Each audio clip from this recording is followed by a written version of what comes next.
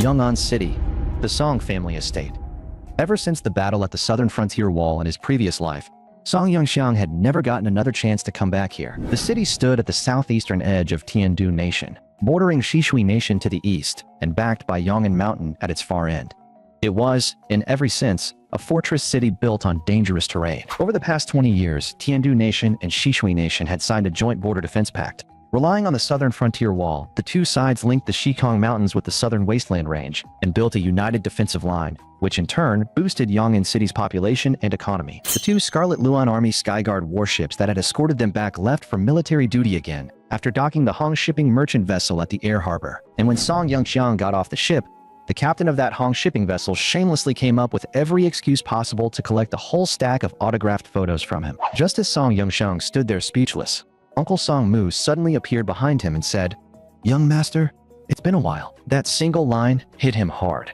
From his past life until now, it had been far too long since he last heard a greeting from family. To them, it might have only been a few months apart. But to Song Yongxiang, he had spent more than 60 years carrying them in his heart. In his previous life, the entire Song family would meet a loyal but tragic end. 2 months later, when the southern frontier wall fell. Back then, Song Yongxiang had been forcibly sent away by the old master at the very last moment. Luckily, during the long escape that followed, he ran into the black armor guard who had come to reinforce the area, and that was how he barely managed to survive. So when he saw his family again in this life, he reacted like a child. Maybe that was what the warmth of home really felt like. Still, during that brief exchange just now, Song Yongxiang had already sensed that Uncle Song Mu was deliberately suppressing his cultivation. And once he examined it more carefully, he was stunned to realize that Song Mu was actually a mid-stage heaven-rank powerhouse. In his previous life, Song Yongxiang had been far too weak. So weak that he thought the old master was the only heaven-rank expert in the entire Song family. Who would have guessed that Uncle Song Mu, the man who had practically raised him like a nanny since childhood, was actually stronger than the old master? While Song Yongxiang was still sorting through his thoughts, Uncle Song Mu had already asked about Shin Ruowei and her family. Before Song Yongxiang could explain things for them, Shin Ruowei's group politely introduced themselves first and bowed in greeting. The moment he heard their surname, Uncle Song Mu immediately realized that they were probably from the Shin family. And sure enough, Shin Dai was the daughter of Shin Hua, the head of the Shin family. In truth, she had already guessed earlier that Song Yongxiang was likely the young master of the Song family. But now, she was even more shaken by just how deep the Song family's foundation ran. Even a single steward from their household was stronger than her own niece. Since there had never been any conflict between the two families, Uncle Song Mu politely offered to arrange a flying vessel and personally send them back home. But Shin Dai still declined the gesture with courtesy, saying that the Shin family's driver had already arrived at the gate. Before leaving, they thanked Song Yongxiang once again for saving them, and invited him to visit the Shin family whenever he had the time. In response, Song Yongxiang smiled and asked Shin Dai's daughter, Xiao Wen, whether she had memorized his contact information. He even told her that whenever she wanted to see him in the future, she could just call him, and he would take her out to eat something good. The moment she heard that, Xiao Wen lit up with excitement. Sure enough, kids really were all about food and fun, but the little girl was sharp too. She immediately added one more condition, saying that next time she came looking for him, she wanted to bring her cousin Shin Ruwei along as well. That instantly left Shin Ruwei blushing at the side. Still, as long as Xiao Wen was happy, she could bring whoever she wanted. After all, in his previous life, Song Yongxiang had promised that he would become her exclusive Star Soul Master. After exchanging a few more pleasantries, the two families finally went their separate ways and started heading home. After this parting, there was no telling when they would meet again. Song Yongxiang could only hope that her whole family would stay safe and live well. Just as he and Uncle Song Mu were about to head toward the inner landing platform, Miss Jinghua suddenly ran out and called for them to stop. Judging from the look on her face, she clearly had something urgent to say to Song Yongxiang. And sure enough, the moment she caught up to him, Miss Jinghua slipped a small note into his hand and told him that she would be staying in Yong'an City for half a month. If he had time, she hoped they could find a chance to sit down and have a long talk. After saying that, she hurried off again, leaving Song Yongxiang completely baffled. What exactly was she trying to say just now? While he was still trying to process it, Uncle Song Mu reminded him from the side. The old master has arranged a family banquet tonight. Your fiancé, Kong Xingxin, will be attending as well. The moment Song Yongxiang heard that name, his temper flared. In his previous life, right after he returned from the Desert of Death, Kong Xingxin had shown up at his door with a heaven-rank expert from the Kong family just to break off the engagement. And then there was tonight's family banquet. Those uncles and cousins who used to look down on him, This time around, he was going to see who still dared to put on airs in front of him. By the time they arrived at the landing platform, Xiabiji, the exclusive driver of the Song family's eastern courtyard, was already there waiting for them. Once they got on the flying vessel, Xiabiji suddenly brought up Song Yongxiang's breakthrough into Earth rank and asked out of curiosity whether his soul vein defect had already been cured. The moment he said that, Uncle Song Mu's face turned serious, and he immediately told him to focus on flying and stop asking questions like that. That caught Song Yongxiang a little off guard. Looks like the waters inside his own family ran deep too. Even a driver was a mid-stage heaven rank powerhouse. And judging from Song Mu's reaction, he clearly already knew about it. Looks like this trip home was really about to get interesting. On the way back, Song Yongxiang asked Uncle Song Mu to investigate the identities of those two people from the lower domain nation, because the timing of their appearance in Yang'an City made him suspicious. While handing over the stored value card they had previously used to compensate him, Uncle Song Mu explained, "Right now, the lower domain nation is split among 6 noble tribes, divided into 3 major factions that keep each other in check. The cautious faction, led by the Samarin family, controls technology and the economy. The expansionist faction, led by the Mulu family, holds most of the military power. And then there's the neutral faction, led by the old noble Sukum family, which has deep roots in politics. But in truth, they're really just puppets of the Restorationists. As for the Restorationists, they're the remnants of the old empire from more than 400 years ago. After the empire collapsed, they refused both Milun's hegemony and Tiandu nation's legitimacy. And among them, the strongest force is the Huyang clan. For centuries, they've been trying to restore the glory of a unified heavenly empire. So strictly speaking, they aren't really lower domain people at all. They're just a group of pitiful exiles, staring toward the central plains they once called home, yet unable to return." After finishing his explanation of the lower domain nation's factional structure, Uncle Song Mu noticed the note Miss Jinghua had given Song Yongxiang and smoothly brought up his fiancée Kong Xingxin again. The second that name came up, Song Yongxiang felt annoyed.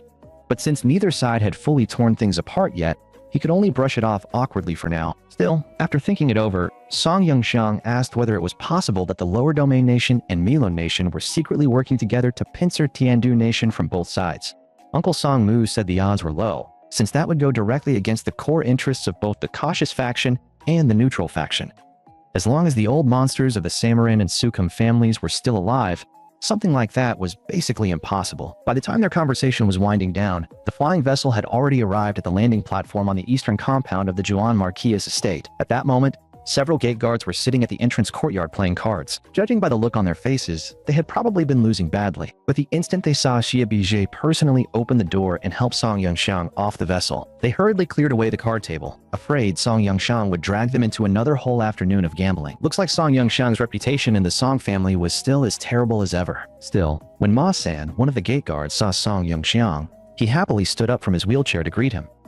After not seeing him for so long, the old rascal didn't forget to tease him either, asking whether he had brought back a granddaughter-in-law for the old marquis this time. But the moment Song Yongxiang shook his hand and casually sensed his cultivation, he discovered that Ma-san was also a mid-stage heaven-rank powerhouse. When Song Yongxiang didn't answer, Uncle Ma grinned and asked whether he wanted to play a couple rounds of cards first or head straight to the central courtyard to greet the old marquis. As for that question, Uncle Song Mu had already made the choice for him, because the old marquis was already waiting for him in the central courtyard. The second he heard that, Uncle Ma looked downright miserable.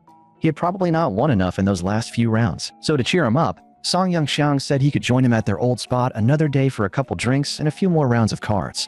But the old rascal instantly perked up and said that when the time came, he would arrange Song Yongxiang's favorite full-service outing for him. He even added that he had heard Chengxiao Pavilion and Red Sleeve House had just brought in some new tea, and he had been waiting for Song Yongxiang to come back so they could go sample it together. Song Yongxiang and Uncle Song Mu ignored that nonsense on the spot. Song Yongxiang only tossed out that he had already left the group, then walked off with Song Mu. After they were gone, Xiabiji strolled over as well, and casually joked that old Ma was truly crippled in body, but strong in spirit. Still, the real reason he came over was to tell old Ma that Song Yongxiang had already broken through to Earth rank. The moment he heard that, old Ma's smile faded, replaced by a rare, thoughtful look. He had already sensed Song Yongxiang's cultivation, and he also knew that Song Yongxiang had quietly probed his strength during that handshake. One was a driver, one was a gate guard. So why were both of them this terrifyingly strong? In Song Yongxiang's memory, Uncle Ma had always been the gate guard of the eastern courtyard ever since he was little. And because the man was so entertaining, Song Yongxiang had always been especially close to him. Uncle Ma had taught him all kinds of card tricks and gambling routines. Even things like sleight of hand cheating and sneaking around to pick locks were skills Song Yongxiang had learned from him back then. Who would have guessed that this gate guard, who always presented himself as only black rank on the surface, was actually another mid-stage heaven-rank powerhouse. By the time Song Yongxiang came back to himself, he and Uncle Song Mu had already arrived before the old Marquis. The old Marquis only glanced at Song Yongxiang once, then flashed right in front of him the next instant, and enthusiastically praised his strength. After that, he directly invited Song Yongxiang to the study for a game of Go and a talk, clearly eager to hear about everything he had gone through over the past year. Even from that brief encounter alone, Song Yongxiang could already tell that the old master's aura had absolutely reached the half-saint level. On the surface, he only appeared to be at early-stage heaven rank, but that aura could not be mistaken. If anything, he was probably even stronger than Elder Zhu. In his previous life, Song Yongxiang had been too weak to perceive any of their true cultivation. But now that he could finally see through it, the truth was shocking. The Song family had been hiding far more trump cards than he ever imagined. And that was exactly the problem.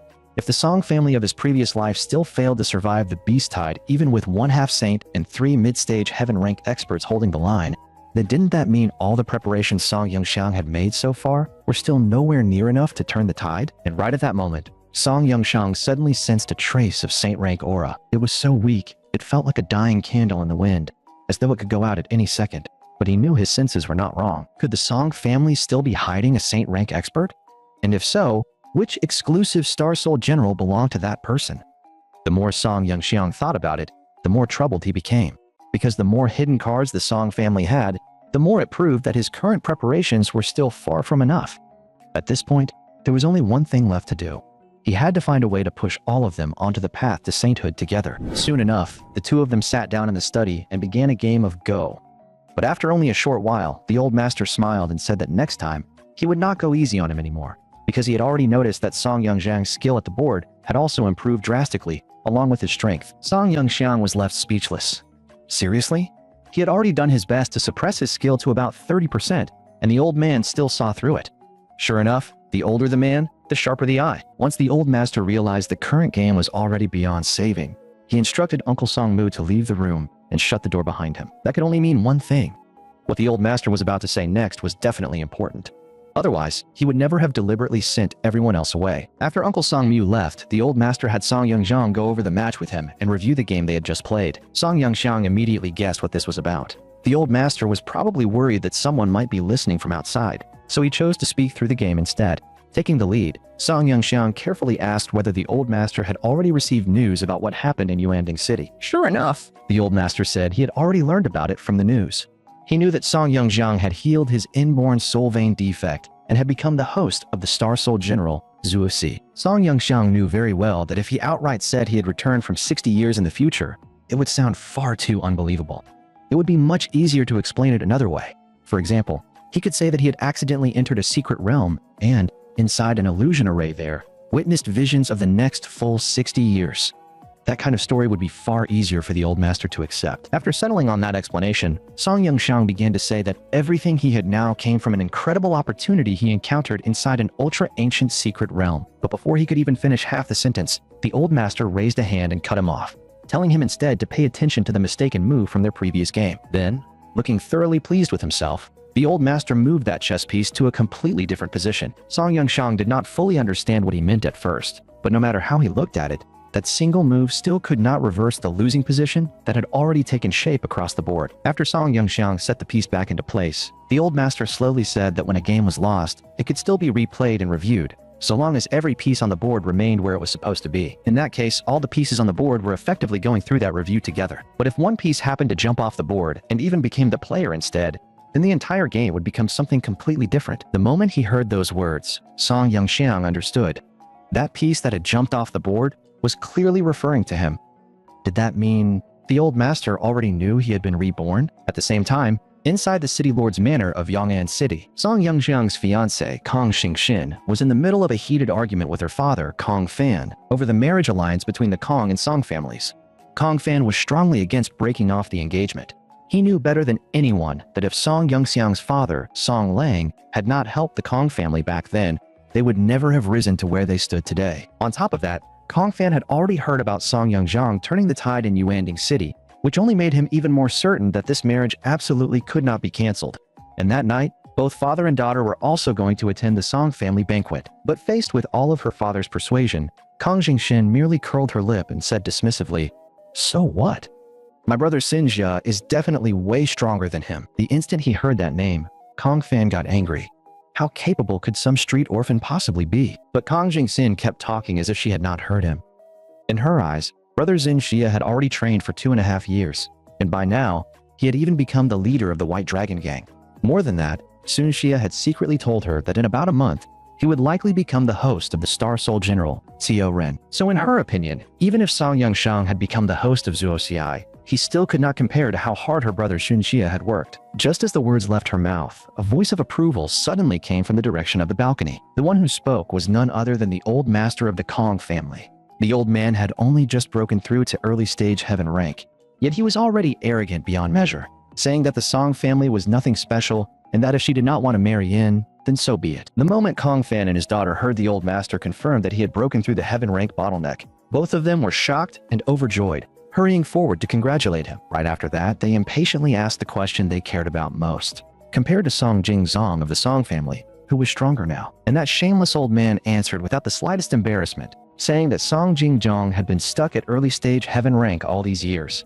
Even though he himself had only just broken through, he still had every confidence that he could go head-to-head with the Song family. Hearing even her own grandfather talk like that, Kong Jingxin became even more reckless. She brazenly declared that if anyone in the Song family refused to agree to breaking off the engagement, then they could just beat them until they did. Even Kong Fan, her own father, found those words hard to listen to.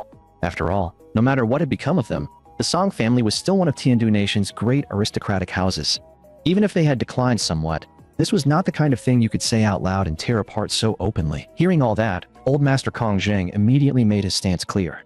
He said he also supported his granddaughter's decision to break off the engagement, and in his eyes, Sun Xia and Kong Shengxin were the truly perfect match. As he saw it, marrying into the Song family would bring the Kong family nothing more than a few decades of stable comfort.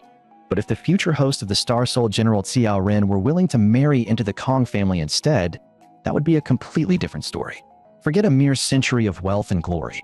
They might even have a real shot at returning to the Kong main line in Zhongzhou and reclaiming their roots. On top of that, now that he himself had already broken through to heaven rank, Kong Zheng felt the Kong family was already on roughly equal footing with the Song family.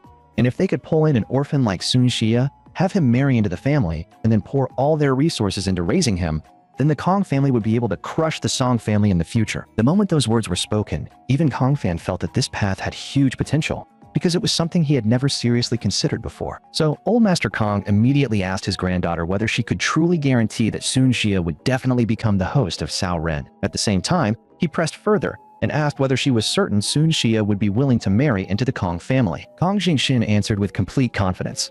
She said her dear brother Xin Xia would never lie to her. And as for marrying into the Kong family, that would not be a problem either, because the two of them had already crossed that line and become fully intimate. The moment he heard that, Old Master Kong was overjoyed. He even shouted that he wanted to head straight to the Song family and break off the engagement right now. But before long, father and daughter both started worrying about what excuse they could use to call off the marriage properly. Originally, they had planned to use Song Yongxiang's defective soul veins as leverage, but that excuse was obviously useless now. Yet Old Master Kong was arrogant to the extreme. He declared that they did not need any excuse at all. Now that he had become a heaven rank expert, the fist of the strong was reason enough. He even said he was already prepared.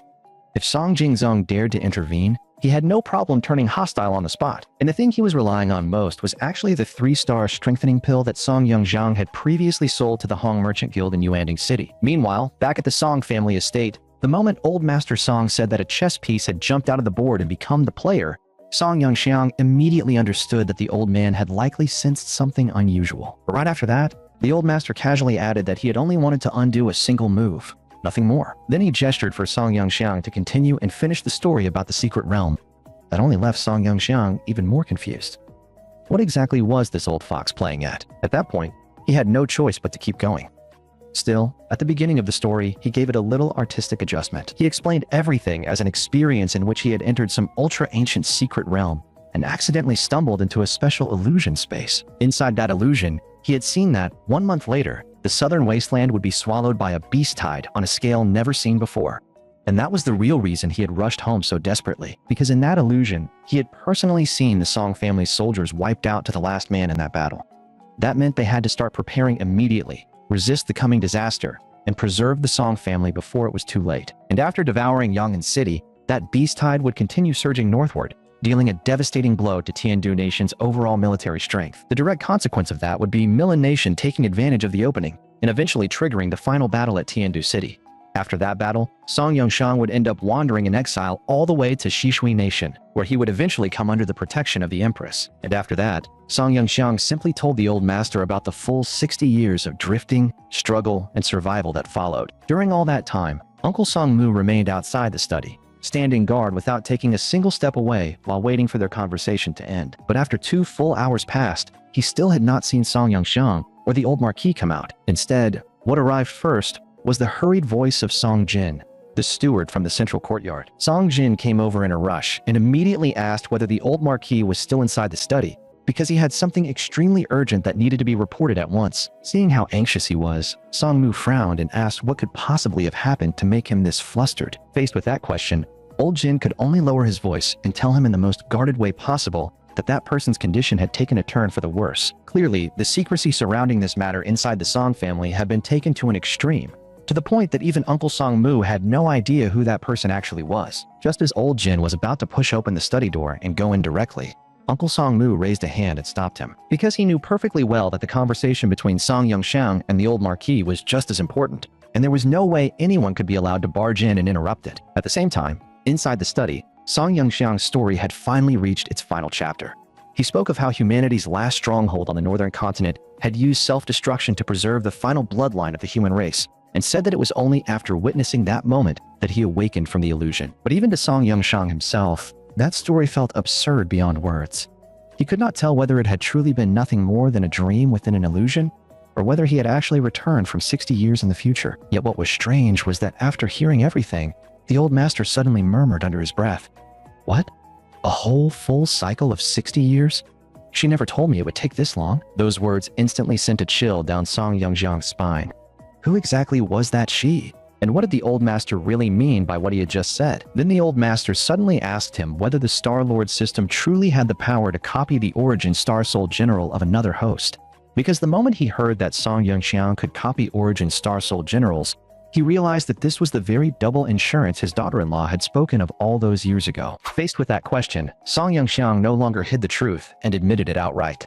That was why the people in Yuanding City had mistaken him for the host of Zuo-ci, even though Zuo-ci's soul jade really was in his possession. And at this point in time, if there was anyone he could truly trust without reservation, it was only the old master. After hearing that confirmation from Song Yongxiang himself, the old master immediately warned him never to tell any outsider about the Star Lord system again. From now on, he was to continue presenting himself as the host of Zuo-ci and keep the system completely hidden. Song Yongxiang agreed that this caution made perfect sense. In his previous life, he had never truly tried to hide this secret either, but the first time he actually copied a Star Soul General had only happened 3 years later.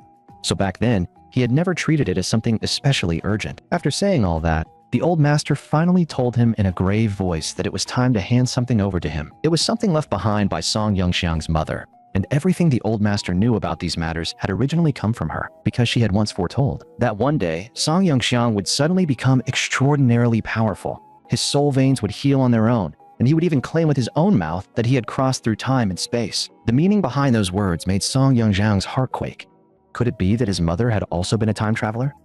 Otherwise, how could she possibly have known any of this? The old master then continued, saying that she had specifically told him not to be shocked when that day came, and to believe every single word Song Yongxiang said without condition. After that, he was to personally hand that box over to Song Yongxiang. And in the end, she had only left behind one final sentence. The laws of time are not something human power can defy. Beneath the star web, all things are part of the game. That sentence completely stunned Song Yongxiang. She even knew about the star web, something that should not have been known in this era, or even within the ordinary logic of this world. Just who exactly had his mother been? The old master also said that the earlier board review had actually been his attempt to imitate what Song Yongxiang's mother had once done. But even after all these years, he still had not grasped its true meaning. So Song Yongxiang would have to take it back and slowly figure it out for himself. But just then, a violently powerful wave of soul power suddenly erupted from the direction of the Song family's central courtyard. Yet almost as soon as it burst out, that soul power began visibly weakening at an alarming rate. Song Yongxiang and the old master sensed the change at almost the exact same moment. So before the old master could say another word, he threw open the door and rushed out, calling for Song Yongxiang to follow him toward the central courtyard. Along the way, Steward Jin hurried after them and urgently reported, that person's condition has already become extremely bad. On the way to the central courtyard, Song Yongxiang quietly probed Steward Jin's cultivation, only to find that the man appeared to be at peak black rank. That, oddly enough, made things feel even stranger. Could it be that the truly unusual ones were only the people from the Song family's eastern courtyard? As for why Song Yongxiang was coming along with them to the central courtyard, Steward Jin clearly could not understand it. In his eyes, Song Yongxiang was still nothing more than the useless young master born with defective soul veins. But the old master spoke calmly and said that Song Yongxiang now had the right to know these matters, and that the time had finally come for him to see the Song family's true inner secrets. Before long, the group arrived at the private elevator in the Song family's central courtyard, the one that supposedly led to the secluded cultivation chamber. Song Yongxiang remembered it clearly. Back then, this had only ever been the elevator to the cultivation chamber.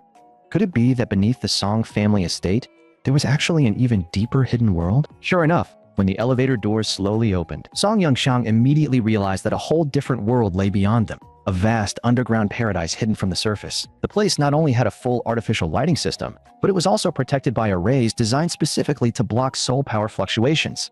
That alone was enough to show just how terrifying the Song family's foundation really was. When they reached the underground villa, the old master stopped and ordered Uncle Song Mu and Steward Jin to stand guard outside, while he personally brought Song Yongxiang in with him. But the moment he stepped inside, Song Yongxiang discovered that the Song family had gone to such absurd lengths, all for the sake of taking care of a single old man roughly the same age as the old master. That only made the man's identity even more intriguing, and the answer was revealed almost immediately. When Song Jingjiang walked to the bedside, he respectfully addressed the man as third uncle. In other words, the old man before them was Song Yongxiang's third great uncle. So the saint rank soul power fluctuation from earlier really had come from him, but that only raised an even bigger question. In his previous life, Song Yongxiang had never once heard of such a person. And if this man truly possessed saint rank cultivation, then he was almost certainly the host of some origin Star Soul general. So what exactly had happened inside the Song family in the previous timeline for someone like this to vanish completely from public knowledge? After being awakened, third great uncle slowly opened his eyes. His voice was weak, but still steady. The very first thing he said was that he could already feel his lifespan running out, and that at most, he likely had less than a month left to live. After that, the old master introduced Song Yongxiang to third great uncle. Judging from the situation, this was probably the first time third great uncle had ever truly met him in person. Still, it was obvious he had already heard plenty about Song Yongxiang. He not only knew the names of Song Yongxiang's parents, but also knew that he had been born with defective soul veins. But when Song Yongxiang stepped forward to pay his respects, third great uncle immediately saw through him and realized that he had already reached early stage Earth rank, and that his soul vein defect had been completely healed. Standing before a genuine Star Soul general host, Song Yongxiang instantly activated the Star-Lord system and tried to copy the man's origin Star Soul general. But strangely enough, the system gave no response at all. There was not even a failed copy notification. That made Song Yongxiang's heart sink. What was going on? Why had the Star-Lord system gone completely silent? This was the first time he had ever encountered something like this. But right at that moment, third great uncle's condition suddenly took a sharp turn for the worse. Saint rank soul power began spilling wildly out of his body, and that kind of pressure was obviously not something ordinary people could endure. So the old master moved almost instantly, stepping in front of Song Yongxiang to shield him from the impact. Fortunately, Song Yongxiang had faced scenes like this countless times in his previous life, so even under the assault of that soul power, he still remained composed and steady. That, in turn, completely shocked the old master and filled him with delight.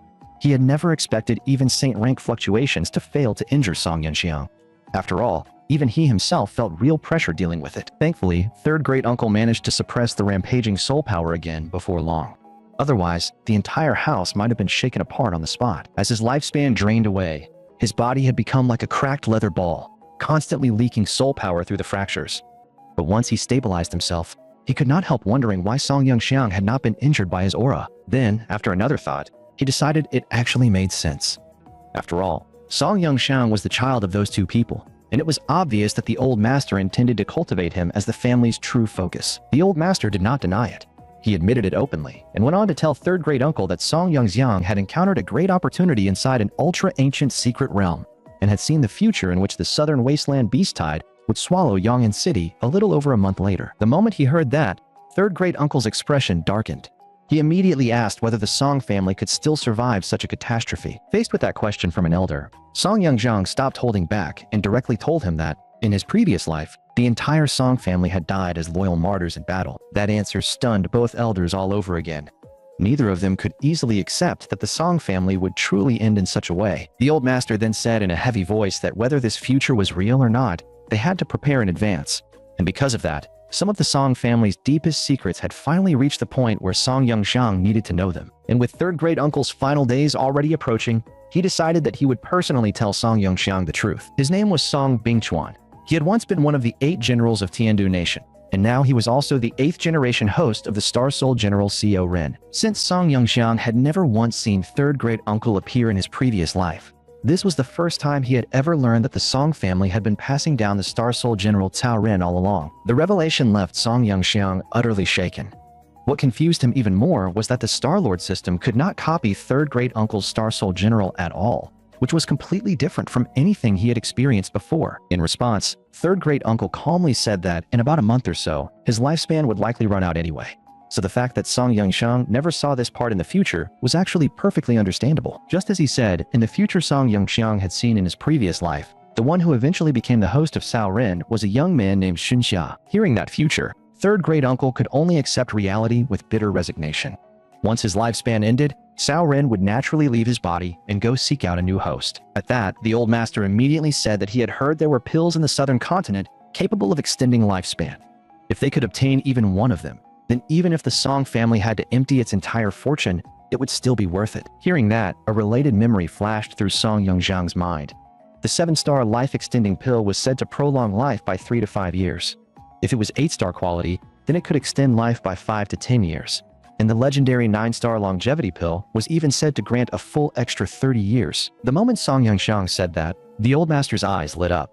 He immediately began wondering whether Song Yongxiang might be able to get such pills through the second prince, since Song Yongxiang had genuinely saved his life before. But Song Yongxiang said they did not need to rely on the second prince's resources for this just yet, because the 3 pills he had just mentioned were all things he could refine himself. The moment he said that, the old master was overjoyed. Even so, joy was one thing, and belief was another. He still found it hard to believe that Song Yongxiang actually knew alchemy too. In response, Song Yongxiang patted the old master's hand and told him not to worry. Refining 8-star and 9-star pills was still a bit of a stretch at his current level, but if it was only a 7-star life-extending pill, he had absolute confidence. Still, words alone were not enough. What the old master truly worried about was the success rate. After all, even the royal alchemists could only refine up to 6-star pills, and their success rate was painfully low. To completely erase that doubt, Song Yongxiang directly took out the pills he had refined earlier on the airship. That move shocked even third great uncle, because he could clearly sense that the storage card contained pills above the 7-star level, and his senses were right. That was the 8-star Heavenly Spirit pill song Yongxiang had refined on the way home. Once consumed, it could permanently raise a person's cultivation by 1 minor realm. Though that effect only worked the first time. Song Yongxiang had originally prepared that pill as a gift for the old master. Since the timing was right, he simply handed it over now. As for whether it would still be useful to someone already at peak heaven rank, that was something the old master would have to judge for himself. At that point, the old master finally believed him completely. He even declared on the spot that from this moment on, Song Yongxiang could exercise authority equivalent to that of the family head, and the entire Song family would obey his orders. The old master had only one request, that Song Yongxiang must refine a life-extending pill for third great uncle. Even so, Song Yongxiang told him not to rush. He wanted to examine third great uncle's body first. If there were other problems, he would rather solve everything at once. But when Song Yongxiang reached over to check his pulse, third great uncle suddenly switched to his left hand and told him that his right arm was actually a bionic prosthetic. In that great war back then, he had nearly died after losing the entire right half of his body. But that was also what allowed him to fake his death and remain hidden beneath the Song family estate ever since. Hearing that, Song Yongxiang instantly understood. No wonder the Star-Lord system had shown no reaction earlier. He had simply overlooked the real issue. But then another question surfaced in his mind. That prosthetic did not look like something from this era at all. It was probably ancient civilization technology excavated from some forgotten ruin. This time, after Song Yongxiang made real contact with third great uncle's left hand, the Star-Lord system finally sent a prompt saying it had begun reading the information of the other party's Star Soul General. Right after that, the system began copying the Star Soul General, Co Ren. But just as the process was about to finish, an error warning suddenly appeared, saying that the system was currently repairing 7% of corrupted data. Song Yongxiang guessed that this was most likely caused by third great uncle's incomplete physical body. At present, Even his secondary star soul veins were in a damaged and incomplete state. With that in mind, Song Yongxiang directly asked whether third-grade uncle's cultivation had failed to improve at all ever since that grave injury back then, and the answer was exactly what he expected. Not only had third-grade uncle never advanced again, but even now, he still had to consume large amounts of pills just to maintain his current realm and slow down the rate at which his cultivation kept declining. At that point, Song Yongxiang had fully grasped third-grade uncle's condition. His plan now was to go out first and gather the ingredients needed for the life-extending pill. As for regrowing the missing right half of third-grade uncle's body, he would think of a way to handle that step by step afterward. The moment Song Yongxiang said that second half out loud, it completely shattered third-grade uncle's understanding all over again. He had never imagined that there could actually be a way for a ruined body to grow back, but all of that was something for later. For now, Song Yongxiang first handed over a 5-star spring returning pill. It could not extend third-grade uncle's lifespan, but it could at least ease the physical pain tormenting his body. Before Song Yongxiang left, the old master specifically reminded him to move on this matter as quickly as possible. The entire Song family would back him with everything they had. It was only after Song Yongxiang stepped back into the elevator heading up to the surface that he finally had time to go over what had just happened with the Star-Lord system. Even now, the system was still repeatedly warning him that, due to unknown causes, the Star Soul general data had been damaged. The good news was that the system was actively marking the damaged sections and could reconstruct that portion of the data. According to the repair progress given by the system, Song Yongxiang still had 1,452,980 seconds left before he would truly obtain the Star Soul General, Tao Ren. Meanwhile, during the time Song Yongxiang had been talking with the old master and the others, the maids in charge of the Song family's eastern courtyard had already been running around in a frenzy. After all, this was the day their infamous playboy young master was finally coming home. As Song Yongxiang's personal maid, Lian Yi had been worked half to death all day. Seeing how hard she was cleaning, Songlan from next door could not help reminding her of all the ways the young master had bullied her before. But Lian Yi did not care in the slightest. Instead, she told Songlan not to slander the young master, and while saying it, a shy blush even crept onto her face. Seeing that Lian Yi had already prepared all of Song Yongxiang's favorite incense, Songlan genuinely could not understand how she had somehow fallen for a useless guy like him. The second Songlan called Song Yongxiang trash. Lian Yi immediately got upset and shot back that young master Yongxiang could cultivate normally now and was not a cripple anymore. Sure enough, love really did make people see beauty where nobody else could. But in Songlan's eyes, even if the young master was no longer a cripple, he was still a shameless pervert. That comment instantly made Lian Yi even angrier. After they finished cleaning Song Yongxiang's room, they joined the others in tidying up the living hall. During all that, Songlin kept joking about how the young master had once tricked Lian Yi and Zissou into bathing together with him. By that point, even King Dai, the head maid of the eastern courtyard, could not stand it anymore. She immediately scolded them, saying this was work time, not the moment to get that unruly, especially since the young master would be back soon. But right after those words left her mouth, Zissou started causing a scene again on the other side.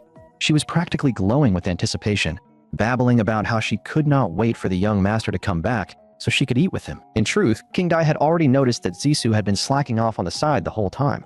But even after getting scolded, Zissou still wore that same playful, shameless grin without changing at all. And Zissou was quick-witted too. She instantly claimed she needed to go to the bathroom, clearly trying to use it as an excuse to escape King Dai's lecture. That kind of behavior was basically the perfect example of someone finding an excuse the second real work showed up.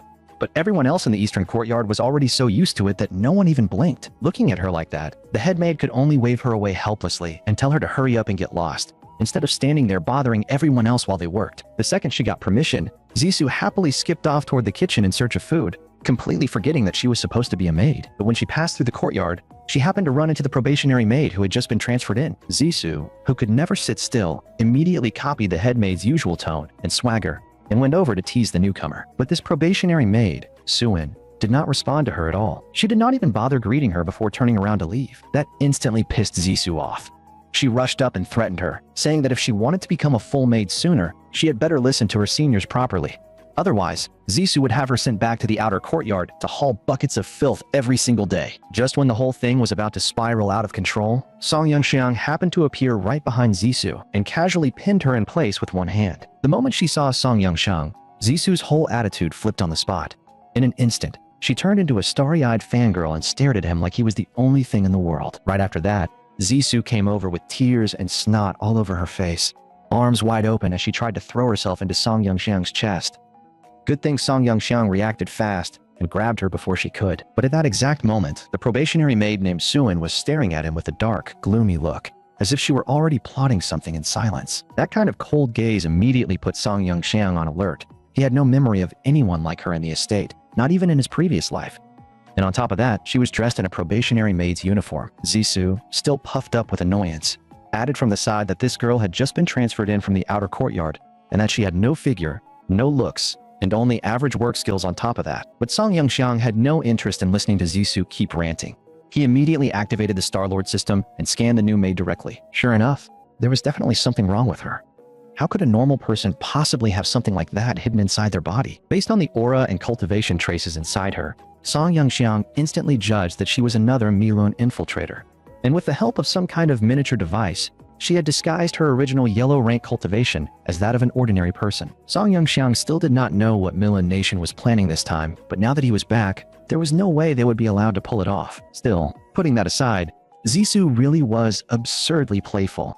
She kept tugging at him all day, insisting that he look at how she would turn out once she grew up, which honestly left Song Yongxiang both helpless and amused. By then, Lianyi had also heard that Song Yongxiang was back, so at that moment, she was already standing out in the corridor, greeting him with a bright smile and welcoming him home. King Dai, the head maid, and Songlan had also come out with her.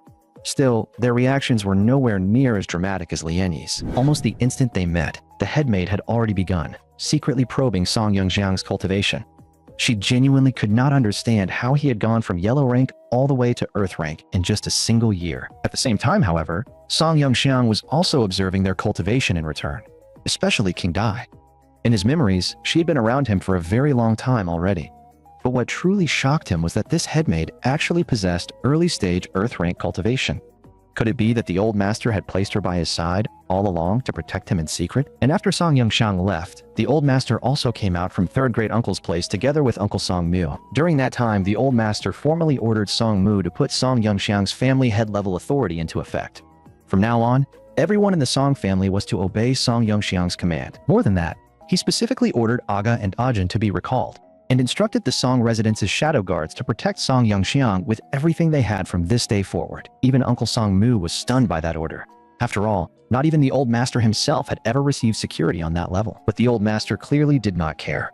He was even planning to hand full command of the entire shadow guard unit over to Song Yongxiang as well, because in his eyes, that force would only bring out its greatest value in Song Yongxiang's hands. Meanwhile, back in the eastern courtyard, Song Yongxiang was still surrounded by maids bustling around him and attending to him on all sides, and the atmosphere there was strangely warm and harmonious. That kind of pampered young master life really did make him nostalgic.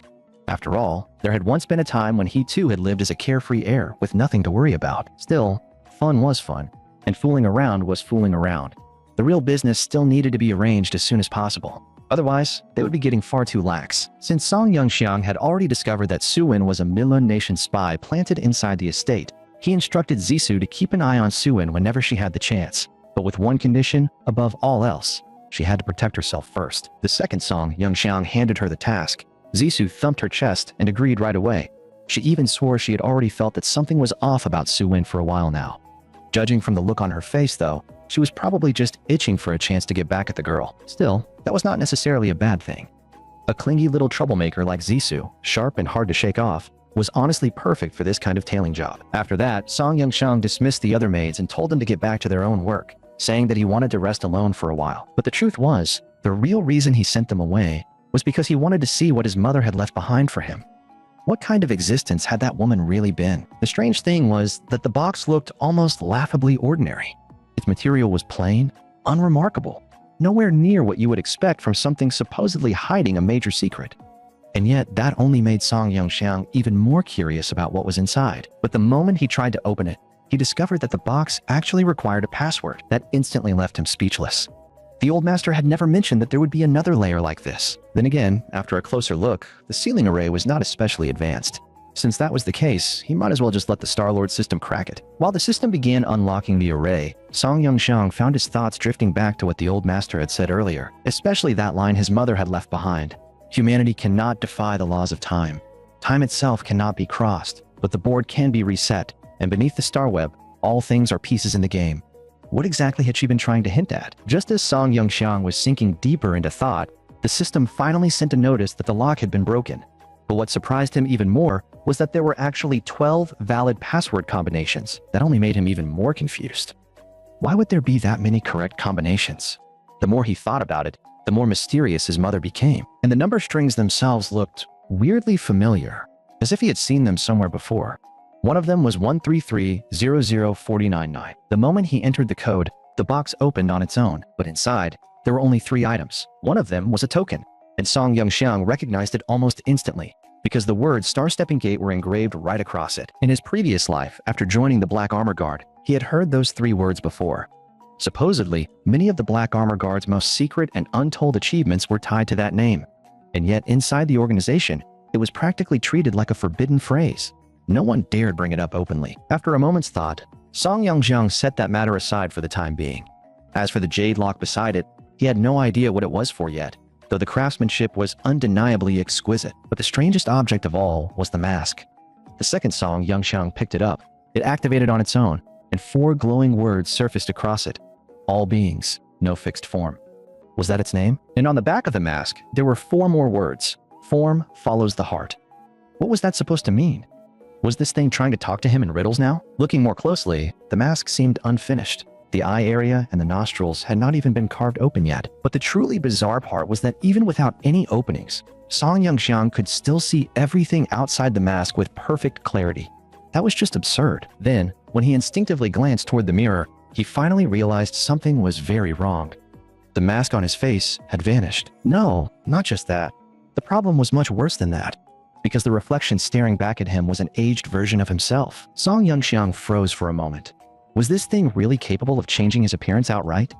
The function of this mask was way too ridiculous. And of course, right at that exact moment, King Dai, the headmaid, suddenly pushed open the door and walked in, catching that entire scene head-on. That nearly scared her out of her wits. In the span of a moment, the young master had disappeared, and some strange middle-aged man had appeared in his room instead.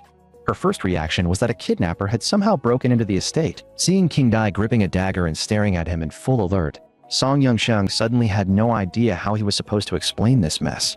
This damn mask was going to get him killed, so that was what had happened. Uncle Song Mu had come over with members of the Song family's shadow guards because he needed to discuss something important with Song Yongxiang. That was why King Dai, the headmaid, came upstairs afterward to report it to him. But the timing could not have been worse. King Dai had just happened to walk in at the exact moment Song Yongxiang put on that mask. And since it was the first time anyone had ever actually seen the aged version of Song Yongxiang with their own eyes, King Dai instantly drew her blade and demanded to know who he was. That left Song Yongxiang both helpless and speechless. Why were young people these days all so impulsive? Could nobody just talk things out anymore without jumping straight to knives? But before he could even finish thinking that, King Dai had already done more than just draw her weapon.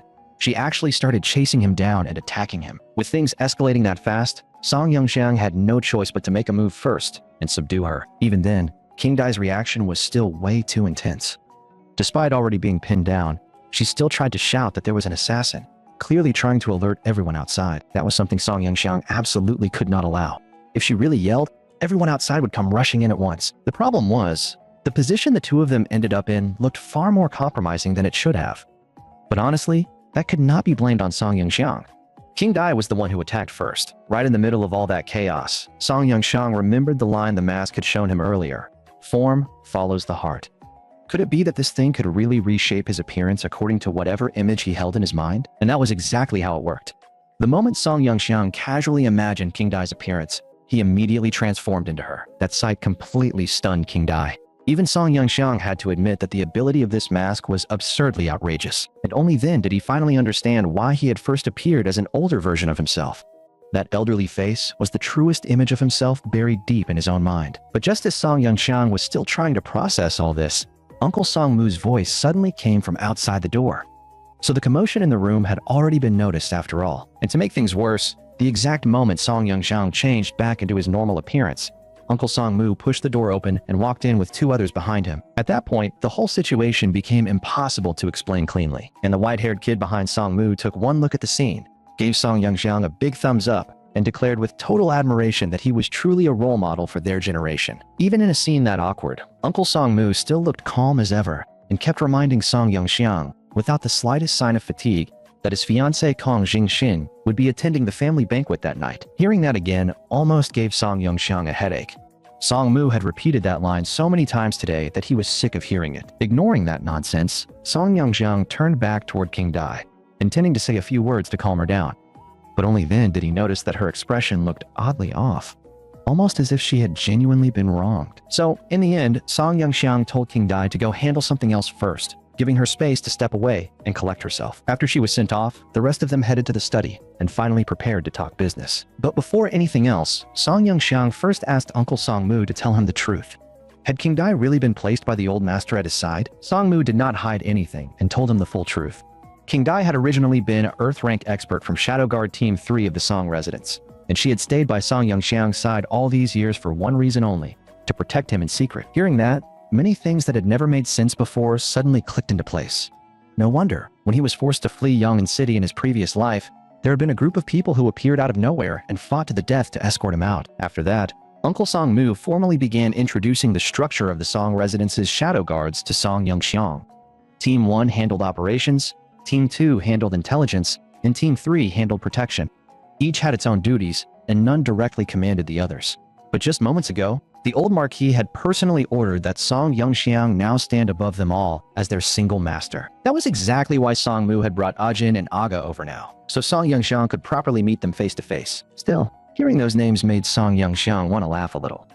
Ajin and Aga. Those names really did sound absurdly casual. Even so, both men showed full respect toward this newly dropped-in superior. The black-haired man was Gao Gaiga, leader of Team 1. The white-haired kid at his side was Ma Jinhua, leader of Team 2. As for Song Mu himself, he was naturally the head of Team 3. When Song Yangxiang brought up their names, Song Mu reminded him that both of those names had actually been given by his mother. Back then, the two of them had been nameless orphans with nothing at all. By now, they could more or less be considered half-raised sons of hers. When the topic turned to his own name, Gao Gaiga explained that he had once heard Song Yangxiang's mother say it himself. The name came from a hero of some ultra-ancient civilization. Ma Jinhua's name came from the same source as well, except in his case, it belonged to a demon god from ancient legend. Both of them had once been nameless children, barely surviving day by day. If they had not run into Song Yangxiang's mother back then, they probably would have starved to death in the slums outside Linian City. But hearing all that only made Song Yangxiang's doubts deepen. Whether it was a hero or a demon god, every thread led back to the ultra-ancient civilization, and every thread pointed straight toward his mysterious mother. So why was it that in all his memories, he could not recall the slightest trace of her? Who exactly had she been? In his previous life, Song Yangxiang had barely remembered anything at all about his parents. He only vaguely recalled that the old master had once said they disappeared 16 years ago, while the outside world had been told they died in an accident. At the time, Song Yangxiang had only just turned 2, so it made sense that no clear memories remained. Back then, he had been young and reckless, and he had never really cared. Afterward came years of wandering, hardship, and constant struggle just to survive, leaving him with no energy to dig into the matter. And after decades of life and death battles, time had long since buried his parents deep in the back of his mind. But things were different now. Song Yangxiang was sure that Song Mu knew at least part of the truth. Given Song Yangxiang's current position, if he asked directly, Song Mu should logically answer. And yet, looking at Song Mu's face now, Song Yangxiang sensed a hesitation that was hard to ignore. It was the kind of expression that clearly said there was something he could not bring himself to speak about. And when Song Yangxiang thought carefully about his previous life, he realized that everyone had always been strangely evasive whenever his parents came up. Could it be that there was more to this matter than he had ever realized? In the end, Song Yangxiang swallowed the question. Since Song Mu did not want to speak, there was no point forcing it out of him. After all, there was no need to make things hard for a loyal retainer who had followed the Song family for so many years. Still, Song Yangxiang told Song Mu to arrange a flying vessel for him at once. Since he had finally come home, he wanted to make a trip to the Song family cemetery and pay respects to his parents first. Once that round of conversation came to an end, the group returned together to the living hall. But the moment they got there, a thought suddenly crossed Song Yangxiang's mind. Since he was now the commander of the Song residence's shadow guards, then by all logic, did that mean King Dai was under his direct command as well? The second he said it, Song Mu's face showed clear reluctance. Still, after a pause, he admitted that Song Yangxiang did indeed have that authority, then called King Dai over to receive orders. King Dai, on the other hand, showed no objection at all. She stepped forward and immediately reported her position within the shadow guards in a neat and formal manner. Looking at her, Song Yangxiang could not help feeling a little emotional. For all these years, she had stayed by his side, quietly protecting him from the shadows. That could not have been easy. So this time, Song Yangxiang decided to give her a gift as a reward. But when King Dai actually took the pill into her hands, she was clearly still too stunned to react. Judging by her expression, she had probably never received something that valuable in her entire life. It was not just King Dai. The three people standing behind her were equally stunned. A single level 5 pill usually sold for over $1 million. So even Uncle Song Mu had never imagined that Song Yongxiang would be this generous the moment he made a move. And this level 5 Earth Spirit pill was no ordinary treasure. It could raise an Earth rank cultivator by 1 minor realm with absolutely no side effects. Though the effect only worked once. The second Ajin and Aga heard that, their eyes lit up on the spot. Everything else could wait. But a pill that directly raised a realm was the kind of thing they could not help envying. Even King Dai could barely believe it after hearing the explanation. A pill with that level of quality and effect would probably count as a priceless treasure even in Tiandu Nation's royal family. In the end, they had all underestimated Song Yongxiang. To him, a mere level 5 pill was nothing. He had enough of them to sell off in batches. And now that he needed people, it was only natural to start raising the strength of those he truly trusted. So Song Yongxiang casually told Ajin and Aga that as long as they performed well from now on, pills of this level were something he had plenty of. Hearing that, the two of them nearly exploded with excitement and immediately started swearing loyalty on the spot. From now on, wherever Song Yongxiang's sword pointed, they would carve through everything until nothing was left standing. In that case, there just happened to be a task ready for them right now. There was someone Song Yongxiang wanted investigated, and this was also a perfect chance to test exactly how capable Shadow Guard Team 2 really was. The moment the order was given, Shadow Guard Team 2 moved out in full force, and Ajin in particular was obviously fired up, determined to complete this mission beautifully. At the same time, Song Yongxiang and Uncle Song Mu also set out together for the Song family cemetery to pay respects to his parents. On the flying vessel, Xia Bijie could not help asking why Ma-san, a cripple, insisted on coming along to the memorial as well. In response, Ma-san only shot back with a question of his own. Had he really not noticed that the young master who came back this time was completely different from before? At that very moment, Song Yongxiang sat in the rear of the vessel talking non-stop about rare medicinal ingredients and trade arrangements. He was nothing like the useless playboy heir he used to be. Even shopkeeper Hong on the other end of the call was left stunned by the questions Song Yongxiang threw at him. There were several herbs among them that even he had never heard of. Fortunately, shopkeeper Hong was currently at the Hong Merchant Guild's Nanzhou headquarters, so he said he could consult the experts there right away. The moment he hung up the call, shopkeeper Hong headed straight into the core zone of the Nanzhou headquarters. Waiting there for him was Hong Yuxiao, the direct heir of the Hong Merchant Guild. At present, the Hong family had assigned her to take full charge of all business in Nanzhou. After reading through Song Yongxiang's information, Hong Yuxiao immediately told shopkeeper Hong to arrange her schedule for the coming days. She had suddenly decided that she very much needed to meet this young marquis of the Song family in person. Meanwhile, at the Song family cemetery, just as Song Yongxiang was about to pay respects to his parents who had died in the prime of their lives, an airborne hoverbike appeared at the outer perimeter of the assassin organization Taiyuan's headquarters at the exact same time. The one piloting that craft was none other than A-san, the woman Song Yongxiang had loved in his previous life. After completing the coded verification with the headquarters, she finally obtained clearance to land, and once permission was granted, A-san did not hesitate for even a second. She drove both herself and the bike straight through the waterfall being used as camouflage.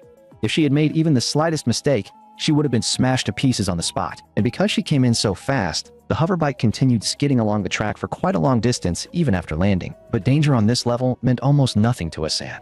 Right now, she was still wrapped up in the simple joy of finally making it back to Taiyuan headquarters. At only 18 years old, A-san was already the host of the Star Soul General Lu Bu.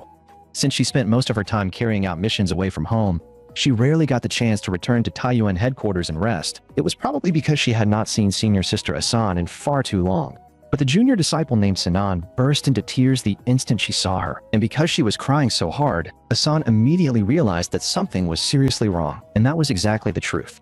Sinan was originally supposed to travel to Bijou with their master, but the two of them were ambushed on the way by forces from Milan Nation. Worse still, because their master was desperate to save her disciple, she ended up suffering grave injuries herself. The second she heard that, Asan's face changed. She immediately told her junior sister to lead the way so she could check on their master at once. Meanwhile, inside the infirmary, the atmosphere had already turned unbearably heavy. The physicians at Taiyuan headquarters had just announced that their 12th attempt at formulating a treatment had failed, and just as they were preparing to begin the 13th attempt, Asan rushed into the room with Sinan. The moment she saw her master lying weakly in bed, Asan was shaken to the core. She could not even imagine what kind of vicious method those Milan bastards had used on her master. The woman on the bed was named Suonyang. She was currently 37 years old and had early-stage heaven-rank cultivation. If she had not risked herself to save Sinan, she never would have ended up in such a tragic state. At that moment, mysterious toxin marks had already spread all across her arm. If they could not produce the proper antidote soon, she would likely die before long. What made this poison truly terrifying was that it continuously eroded the victim's secondary star soul veins, while being extremely difficult to purge from the body. Hearing that, Asan asked in disbelief whether even Taiyuan's technology could not formulate the right antidote. The physician's answer was brutally direct. He told her that they had already tried 12 times. At the moment, the only thing they could do was use filtration methods to barely stop the poison from spreading into the brain. But judging from the current state of things, they likely did not have enough time left to keep experimenting. And on top of that, the structure of the poison itself was abnormally strange. It was not a simple chemical toxin. Instead, it fused chemical compounds with soul power in an extremely intricate way, creating stable toxin units. Judging from that structure alone, the method looked strikingly similar to the techniques of alchemists. After hearing that explanation, Asan understood right away.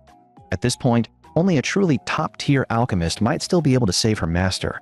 But time was running out, and she had no idea where she was supposed to find someone like that on such short notice. The physician could see the desperation on her face, and he could only add helplessly that with the current level of alchemy on the Eastern continent, it was basically impossible for someone good enough to appear.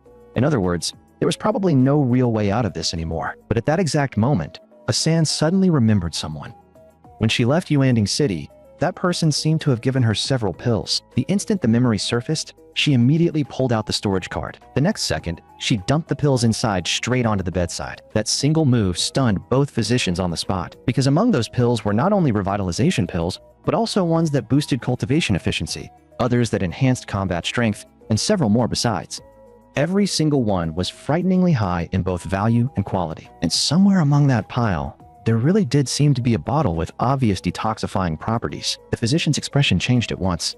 He immediately ordered someone to analyze the ingredients, because there was now a real possibility that one of those pills could save Suonyang's life. When Sinan saw Asan suddenly throw out that many precious pills, she was so shocked that she blurted out a question on the spot, asking whether senior sister had just robbed the Hong Clan Grand Apothecary. That instantly made Asan awkward beyond words, because the truth was that every single one of those pills had been given to her by a mysterious man. After a round of scientific analysis, the doctors finally confirmed that the white pill really did have detoxifying effects, and as if everything had been arranged in advance, there were exactly 3 doses inside, just enough to completely solve the problem in Suonyang's body. As an assassin, Asan would never believe that something like this was merely coincidence. Deep down, she had already started asking herself over and over again just what kind of man Song Yangxiang really was. Meanwhile, inside the audience corridor at Taiyuan headquarters, the High Priestess happened to be reviewing Song Yangxiang's file as well. While doing so, she casually asked about Suonyang's current condition, since Taiyuan had no intention of losing a heaven-ranked powerhouse for nothing. But the answer she received made her pause. After taking pills provided by Target S691, Suonyang had already been pulled back from the brink. That result brought a rare flicker of surprise to the High Priestess's face. And according to the file, this man possessed the ability to copy origin Star Soul generals. But that kind of method was supposed to belong solely to that person. She could not understand why it had somehow appeared in the outside world. The only explanation she could come up with was that that person had most likely taken over the body described in the file. But that made even less sense, because she had clearly prepared a far better vessel long ago. Could it be that the doctor who once founded the assassin organization Taiyuan had truly returned? Elsewhere, Song Yangxiang was still standing in the Song family cemetery, paying respects to his mysterious missing parents. Just as he had expected, the scan results showed that their actual remains were not there at all, which meant this gravesite was most likely nothing more than a decoy arranged by the old master all those years ago. Still, judging from the mask called All Beings, no fixed form, his parents were clearly anything but ordinary. So what kind of secret had they vanished with back then? Once the memorial was over, a Jin immediately reported that he had already uncovered information on the man named Sun Xia. He was 19 years old, came from the slums, had once been imprisoned for tomb raiding, and had now built up a gang called the White Dragon Gang, mainly making money by fencing goods for grave robbers. At present, that group was holed up inside an abandoned residence at number 13, Dagu Alley, in the northern part of the city, and Shadow Guard Team 2 already had the place under full surveillance. After hearing that, Song Yangxiang made up his mind on the spot to go there personally. He had to find out how Sun Xia, in the previous life, managed to seize the Chao Ren inheritance that should have belonged to the Song family. Meanwhile, back at the landing platform, Old Ma and Old Xia were actually discussing Song Yangxiang's fiancé, Kong Xingxin. Old Ma believed that with Song Yangxiang's current status and ability, there was no need at all for him to keep enduring in silence for the sake of the Song family and marry a woman like Kong Xingxin.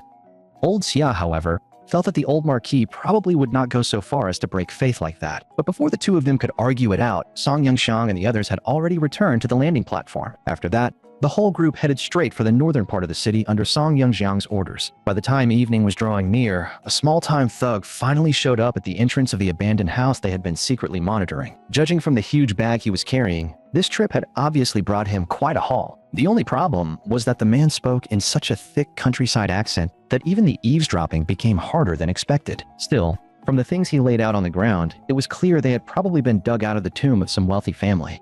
On the surface, they looked ordinary, but mixed in among them were clearly some items of real value. But logically speaking, a 19-year-old slum kid like Sun Xie should not know the first thing about antique treasures. So how was he suddenly able to judge this kind of stuff? Sure enough, Song Yongxiang soon saw Sun Xie grab the ring hanging from his chest and lower his head in thought for a moment. The next second, the ring began to glow with a faint purple light. Right after that, Sun Xie deliberately put on an arrogant, superior air and started choosing the items he wanted. On top of that, he acted like some seasoned old fox, ordering the lackeys in front of him to split profits with the grave robbers on a 30-70 ratio, and even making the other side cover transport costs. Now that the sales channel was in his hands, he naturally wanted the biggest slice for himself. If they did not like it, they could walk away. The moment Sun Xie's words fell, that lackey immediately ran out to renegotiate with the grave robbers. Judging from the way things looked, their fencing business was doing pretty damn well these days. As for everything that had just happened, Song Yongxiang and Jin had been watching the entire thing from the rooftop of the neighboring building. And as the leader of Shadow Guard Team 2, Jin still could not stop marveling at Song Yongxiang's invisibility array. It could distort light, block sound, and even suppress soul power fluctuations. For stealth and assassination, it was practically a perfect tool. To squeeze out more useful information, Song Yongxiang took Jin and moved even closer to the courtyard where Sun Xie was staying. With the invisibility array covering them, they had only just landed soundlessly on the rooftop when they heard Sun Xie speaking in a low voice to the presence inside the ring. From the contents of their conversation, it was obvious that if not for the ring guiding and backing him from the shadows, Sun Xie would never have become the leader of the White Dragon Gang. The being inside the ring even stated clearly that it could already sense the life flame of Song Yongxiang's third great uncle nearing its final extinguishing. As long as the two of them kept working together, then in the future, the one who would become the host of the Star Soul General Cao Ren would definitely be them. At the same time, Song Yongxiang noticed something else. This Sun Xie standing before him felt completely different from the soul entity he had encountered in his previous life, and yet, from the ring on Sun Xie's hand came a soul power fluctuation that felt strangely familiar. Only after calming down and thinking it through did Song Yongxiang finally realize the truth. The soul power coming from that ring was the one that truly belonged to the person he had known in his previous life. Meanwhile, back at the Mecha Martial Academy, Master Nenguo was also leading his men in rushing out a batch of newly designed Wei Yuan mechs. On the surface, this order had been personally assigned by Principal Gu of the Academy, but in practice, it had already been elevated to the level of a top priority military matter. Master Nan even pounded his chest and guaranteed that as long as the materials kept coming in, he would absolutely finish the order on time. On top of that, he had even prepared a special surprise for Song Yongxiang, clearly hoping to use it as a chance to formally become his disciple. But in Song Yongxiang's eyes, this so-called new design was really just a rough mashup of all the previous blueprints he had given out earlier. It looked flashy enough on the surface, sure, but the whole structure was far too bloated. Anyone with a trained eye could tell instantly that the soul power consumption on that thing would be massive. Still, seeing how passionate Master Nan was, Song Yongxiang chose not to tear the idea apart on the spot. Fortunately, Master Tang's family could provide the crucial ore and metal supplies needed for this round of mech production. Otherwise, this whole deal might never have come together in the first place. In truth, Master Tang also needed a major order on the Shen family side to stabilize his own standing there. So this time, he was putting everything he had into it, dead set on making sure this deal went through. At the same time, while Song Yongxiang was keeping watch on Sun Xie in the northern part of the city, he received word that his fiancée, Kong Xingxin, was also heading toward the north side. Based on the intelligence gathered by Shadow Guard Team 2, Kong Xingxin had probably been secretly involved with Sun Xie for quite some time already. The only reason this had never been reported back to the family was because they wanted to avoid enraging Song Yongxiang and keep the Song family's internal peace from falling apart on the surface. In a way, this only confirmed what had happened in Song Yongxiang's previous life, when Kong Xingxin ultimately abandoned him. But now that he knew in advance, the situation was completely different. One way or another, that woman was going to pay a price for this. Even so, what interested Song Yongxiang more than Kong Xingxin was still the ring in Sun Xie's hand. In his previous life, who exactly had been the one that rose by borrowing Sun Xie's body? Song Yongxiang glanced at the sky and judged that it was about time for him to head back to the estate. It looked like this trip home was guaranteed to come with a full show. Still, with one mystery after another piling up, the whole thing was exhausting. Before leaving, Song Yongxiang still handed Ujin and the others in Shadow Guard Team 2 quite a few Shadow Stealth talismans. When it came to Kong Xingsen, he needed hard evidence in hand before he could truly break the situation open. That part for now would be left to Ujin and his people. Meanwhile, over at the landing platform in the outer courtyard of the Song residence, guests had already begun arriving one after another. The first ones to show up were the younger members of his second uncle Song Bo's line, Song Yunduan and Song Yunshu. And yet the two of them were actually guessing that the reason Song Yunxiang came home this time was probably because he had run out of money outside. Clearly, that whole branch of the family did not follow the news at all, and the very last person to step off the flying vessel turned out to be Song Yongxiang's eldest sister, Song Yunjin, the very commander of the Scarlet Luan army from earlier. On that fact alone, tonight's family banquet was already guaranteed to be anything but peaceful. Before night fully fell, Song Yongxiang also returned to the Song residence, bathed, changed clothes, and prepared himself for the family banquet that awaited him. As the saying went, 30 years east of the river, 30 years west. Tonight, Song Yongxiang intended to take back piece by piece everything he had once lost. Meanwhile, inside the banquet hall of the outer courtyard, several highly important figures had already taken their seats. Among the older generation, the eldest uncle of the Song family was unable to attend because military affairs kept him tied down. So his wife, Madam, He, had come in his place. Alongside her were Song Yongxiang's eldest sister, Song Yunjin, and his cousin, Song Yunchu. The old marquis did not blame his eldest son too much for failing to show up.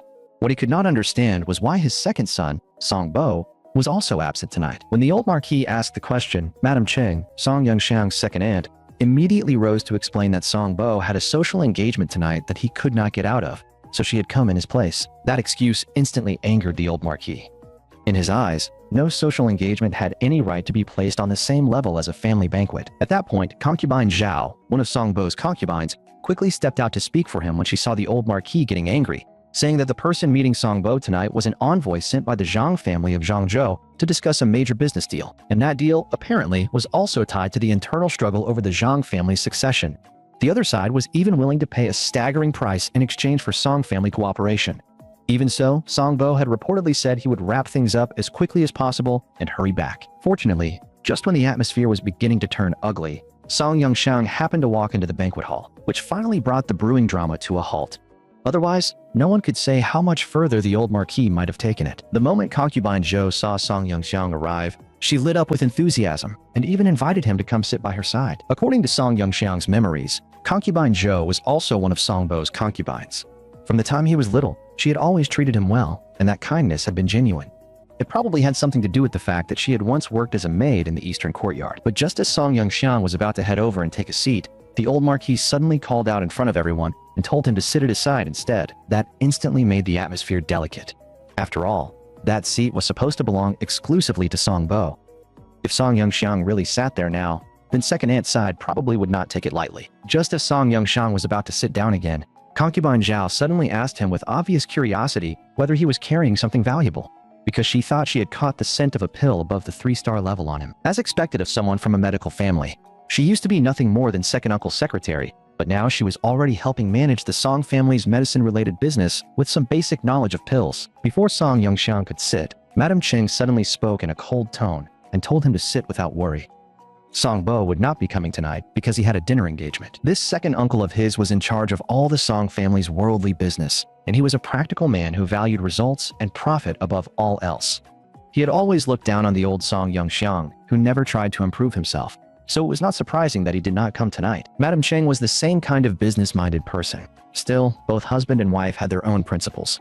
No matter what, they always put the Song family's interests and reputation first. At that moment, Madam He also explained that first Uncle Song King was still holding the line with the Iron Wall army and truly could not get away.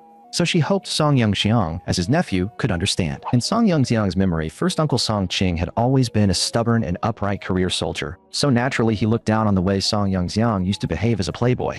Madam, he was much the same. After all, she came from the He family of Marquis Whiting, a line that had also given everything in loyalty to Tiandu Nation. It looked like aside from the women present, no one from the older generation would be coming tonight. In the end, that could only be blamed on how badly Song Yongxiang himself used to behave. After that slightly awkward exchange ended, his cousin Song Yunqi also walked in. He had already reached early-stage Earth rank at 16, and that had given him a habit of looking down on everyone. Seeing her son dressed and acting like that Madam, he could only look helpless. Song Yangxiang even found himself thinking that this really was the classic case of a spoiled child raised with too much indulgence. Still, faced with such a gifted grandson, the old marquis could not really say too much. He simply waved a hand and told him to take his seat. But the moment Song Yangqi saw Song Yangxiang, a mocking expression appeared on his face, and he even called him Xiangzi. This brat really had no sense of respect. Calling his older brother that way was basically asking to be dealt with. Still, in Song Yangxiang's memory, although Song Yangqi had also been this arrogant in his previous life, deep down he had still been a good kid with a sincere heart. In the end, he had stayed behind with a few boys from the preparatory academy to cover the retreat of Yang'an City's civilians, fighting until his death. But tonight, Song Yangxiang was the main character. No matter what, he had to teach this little cousin a lesson first. In the blink of an eye, Song Yangxiang's soul power began to spread through the banquet hall. Since everyone present had cultivation, he was not worried about causing any trouble. Once they sensed that earth-rank aura from him, everyone showed clear surprise. Only concubine Zhou reacted differently. She looked at Song Yangxiang with obvious relief and pride, almost like a mother watching her son finally grow up. But Song Yangqi still refused to accept it. After all, he was also at early stage earth rank, and he was 2 years younger than Song Yangxiang. So he still clung to the title of the Song family's #1 genius and refused to call Song Yangxiang big brother. In that case, there was no helping it. Since the brat was forcing him to show off, then Song Yangxiang had no choice but to take the pill. After swallowing an earth spirit pill, Song Yangxiang gave them all a live demonstration of what it meant to break from early stage earth rank to mid-stage earth rank. The burst of soul power spread through the entire room like a fountain exploding upward. Now they should have nothing left to say. Did they really still think he was the same useless playboy from before? At this point, the title of Song Family Genius suited him much better. The one who had been the Song family's #1 genius 1 second ago nearly turned into Song Yangxiang's biggest admirer the next. This kid really was shamelessly quick to switch sides. After learning that Song Yangxiang had pills that could help someone break through, he even said he was willing to call him grandpa in exchange for that chance. Calling him brother would work, and Song Yangxiang could accept that. But if he really wanted to call him grandpa, then that would depend on whether the old marquis could tolerate it. After seeing him act like that, everyone present felt so awkward that the whole atmosphere instantly turned painfully stiff. At that moment, concubine Zhao, who came from a family skilled in pillcraft, could not help asking Song Yangxiang whether that was the legendary 5-star Earth Spirit Pill. The moment she said that, both Madame Qing and Madame He were stunned. Even Tiandu Nation's royal family could not casually bring out many treasures of that level. The 5-star pill on Madame He's side of the family had been passed down through Marquis Whiting's household for more than 400 years. Madame Qing had also recently heard that the Hong Merchant Guild had made a huge profit a few days ago by auctioning off a batch of 3-star pills after gaining the favor of some great alchemy master. If a bottle like this ended up in her and her husband's hands, then the Song family's businesses would surely prosper even more this year. What troubled her most now was how she was supposed to ask her nephew Song Yangxiang for it. At the same time, the old marquis was also thinking that if this Earth Spirit Pill were given to the backbone members of the family, then the Song family's middle-tier strength would rise by another level. Although he had already seen Song Yangxiang's pill-refining ability earlier that morning at Third Uncle's place, he was still shocked all over again at this moment. Madam He had not joined the conversation, but she also knew exactly how valuable this pill was. Normally, a single one would already be enough to become the treasured heirloom of some first-rate families. First Uncle Song Qing naturally had no need for such a pill, but for the sake of Yunjin and Yunqi, lowering her pride a little as their mother was hardly a big deal. But at this exact moment, her pride got in the way again. Over the years, First Uncle's branch had no grudge or misunderstanding with Song Yangxiang, but if she acted too warmly now, she feared people would laugh at her for being opportunistic. Yet if she stayed too cold, she feared she would never get the chance to ask. While she was still hesitating, Madame Qing had already struck first and directly pulled Song Yangxiang down into the seat beside her. Seeing Madame Qing go that far, Madame He immediately told Song Yangqi to pour tea for his older brother Song Yangxiang and apologize. The moment those words fell, the old marquis, who had somehow become the least noticeable person at the table, suddenly realized that his tea set had vanished. In the blink of an eye, that tea set, together with Song Yunchu, had already appeared beside Song Yangxiang's seat. Good heavens. This kid really had no fear of death. Sure enough, this made the old marquis's face turn red with anger. If not for Yunqi's decent aptitude, he probably would have ended up as the main course on tonight's table. Still, under the current circumstances, Song Yangxiang intended to give him that chance, but it would depend on his recent performance. Besides, the kid really was talented. Helping him push toward heaven rank next time was not impossible. Not long after that little farce ended, Song Yunxiu and Song Yunrui also arrived together. Sharp-eyed as ever, Song Yunxiu immediately noticed that something was wrong with the seating arrangement. In her memory, why would that little good-for-nothing be sitting in her father's seat? Although the old marquis had always been heavily biased towards Song Yangxiang, her mother had never bought into it. Yet now, looking at her mother's attitude, it could already be considered somewhat flattering. While Song Yangxiu was still thinking, that blockhead Song Yunrui suddenly jumped out and told Song Yangxiang to get off his father's seat. Good thing Song Yangxiu covered that idiot's mouth the very next second. Otherwise, before dinner even started, Song Yangxiang might have ended up breaking through to heaven rank out of sheer rage. Those two cousins really were the perfect contrast. One knew how to read the room and when to back off, while the other was a complete fool who loved acting like a bootlicker. He had also been at odds with Song Yangxiang for a long time because of Kong Xingxin. Maybe fools really did have lucky lives, because in Song Yangxiang's previous life, Song Yunrui had actually been one of the only two survivors of the Song family. Back when Song Yangxiang was wandering in exile through Shishui Nation, he ran into him again. At the time, Song Yunrui seemed to be hunting down some so-called Song family bastard, insisting that if not for that bastard, the Song family would never have been wiped out in the Beast Tide. After that, Song Yangxiang never saw him again. They met by chance, then parted again just as quickly. Even now, Song Yangxiang still did not know who that bastard Song Yunrui had been talking about really was. Could this somehow also be tied to the coming Beast Tide? If that were true, then it would mean a traitor had already appeared among the Song family's direct bloodline. Right after that, the eldest sister of the Song family's third generation, Song Yunjin, also walked in. If she had not seen the report from the Scarlet Luan army with her own eyes, she never would have believed that Song Yangxiang had really managed to lead them out alive in front of a god-ranked beast. His eldest sister truly was capable. She had built up an entire Scarlet Luan army made up solely of female officers. Still, she seemed to be constantly troubled by military funding, which left her looking tense and troubled all the time. Even so, Song Yangxiang really did owe her thanks this time for sending the warship to pick him up. Without that, he never would have made it home so smoothly. The old marquis obviously knew that Song Yunjin had been short on funds lately, so he deliberately said that all expenses from this trip would be reimbursed by the family. And right then, Song Yangxiu's greedy streak flared up again. She muttered under her breath that their eldest sister had probably only come back for dinner so grandfather would reimburse her expenses. And those words instantly darkened Song Yunjin's face. But that was also a form of testing. Song Yunjin had always despised the old playboy Song Yangxiang used to be. So if she could still remain this polite now, that only meant this younger cousin had truly grown into something impressive. To make things easier for everyone, Song Yangxiang directly told the old master that he would cover his eldest sister's expenses himself, since the whole trip had happened because she came to bring him home. The moment he said that, the old master instantly turned into a sly old fox, and smoothly replied that since Song Yangxiang had made several fortunes lately, a mere few million surely meant nothing to him. Seriously.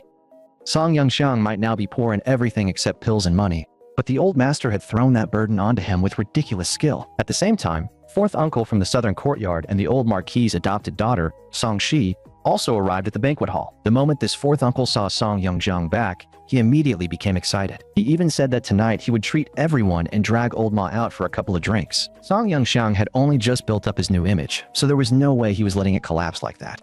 He really needed people to stop inviting him to that kind of thing from now on. At tonight's Song family banquet, aside from first uncle and second uncle, basically all of the Song family's third generation and household members had already arrived. This fourth uncle, Song Qiang, was the old master's youngest son. Rumor had it that he was born to the old master's second wife. In terms of cultivation, he ranked at the bottom among the brothers, and his status in the Song family had even been worse than Song Yangxiang's in his previous life. Little Aunt Song Shi was the old master's adopted daughter. In his previous life, Song Yangxiang had never really cared about where she came from. She was not yet 30, already at early-stage Earth rank, and recently seemed to have risen into management within the preparatory academy. If none of the people present were the problem, then could the traitor Song Yunrui once mentioned have been someone else entirely? Song Yangxiang just did not know whether Song Yunrui already knew who that so-called bastard really was. Maybe he should find a chance to test him. But just as Song Yangxiang was about to speak, a little girl suddenly threw herself into his arms and pouted that, when he wasn't there, nobody took her out for good food. This little girl was Song Yunhua, the daughter of second uncle and concubine Zhou. Among all the Song siblings and cousins, she was one of the people closest to Song Yangxiang. At the same time, Song Yunzhao, the daughter of second uncle and concubine Zhao, also appeared behind him. It was said that back then, concubine Zhao had risen from being second uncle's secretary to becoming his concubine largely because of this daughter. But the girl herself was quiet and reserved, exactly the kind of person Song Yangxiang was worst at dealing with. When Song Yangxiang asked Yuanhua whether she wanted to sit together, she answered in a strange, teasing tone that every person who sat in that seat ended up getting ruthlessly fleeced by grandfather. Song Yangxiang was instantly speechless. If this girl had shown up earlier, he might have escaped this disaster. Forget it. He would just treat it as spending money to ward off trouble. Once everyone had taken their seats, the old master told the stewards to fill all the cups, and tonight's family banquet was finally about to begin. The second Yunki heard that wine was being poured. He immediately raised his hand and volunteered to serve Song Yongxiang. This kid was really willing to go all out for the sake of those pills. That sudden change left the people who had just arrived completely stunned. Song Yunki was usually proud and aloof, so seeing him suddenly act like this was genuinely bizarre. At the same time, Uncle Song Mu reminded the old marquis that the Kong family from Yong'an City had not arrived yet, so pouring the wine now might be a little early. The old marquis was probably just too happy today. Judging from his expression, he seemed to have completely forgotten about it. Still, the Kong family was at least the ruling family of a city and part of the court system, so they had to be given some face. The old marquis therefore told everyone to wait a little longer. The moment he heard that the Kong family was coming, Song Yanrui immediately perked up. Even now, he still treated Kong Jingshen like some kind of goddess. Seeing that, Song Yangshu immediately told him to behave himself. No matter what, Kong Jingshin still had a marriage contract with Song Yongxiang, so she was not someone he should be talking about so casually. But that idiot shamelessly replied that Kong Jingshin did not even like Song Yansheng, and that once he broke through to Earth rank, he would ask the old master to switch the engagement over to him instead. Song Yongxiu genuinely could not understand why her brother liked Kong Jingshin so much. She had long since seen that woman for exactly what she was, but Song Yanrui only shot her a look and told her to go think about it herself. The scenery there really was wide open and flat enough that instantly pushed Song Yongxiu over the edge. She rolled up her sleeves and looked ready to beat Song Yanrui on the spot. Seeing that the situation had turned bad, Song Yanrui immediately grabbed Steward Song Shui and claimed he was going to the front gate to receive City Lord Kong, clearly using it as an excuse to run. Not long after he left, King Dai came to report to Song Yongxiang and the old marquis that team leader Ma had returned and wanted to deliver some news in person. He was already waiting in the side hall. When Song Yongxiang and the old marquis arrived at the side hall, Ma Jinhua immediately handed over the photos he had just taken. After Song Yongxiang left the northern part of the city, that scheming Kong Jingshin had actually brought both her father and grandfather to examine Shinxia in person, and the behavior between the two of them had been extremely suggestive. On top of that, the Song family's planted source inside the Kong family had learned that old Master Kong, fresh off his heaven rank breakthrough, was already planning to bring Zujia in as a live-in son-in-law. He even intended to publicly break the engagement with Song Yongxiang during tonight's family banquet. That old man had gone so far as to declare that he wanted to measure strength with the Song family. After seeing the photos and hearing the recording, everyone present was left speechless. A man who had only just broken through to heaven rank actually dared to talk like that. Did he really think the Song family was made of paper? The old marquis then asked Song Yanxiang for his opinion. If Song Yanxiang insisted on keeping the marriage contract, the Song family did not mind revealing a few hidden cards to put on a show. But in Song Yongxiang's view, none of that was necessary. He had never cared much for this marriage contract in the first place, so ending it directly was the easiest answer. And there was no need to expose the Song family's hidden cards either. If new ones were needed, he could simply make a few himself. As for who those new cards would be, he had already decided.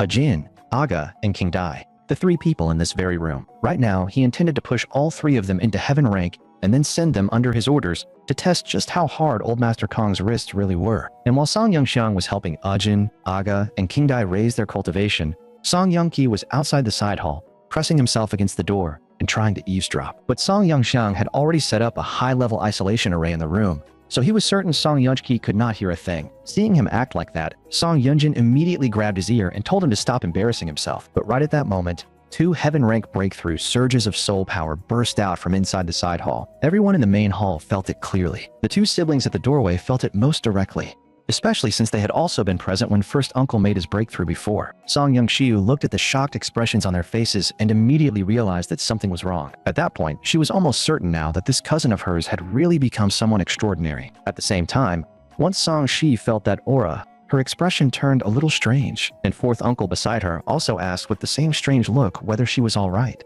Could there be something going on between those two? At that moment, Song Yunqi said excitedly to his sister that he knew Yongxiang Ge still had a lot more good stuff on him. Then he told her about how Song Yongxiang had openly taken a pill and broken through to mid-stage Earth rank on the spot. He even said that from now on, he was going to treat Song Yongxiang like a real older brother, and he even urged his cousin's sister to do the same, because then his share of the pills would definitely be secured. After hearing that, Song Yunjin fell silent in thought. Her first reaction was irritation. She was annoyed that Song Yongxiang, with that same reckless young master temper, had actually swallowed such a priceless pill just to win face. If that pill had been sold instead, the Scarlet Luan army would not have had to worry about funding for a long time. But in the very next moment, she suddenly realized what Song Yunqi had just said. Song Yongxiang apparently still had many more pills in hand. That was when she truly lost her composure. Watching the two siblings react so dramatically, Song Yongshu also decided that later she would find a chance to test Song Yunjin a little. If there was money to be made here, then she definitely wanted in. Just as everyone was gradually calming down, another powerful surge of soul power came from the side hall, and this time, the impact was even stronger than before. Even the wine pots on the banquet table were nearly shaken apart. That completely wiped out whatever presence and prestige Song Yunjin still had left in the room. In such a short span of time, 3 people in the Song family had actually broken through to heaven rank one after another. At this point, she truly wanted to know what secret was hidden inside that side hall. Meanwhile, Song Yongxiang inside the side hall was still complaining about the isolation array. Even though it had only been a temporary formation thrown together in a rush, the fact that it had failed after enduring just 3 heaven rank breakthroughs was still a little unexpected. The old master, on the other hand, kept pretending to stay calm, but inwardly he was already shaken. He had never imagined that Song Yongxiang's attainments and formations were no weaker than his skill in alchemy. Under normal circumstances, setting up a formation like that would cost a fortune. Standing nearby, Uncle Song Mu felt equally awkward. Song Yongxiang had casually pushed Ajin, Aga, and King Dai into heaven rank with external help, making old hands like them, who had hidden their strength for years, look almost ridiculous by comparison. King Dai herself was also full of shock. To her, that kind of breakthrough speed felt like the opening of a whole new world. Still, helping King Dai break through had indeed taken more effort. Ajin and Aga had both already been at Earth rank peak, while King Dai was only at early stage Earth rank. That one round had actually cost Song Yongxiang a full 20th of his reserves. King Dai knew perfectly well that an opportunity like this could never come without a price, so she once again made her pledge to Song Yongxiang. As a death-sworn retainer of the Song family, her life and body already belonged to the family. From now on, she was willing to become the sword in Song Yongxiang's hand and cut down every enemy who came for him. Still, Song Yongxiang also knew that her natural talent had its limits. From here on, it would be better for her to cultivate steadily and step by step. At the moment though, King Dai looked filthy enough to hurt the eyes, so Song Yongxiang had a sudden idea and directly used a purification array on her for a full, deep clean and proper like that. She finally looked the way the head maid of the eastern courtyard of the Song residence was supposed to look. At the same time, Ajin and Aga had already stabilized their cultivation. Next, it was time to figure out how to flex a little in front of the Kong family. But after breaking into heaven rank, Ajin suddenly told them that the soul power inside his body seemed to be connecting to something in the sky. That immediately caught Song Yongxiang's attention. The kid could actually sense the existence of the star web, which meant his talent in spiritual perception was seriously high. Later on, getting him a mech built to enhance perception-type weapons would definitely be worth it. Before Ajin could wonder any further, the old master answered first, saying that it was the heavenly Tao. He was probably worried that Song Yongxiang might blurt out the truth about the star web. Still, heavenly Tao really was the common name used across several continents, since most saint rank cultivators and a few heaven rank ones could sense it. With everything basically ready, Aga immediately proposed that he and Ajin should just go grab the Kong family's heaven rank expert and beat him up first. That was completely unnecessary. There was still no need to openly fall out with the Kong family. Song Yongxiang's original idea was simply to let the 3 of them show some muscle and intimidate the Kong family. If the matter could be resolved in a mild and low-key way, that would be best. After hearing that, Ajin quickly suggested that the 3 of them change into the gate guard uniforms of the Song residence's eastern courtyard, greet the Kong family as honored guests, and casually flex a little in the process. The moment Song Yongxiang saw how quickly the kid caught on, he knew Ajin had a bright future ahead. The old master also approved of the plan. The Song family had kept a low profile for more than 10 years. It really was time to show the outside world a little of what they could do. If nobody dares test it, how would they know who really has the longer reach? Meanwhile, over at the landing platform in the outer courtyard of the Song residence, that bootlicker Song Yunrui was already standing there with a group of people, eagerly waiting for his manipulative goddess to arrive. But right at that critical moment, 3 crisp footsteps suddenly echoed through the air behind them. The sound scared Song Yunrui and the others badly, and when they turned around, they discovered that those heaven rank experts were actually dressed in the uniforms of gate guards from the Song residence's eastern courtyard. Heaven rank gate guards personally coming out to receive guests. What kind of situation was this? Not long before that, the Kong family was still on the way to the banquet. Inside the flying vessel, that grandfather-granddaughter pair kept trampling one side while praising the other. They talked about Sun Xie like he was some once-in-an-age treasure, while tearing Song Yongxiang down like he was nothing more than a worthless weed. Even City Lord Kong felt they were going too far. Sun Xie was still only at black rank right now. With that level of strength, he would not even qualify to serve as a guard in the City Lord's manor. But the old man shot back that he had sensed a faint transcendent aura on Sun Xie, and that the boy might really become the host of the Star Soul General Seo Rin in the future. That statement really did shock City Lord Kong, But since he himself was only Earth rank, he still did not dare fully trust his father's judgment. Seeing the doubt on his face, Old Master Kong stated firmly that with his heaven-ranked spiritual senses, there was absolutely no way he could be mistaken. He had felt that same transcendent aura before on that person, so this could not be wrong. Even so, people could not make decisions based on feeling alone. As the Lord of Yangwon City, Kong Fan still believed there was no need to completely fall out with the Song family tonight. If Xunxia was lying to them, there would be no turning back. The moment she heard her father questioning brother Sunxia, Kong Xingxin blew up on the spot. In her heart, brother Sunxia would never deceive her. If anyone was lying, then it was Song Yangxiang, who used crooked tricks to pose as the host of the Star Soul General Zuo Si and fool everyone. At that point, Old Master Kong stepped in to stir things up as well. He said that if Song Yangxiang turned out to be the same worthless mess he used to be, then he would flip the table on the spot and cut ties without hesitation, which would also give him the perfect excuse to blow up. But if Song Yangxiang really was the host of the Star Soul General Zuo Si, then they would have Kong Jingxin keep stringing him along on the surface while they secretly nurtured Xinxia and slowly moved against the Song family's assets from the shadows. The moment that plan was laid out, Kong Fan agreed on the spot.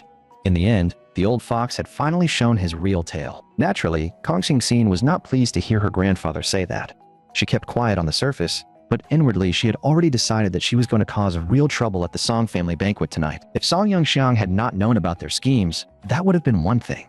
But now that he did know, there was no way he was going to let them run wild inside the Song family. Meanwhile, over at the Song residence landing platform, Song Yunrui was shocked the moment he saw the headmaid King Dai appear. King Dai calmly told young Master Yunrui that the three of them had come under Song Yangxiang's orders to receive the Kong family's honored guests. But anyone with eyes could tell they were not there to offer some warm welcome. Steward Song Shui then reminded young Master Yunrui to pay attention to the cultivation of those three.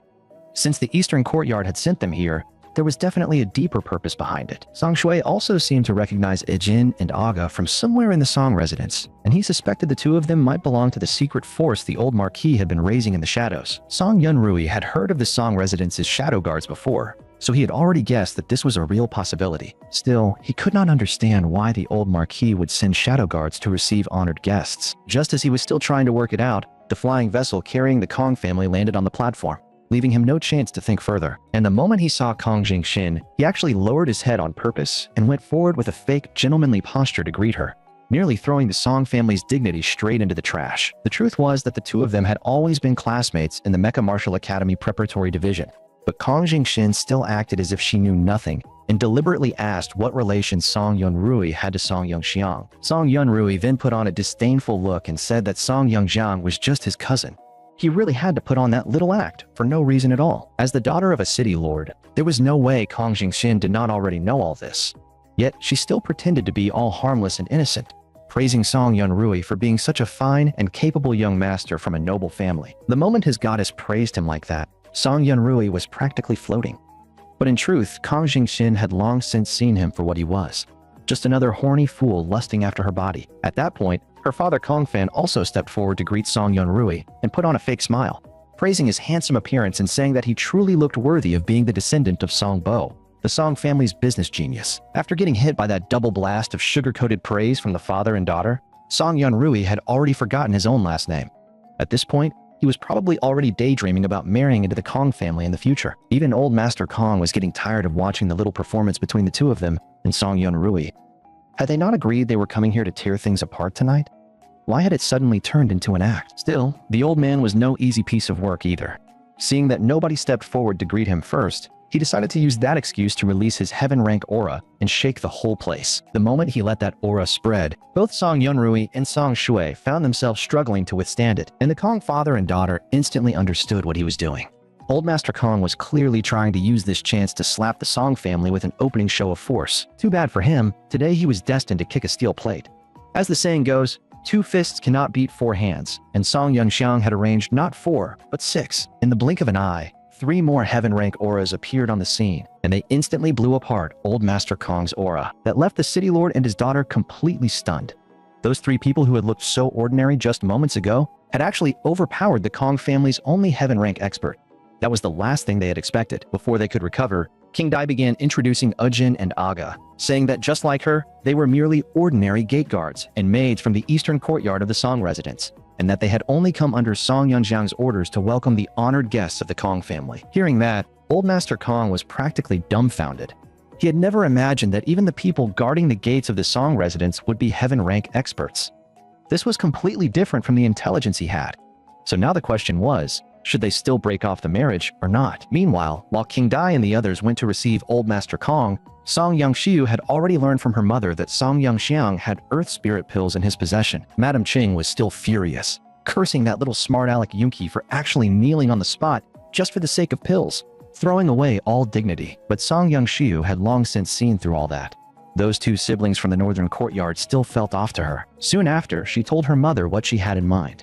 The mother and daughter planned to work together later and secure this big deal for themselves. The only problem was that medicine-related business had always been handled by concubine Zhao, and Madame Cheng had never been entirely happy about that. So if they really wanted to move on this deal, Song Yongxiu and her mother would have to plan carefully first. Just then, the side hall doors opened, and Song Yongxiang, the old master, and Uncle Song Mu walked out together. The moment Song Yongxiang saw Song Yunjin and Yunqi standing by the door, he understood at once. Both of them were Earth-rank cultivators, so they had most likely sensed the breakthrough fluctuations from inside the side hall. Sure enough, the second Song Yongxiang came out. Yunqi rushed right up to him and volunteered to be his personal test subject for pills, all while acting extremely respectful. But the strangest change of all was Song Yongxiu. She actually took the initiative to invite Song Yongxiang to sit in her father's seat. It seemed she had also heard about what had happened in the side hall. Not long after Song Yongxiang sat down, the gate guards came to report that the Kong family's flying vessel had landed, and that young Master Yunrui, together with the Eastern Courtyard people, were already receiving them. To make sure the Kong family had an unforgettable banquet tonight, the old Marquis had even prepared a special gift for them. Now all that remained was to see whether the Kong family would like the display that the Song residents had arranged. And if it was not enough, there was always room to add a little more. At the outer courtyard landing platform, the Song residence's people were already lined up and waiting to receive the Kong family party. Kong Xingxin, whose cultivation was too low to understand what had just happened, still walked lightly toward the banquet hall, completely unaware. But the city lord was in a very different state. That clash of heaven-rank auras had completely shaken his confidence. At this point, forget continuing forward. He probably did not even have the nerve to turn back and retreat to the flying vessel. Old Master Kong was wavering now as well. In front of him stood 3 heaven-rank experts from the Song family, who were all absurdly young, and all 3 of them were still dressed like servants. The only conclusion he could come to was that the Song residents must be using some crooked trick to fool him. Otherwise, how could such young heaven-rank cultivators possibly exist and still be willing to serve as subordinates in the Song family? Convinced that he had seen through the truth, he called Kong Fan to come with him and kept walking inside. He wanted to see with his own eyes what kind of trick the Song family was playing. But when they reached a corner, Old Master Kong suddenly grabbed Kong Fan and began whispering something to him. Right after that, Old Master Kong took out a gentleman's sword star, Soul General Talisman, and handed it to Kong Fan, telling him that if things went south later, he was to grab his granddaughter and run immediately. The moment Kong Fan took the talisman, he started worrying and asked his father what he was supposed to do if he gave the talisman away. But just as Old Master Kong said he still had a spare, a figure suddenly appeared near the pavilion in the distance. The one who showed up was none other than Xia Bijie, the Eastern Courtyard's driver. If someone surnamed Kong really dared to cause trouble in the Song family, then they had better first ask whether one of the former 6 heroes of the Black Armor would allow it. The instant Xia Bijie's aura locked onto him, Old Master Kong's right leg went weak on the spot, and he dropped straight to one knee. By the time he barely recovered, Xia Bijie had already vanished without a trace. The only thing left behind was the cigarette butt he had been smoking. At that point, Old Master Kong could only let Kong Fan help him back up. Xia Bijie's move had not done much actual damage, but the humiliation was absolutely brutal. After that little episode, the Kong family could only keep moving toward the banquet hall at a much slower pace. But after being struck like that, Old Master Kong's entire aura had visibly withered. He truly had not expected that. Beyond those 3 young heaven-rank experts, the Song family was still hiding even stronger monsters in the dark. And while he was still thinking about all of this, he suddenly felt another unfamiliar, yet powerful aura lock onto him again, forcing him to turn and look in that direction. The sight nearly scared the life out of him. From the shadows at the alley entrance, the figure of a man sitting in a wheelchair slowly emerged. If old Xia had already come out to play, then old Ma was naturally not about to stay hidden. The Song family's anger was not something that could be settled so easily. This time, Old Ma locked directly onto Old Master Kong's heart. If the man dared to covet the Song family's assets, then he could consider his heart fair game. The shock of that second hit was too much. The aging Old Master Kong coughed up blood on the spot. After Kong Fan helped him back to his feet, he turned to look toward the alley once more, only to find that Old Ma had already disappeared like a ghost. In truth, King Dai had been able to vaguely sense both of those incidents just now. She had already noticed something while still back in the Eastern Courtyard. but she had not expected the two of them to really make a move today. And on the distant tower, Song-mu had also quietly appeared behind them. The old Marquise's order had originally only been for them to intimidate the Kong family without making it obvious, but judging from the results, those two had been a little too heavy-handed. Old Ma, however, did not care in the slightest. In his words, the fact that he had not crushed their balls on the spot was already him showing enough respect to the court. At the same time, Old Master Kong was furious. The Song family had secretly hidden this many experts, and once he got back, he was determined to report to the court that the Song family was harboring rebellious intent and even try to pin a charge of treason on them. But in the very next moment, he nearly broke down. If the Song family was willing to show this much power tonight, did that mean they had no intention of letting the Kong family leave alive? Was the Kong family really about to be finished here today? After being bullied in turn by Old Xia and Old Ma, Old Master Kong could barely even walk properly now. That was what he got for becoming arrogant the moment he broke into heaven rank. Tonight's Hongmin banquet at the Song residence was not somewhere just anyone could walk out of safely. He probably knew he could not just sit there and wait for death, so he quietly took out the 3-star strength pill from the pouch in his sleeve, the same one Song Yongxiang had once provided for the Hong Clan Merchant Guild to sell.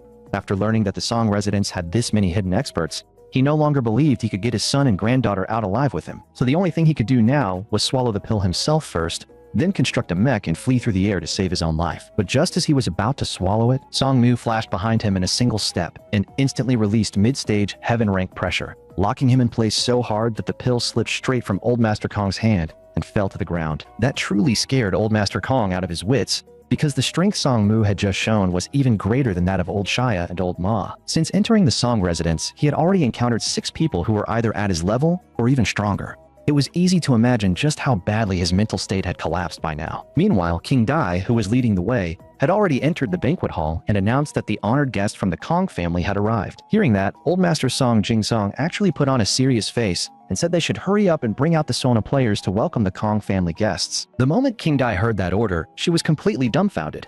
Playing Sona at a family banquet? Was this supposed to be dinner, or had it suddenly turned into a funeral send-off? Fortunately, the old master quickly added that he was joking. Otherwise, with the efficiency of the shadow guards, some mountain outside the city might already have gained a few fresh pits. After that, Kong Xingxin entered the banquet hall first as the Kong family's vanguard, stepping in ahead of the others and greeting all the elders. Close behind her came her father, Kong Fan, who bowed respectfully to the old master and then offered his greetings to the ladies of the Song family present. No matter what, the Kong family still belonged to the court now, so at least on the surface, the Song residents could not afford to be careless with etiquette. After both sides exchanged greetings, the old Marquis asked why Old Master Kong had not come in with them. At that moment, Old Master Kong, still outside and shaken badly by everything that had happened, had finally managed to recover a little and was preparing to walk quickly into the banquet hall to meet the old Marquis. Seeing his father acting so strangely, Kong Fan immediately suspected that, with his heaven-rank spiritual senses, his father must have noticed something unusual hidden within the Song residence. While Kong Fan was still lost in thought, Old Master Kong had already stepped into the banquet hall with both feet. The moment he came in, the old Marquis immediately locked onto him with peak heaven rank pressure. The instant that pressure fell on him, Old Master Kong froze in place. An early stage heaven rank being targeted by a peak heaven rank might as well be one step away from instant death, so he did not dare make a single unnecessary move. But at that exact moment, his useless legs knocked into each other, and with a loud thud, Old Master Kong actually dropped right at the entrance of the banquet hall, like he was bowing everyone a New Year greeting. Seeing that, even Kong Xingxin was stunned. From the outer courtyard all the way here, her grandfather had already embarrassed himself several times. If he kept going like this, how was he supposed to wrestle with the Song family later? Song Yongxiang naturally took the chance to tease them. The Kong family may have arrived a little late, but for Old Master Kong to punish himself like this was really unnecessary. The moment he said that, the entire third generation of the Song family burst into laughter. To ease the humiliation, Old Master Kong could only force himself to say that he had simply been too excited to see the old Marquis and accidentally tripped. Seeing that, the old Marquis's anger faded by half, and he even gave Song Yongxiang a thumbs up. In truth, the old man had tripped because Song Yongxiang had already set a formation at the entrance as thin as a thread. Song Yongxiang shot the old Marquis a look in return. The old man had made a move too just now, so there was no way Song Yongxiang was carrying all the blame alone. The warning had already been delivered, and the Kong family probably would not dare stir up trouble tonight. So Song Yongxiang immediately gave the order for the maids to begin serving dishes and pouring wine. After being played with like that in secret, the two leading figures of the Kong family now looked like they were sitting on needles. But Kong Xingxin, that manipulative schemer, clearly did not see it that way. Had they not agreed they were coming tonight to break off the engagement forcefully? So why were the two elders of her family now sitting there obediently and eating? She had no intention of letting the plan collapse like this. So as soon as the dishes were served, she stood up at once, ready to state the true purpose of their visit. But before she could finish a sentence, her grandfather barked at her to shut up. Old Master Kong had no desire at all to die here tonight. Sensing that things were off, Kong Fan also hurried to tell his daughter to listen to her grandfather first, sit down, eat, and wait to see how things developed. After finally controlling his granddaughter, the Kong family immediately apologized to the old Marquis and asked him not to take offense. After that, nobody at the table dared mention the broken engagement again, and the atmosphere instead became strangely harmonious. But in Kong Jingxin's heart, she had no intention of letting it end there. She and Sun Xia had already crossed the line, so this engagement had to be broken no matter what. Since she could not speak openly now, she decided to shift her attention onto that bootlicker Song Yunrui. Just then, the communicator on Song Yongxiang's hand suddenly lit up with an incoming call. After briefly informing everyone, Song Yongxiang got up, went to the side hall, and answered it. The call was from shopkeeper Hong of the Hong Clan Merchant Guild. There had been progress on the ingredients Song Yongxiang asked them to source. Out of the 4 medicines, they could currently secure 3. The problem was the main ingredient called the boundless flower. It was extremely rare on the market, and the only lead they had was that the Mai clan in Sand Sculpture City of the Lower Domain Nation had one. Without it, the medicine needed for third great uncle could not be made. While Song Yongxiang was on the call, Kong Xingxin also took the chance to go chat with Song Yunrui. The moment she opened her mouth, she started praising Song Yunrui as the most outstanding young man she had ever met, then used the old Marquis's favoritism towards Song Yongxiang to stir things up between them. While they were talking, Old Master Kong was busy raising a toast to the old Marquis. After everything that had happened tonight, the only thing on his mind now was that Kong Jingxin had better not make any more trouble. He still wanted to enjoy a few more years of life. Meanwhile, Song Yongxiang stayed focused on the call in the side hall. Based on the information shopkeeper Hong gave him, it looked like he really needed to make a trip to Sand Sculpture City in the Lower Domain Nation himself. That place sat on the eastern border of the Lower Domain Nation and was surrounded by the Death Desert. It was an important military stronghold used to defend against ferocious beasts and suppress the demonkin. As the Lower Domain Nation rapidly expanded into the Eastern Desert in recent years, more and more people had gathered there. The city had existed for less than a century, yet it had already undergone several expansions, and within its towering walls, 4 major districts had gradually taken shape. The powerful families lived in the heavily protected inner district, enjoying decadent and luxurious lives. The Western District housed over 90% of Sand Sculpture City's military power, so it was also known as the city's strongest defensive zone. The Middle District, built around the Inner District, served as the city's commercial center, where almost every kind of service and entertainment could be found. As for the Outermost District, it was home to the poor, the servants, and the fallen drifters, which was why most people simply called it the slums. The Mai clan, which held that boundless flower, was based in Sand Sculpture City's Western District. They belonged to the expansionist faction of the Mulu clan in the Lower Domain Nation, and controlled more than 60% of the Western District's military forces. If it had been the neutral faction or the moderate faction instead, the Hong Clan Merchant Guild might still have had some room to negotiate. But the expansionists had always been hostile toward Tiandu Nation merchants, which made this much harder. Aside from the boundless flower, the rest of the ingredients could probably be delivered to the Song residents in about 10 days. However, the Samoan clan, which controlled those ingredients, did not accept money. They only wanted to trade for ferocious beast materials. Hearing that, Song Yongxiang was annoyed. Those people really knew how to calculate things in their own favor. Still, this worked out in a way. Song Yongxiang already needed real combat to stabilize his Earth rank cultivation, and he also needed to search the Death Desert for the Star-Lord's secret realm, so he could personally gather the beast materials himself. Hearing that, shopkeeper Hong was finally relieved. Even so, he still reminded Song Yongxiang that the Mai clan of Sand Sculpture City was powerful, and he should not do anything too risky. Once shopkeeper Hong said that, Song Yongxiang suddenly thought of 2 key people. With luck, those 2 might actually be able to help on this trip. At the same time, Song Yongxiu finally could not stand it anymore. Watching the 2 of them gossip so openly about the Song residents, she stepped in to shut it down. She already knew Kong Jingxin had bad intentions, so she warned her directly not to stir up trouble inside the Song residence, or the consequences would be ugly. The moment she heard that warning, Kong Jingxin instantly switched back to her fake innocent act and said she truly admired Song Yongxiu's cousin, and that everything she had said before was meant as praise. But Song Yongxiu had already seen right through her.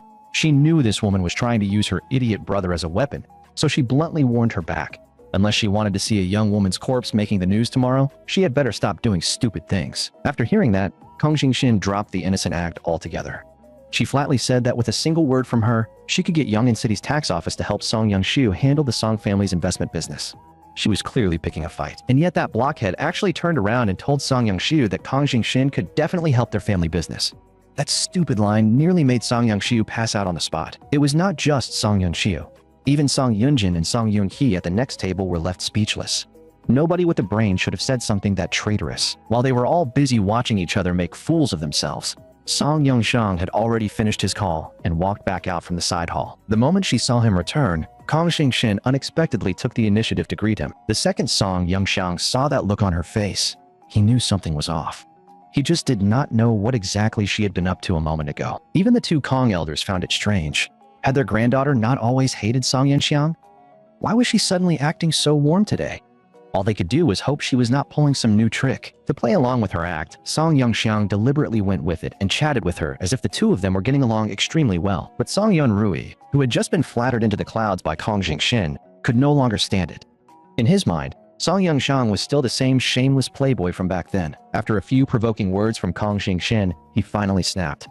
Tonight, he absolutely wanted Song Young-shang to embarrass himself in front of his goddess. So this peak black rank brat actually challenged Song Young-shang in public and declared that they should decide who would marry Kong Xingxin through a duel between Star Soul generals. He had barely finished speaking when Song Yun-ki sent him flying with a kick that even stunned Song Young-xiang for a moment. He really had not expected the one to step in would be Song Yun-chi. It looked like the kid was truly going all in for those Earth Spirit pills. Seeing Song Yun-ki actually stand on his side this time, Song Young-shang was a little surprised himself. It was rare for the kid to act properly for once.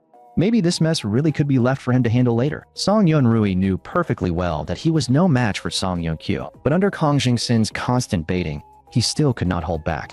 Today, he absolutely had to make Song Young-xiang lose face. So in the next moment, he turned to Song Young-xiang again and suggested that since they had not seen each other in a while, they should use a Star Soul General spar to add some entertainment to the banquet tonight. He then shamelessly added that he remembered Song Young-xiang only being at early stage yellow rank when he left last year, and that after spending a year at the Mecha Martial Academy, he surely must have improved.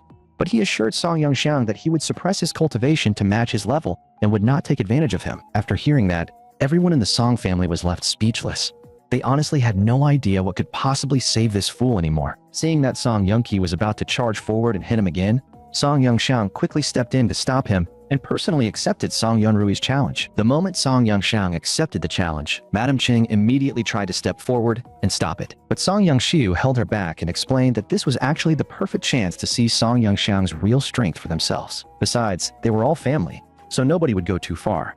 And if Song Yeon-rui was not taught a lesson now, he would definitely keep getting played by that scheming woman. Seeing that no one else was stopping him, Song Yeon-rui immediately told steward Song Shui to arrange the training ground for the duel. The second money got mentioned, the old marquis cut in on the spot and righteously declared that there was no need for such an expensive setup for a mere spar between juniors, and that the open ground outside the banquet hall would be enough. Then he turned to Old Master Kong and suggested that since the juniors were putting on a little show for the banquet, the elders should also contribute something. And after saying that, he shamelessly piled on, suggesting that since Brother Kong had come a long way as a guest, his side should provide something for the winner as a prize. Hearing that, Old Master Kong nearly choked on his own anger.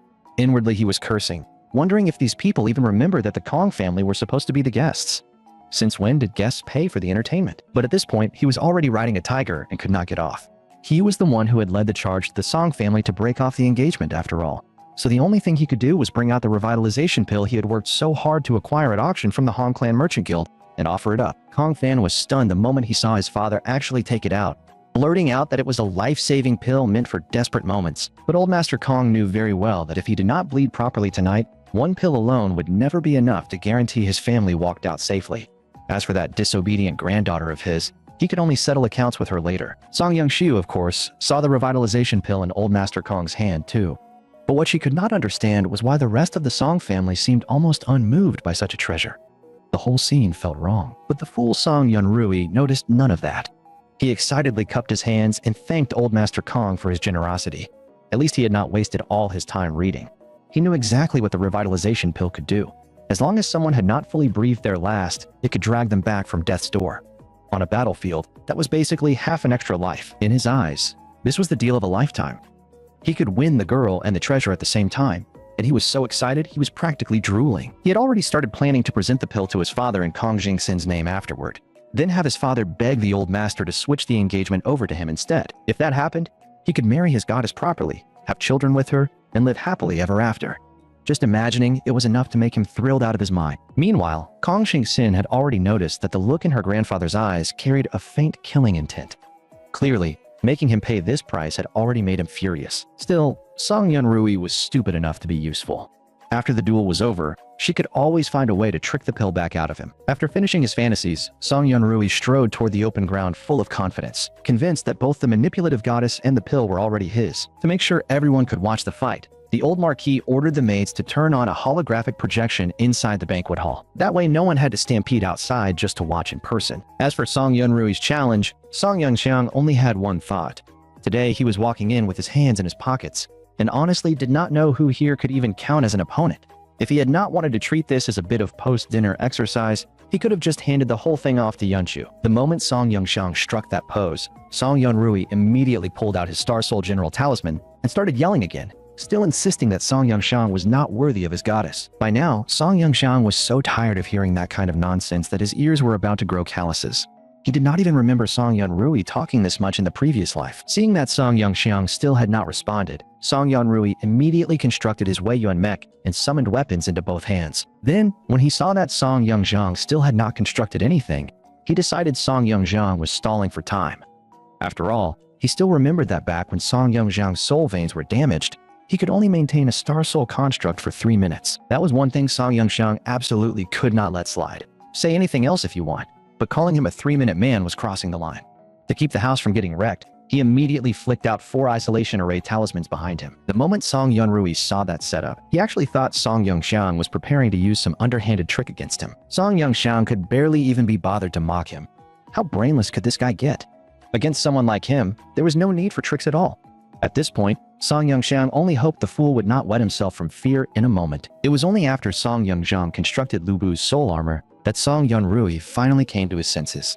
And once he probed with his aura, he immediately realized Song Yunxiang's cultivation had already surpassed his own. But before he could fully react, Song Yunxiang had already unleashed a falling moon slash and taken off one of his arms. For a disobedient cousin like this, only a hard lesson would work. Otherwise, when the beast tide truly came, how could he ever submit to Song Yunxiang?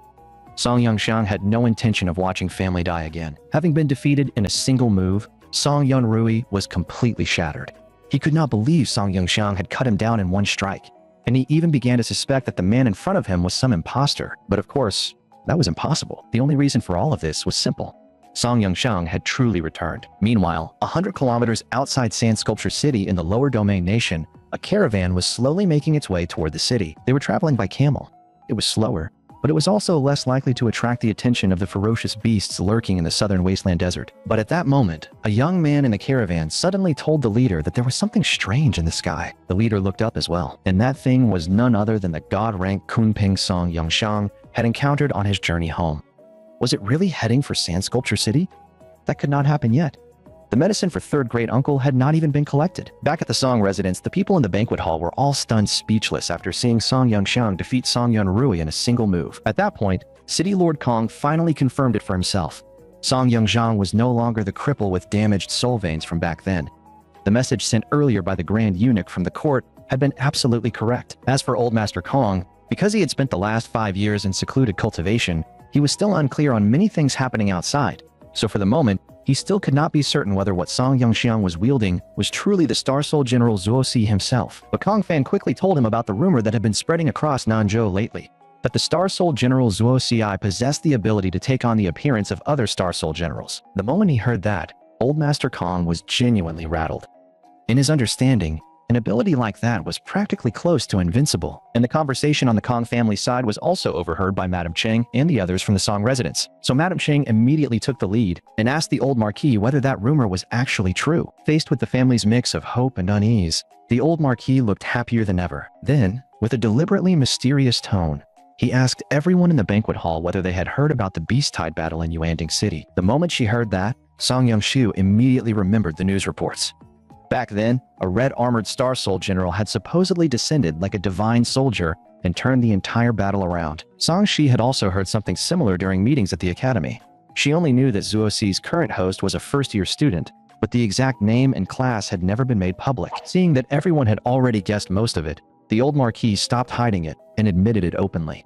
With clear pride, he declared that the person in question was none other than his own grandson, Song Yongxiang. Up until now, the Star Observatory had hidden Song Yongxiang's identity for the sake of the host's safety. But since the family now knew the truth, it was no longer a big issue. Becoming the host of a Star Soul General meant that his future path of cultivation could potentially go all the way to Saint rank. To First Uncle's branch, that news was obviously enormous. From now on, First Uncle's voice in both the military and the court would carry far more weight. Madame Cheng was secretly delighted as well. If the Song family could rise again because of this, then her own standing within her maiden family would naturally rise too. For the sake of her son and daughter, she would have to fight for their proper share of the family future. But once she thought of it again, she felt uneasy. After all, she had not exactly treated Song Yongxiang especially well over the years. At this point, all she could do was swallow her pride and hope that he would show some mercy in the future. As for Old Master Kong, the biggest loser of the night, he immediately stood up and offered his congratulations to the old Marquis on having such an outstanding grandson. Then he forced a smile and added that he had always felt Song Yongxiang was blessed with extraordinary luck and talent, that the Song family was fortunate to have someone like him, and that the Kong family would be even more honored to have such a future son-in-law. Hearing her grandfather say that, Kong Xingxian was completely dumbfounded. Was this really the same grandfather who had been shouting this morning about coming to the Song family to cause trouble? But with the situation already like this, Kong Xingxian could only force herself to offer a few polite words of praise. In her heart, though, she still firmly believed that Brother Sun Xie was stronger than Song Yongxiang. The old Marquis naturally understood the Kong family's shameless attempt to save face, so he smiled and answered that this was a blessing earned by the Song family's ancestors, while whether it would be a blessing or disaster for the Kong family was another matter entirely. Just as the atmosphere was turning awkward, little Aunt Song Shi suddenly noticed that, on the screen, Song Yunrui had actually gotten back up and was preparing to counterattack. Even after losing an arm to Song Yongxiang in a single move, he still refused to admit the gap between them. He was even convinced that Song Yongxiang had used some kind of trick to fool everyone. Then he operated his mech and launched a move called Armor Sever Reconstruction, determined to crush Song Yongxiang's so-called cheap tricks once and for all. To be fair, that move really did count as a high-level combat technique. This kind of reconstruction required both highly complex calculations and extremely precise construction control. If it failed, the soul power wasted would not even be worth it compared to simply rebuilding the whole machine. The fact that Song Yunrui had mastered a technique like this at least proved he was not completely useless. He did have some real skill. Since that was the case, Song Yongxiang could not be bothered holding back anymore. He might as well test Song Yunrui properly while staying at the same cultivation level. Before Song Yunrui could even react, Song Yongxiang had already lowered both his cultivation and his mech to peak black rank and switched into the standard Weiyuan Academy unit used at Nanzhou Mecha Martial Academy. But that move only made Song Yunrui more convinced that Song Yongxiang was playing tricks, because at that moment, Song Yongxiang's aura really did feel identical to his own. The idiot charged straight at him without hesitation, and even convinced himself that the Earth rank aura from earlier had just been some cheap illusion. Facing Song Yunrui at full power, Song Yongxiang simply moved with calm precision, dodging every attack with ease. Still, to be fair, the kid's tactics and combat techniques did have some real level to them. Unfortunately for him, the opponent he met tonight was Song Yongxiang. Watching from afar, Old Ma and Old Xia both caught a hint that something was off. Old Xia recognized it at a glance. The movement technique Song Yongxiang was using was clearly one of the Black Armor Guard's exclusive footwork arts. Old Ma was just as puzzled, because as far as he knew, no one in the Song residence besides the two of them should have known it. So the two quickly guessed that maybe that little girl had contacted Song Yongxiang in secret at some point. As for Song Yongxiang, he had already grown bored of this match. It was time to end it. The best way to beat someone was to crush them using the same kind of move they relied on. Otherwise, a guy like Song Yunrui would just keep refusing to accept it. To his credit, Song Yunrui was not completely stupid. The moment he saw Song Yongxiang leap into the air, he crossed both swords in front of him and prepared to block, but he was still too naive. Song Yongxiang had only copied his style to lower his guard, then used a sudden stop in his movement technique to slip instantly around to his back. Then came a brutal kick. That kind of timing and instinct, forged through years of real combat, was not something a rookie like Song Yunrui could ever have predicted. After being kicked flat to the ground, Song Yunrui immediately started shouting that Song Yongxiang had used dirty tricks to toy with him. But on a real battlefield, nobody was going to stop and argue fairness with him. In response, Song Yongxiang directly showed his disgust. This useless, furious tantrum Song Yunrui was throwing was nothing but an embarrassment to the Song family. Still, this also happened to be a good chance to test him a little further. So Song Yongxiang deliberately provoked him, saying that he should stop wasting time on paper theories and flashy moves that looked good but did nothing. Or else it was no wonder. Second uncle never thought much of him. Compared to that bastard, Song Yunrui was far too lacking. The moment he heard the words "that bastard," Song Yunrui stiffened inside his mech. He instantly panicked. How did Song Yungxiang know that person existed? Could it be that his sister's suspicions had all been right? Watching from outside, his older cousin also fell into thought. She could tell Song Yungxiang's combat experience was incredibly seasoned, which made her even more curious about what exactly he had gone through over the past year. King Dai, who was also watching from outside, showed unmistakable admiration. The young master she now served had already become a completely different person from before, but when she snapped back to attention, she suddenly realized that Uncle Song Mu, who had been standing behind her all this time, had vanished. In truth, Song Mu had not gone far. He had simply used a single-step movement art to appear beside another cluster of onlookers not far away. The moment he appeared, Old Ma started complaining at once, telling him to stop acting like a ghost and always appearing behind people without warning. Song Mu did not even bother responding to that complaint. Instead, he sternly demanded to know when Old Ma and Old Xia had taught young Master Yungxiang the black armor guard movement technique. Seeing how serious he was, Old Ma immediately denied it. He and Old Shai had spent all these years hiding their names and living quietly because they feared that person above might suspect the Song family still had ties to the Black Armor Guard. After that, Old Ma voiced the conclusion he and Old Xia had come to. This matter might be connected to Dalan, the current commander of the Black Armor Guard. But Uncle Song Mu felt that did not make much sense. Over the years, Commander Dai had poured an enormous amount of effort, both openly and in secret, into rebuilding the Black Armor Guard. If something like this came to light, the consequences would be serious. Old Xia, on the other hand, told them to stop overthinking it. It was only a movement technique, not some absolute state secret. As the son of Third Master, it was not strange at all for young Master Yungxiang to know a couple of his father's self-created combat arts. At the same time, Song Yungxiang was still probing Song Yunrui for information about the so-called Song family bastard. The moment Song Yunrui heard the word bastard, he visibly froze. He kept denying that he knew anything, but in truth, it seemed he and his sister Song Yungxiu already had some answer in mind. Even so, judging from his reaction, Song Yungxiang still could not tell how much he really knew. If they were talking about a traitor and an illegitimate child, then the most suspicious person was still second Uncle Song Bo, that notorious womanizer. Just as Song Yungxiang was about to press him further, Song Yunrui suddenly burst forward and charged at him. That actually surprised Song Yungxiang a little. The kid's speed and explosive power were both decent. If someone really helped raise his cultivation, he might actually become useful. Seeing Song Yungxiang standing still, Song Yunrui immediately leapt into the air and condensed two war blades, sweeping them out in a crossing arc. Then he drove them straight down toward the vital point of Song Yungxiang's mech. Fortunately, what he struck was only an afterimage made of soul power. Otherwise, that blow really could have ended the fight on the spot. Song Yungxiang was starting to get annoyed. The brat really did not know his place. He had been given a chance, and instead of taking it, he went straight for a killing move. If Song Yungxiang had not just dodged with 7 steps upon the stars, he might actually have been hurt. When it came time to answer questions, the kid refused to talk properly. But once they started fighting, every move he made went straight for the kill. Since that was the case, Song Yungxiang could only teach second uncle's son a proper lesson on his behalf. What Song Yungxiang did not know was that the moment he used 7 steps upon the stars, the old men watching from outside were completely stunned. The floating movement technique he used before could still barely be explained away. But once 7 steps upon the stars appeared, it became much harder to explain. Because of that, Old Xia immediately suggested that Uncle Song Mu contact Commander D, and Song Mu at once went to consult the old Marquis about what to do next. At the same time, everyone in the banquet hall was also shocked by Song Yungxiang's movement art. He had not even reached heaven rank, yet he could already borrow force in midair.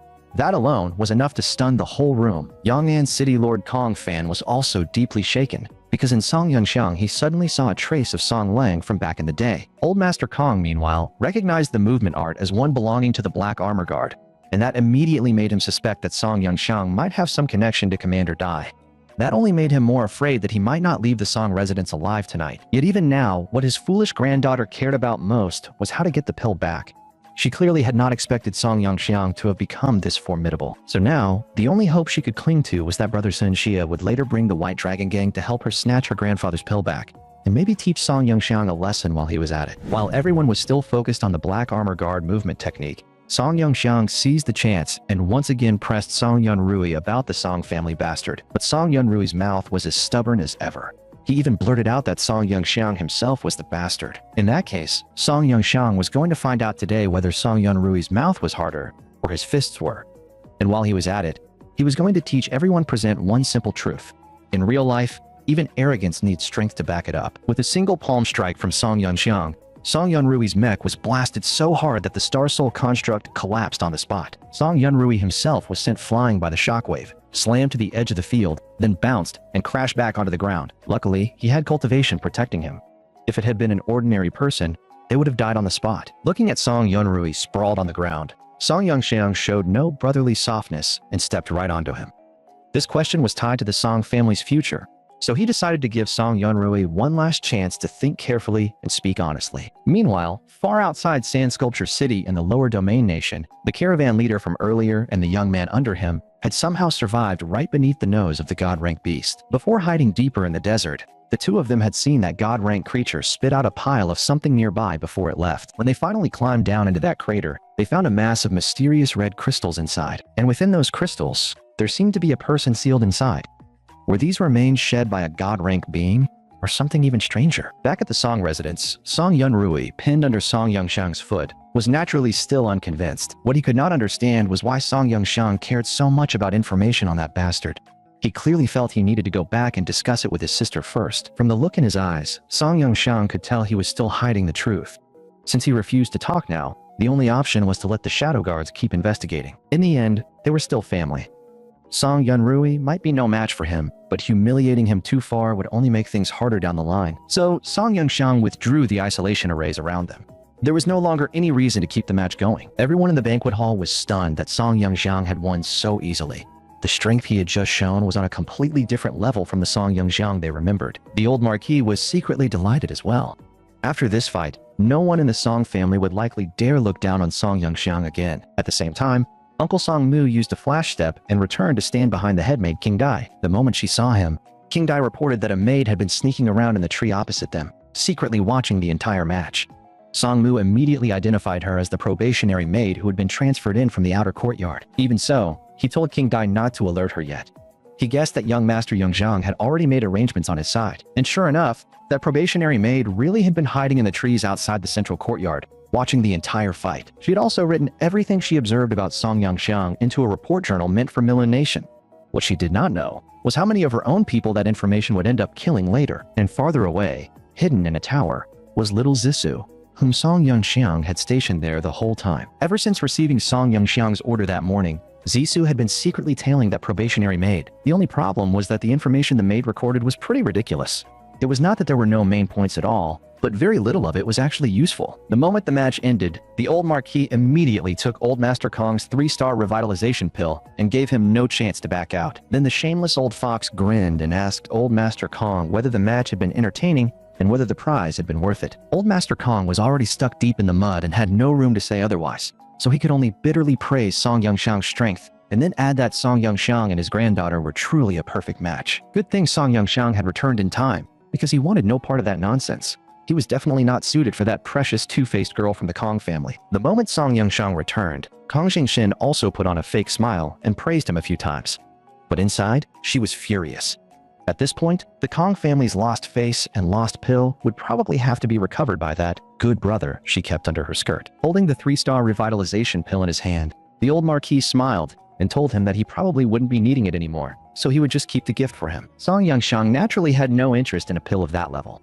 Taking low-grade pills like that always left behind pill toxins in the body. Besides, it was not as if he lacked better ones. That was the moment Old Master Kong was truly shaken. He had spent a fortune to get a single low-grade revitalization pill, yet Song Yangxiang casually produced an entire bottle of top-grade ones. To him, that was even more frightening than Song Yangxiang's strength. The moment that bottle appeared, every woman present was stunned. Right after that, their eyes all turned toward the old Marquis. After all, who would not want a top-grade revitalization pill that could restore some lost youth? At the same time, an ordinary maid entered the banquet hall and said she had something to report to the chief steward. Earlier, the old Marquis had ordered the servants to help search for the pill Old Master Kong had accidentally dropped, and it just so happened that this maid had found it.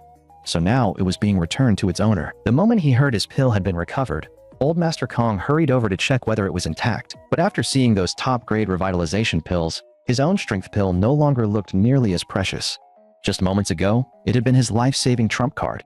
Now it felt almost worthless by comparison. Uncle Song Mu immediately praised the maid for returning what she found and told her to go to the treasury and receive an extra reward. Seeing that, Song Yangxiang proposed that he be the one to provide the reward.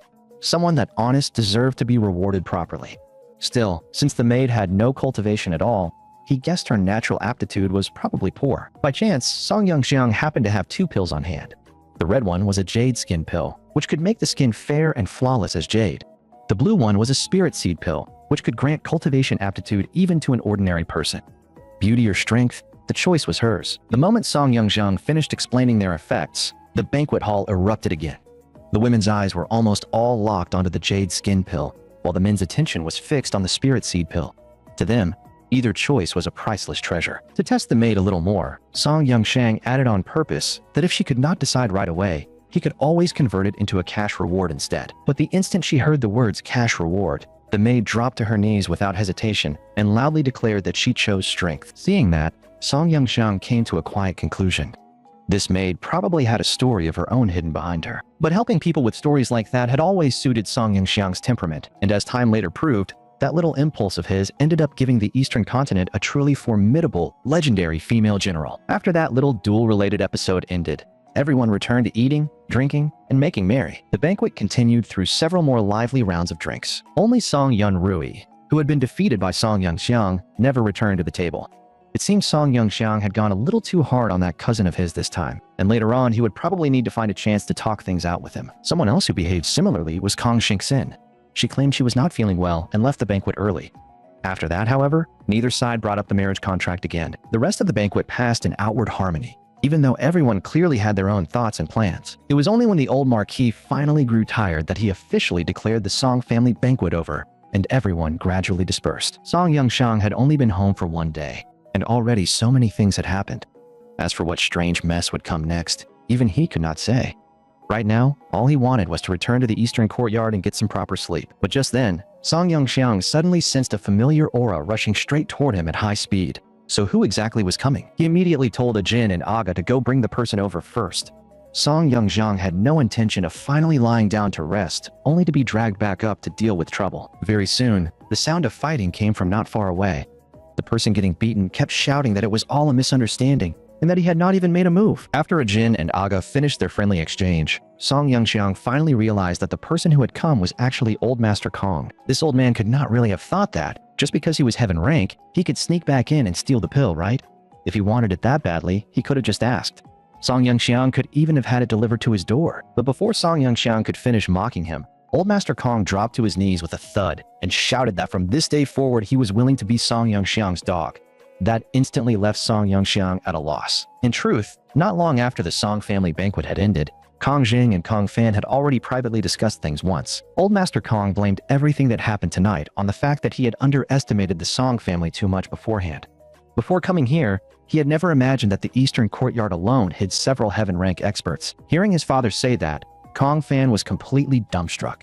With his cultivation, he simply had no way of perceiving any of that earlier. After tonight's events, Old Master Kong fully realized that all of the old intelligence on the Song family had probably been wrong. Back then, after the sudden death of the late Emperor of Tiandu, Grand Tutor Zhang, the imperial father-in-law, pushed for the 8 generals' imperial selection, while the 4 great families of Tiandu City had all long since chosen their own sides among the princes.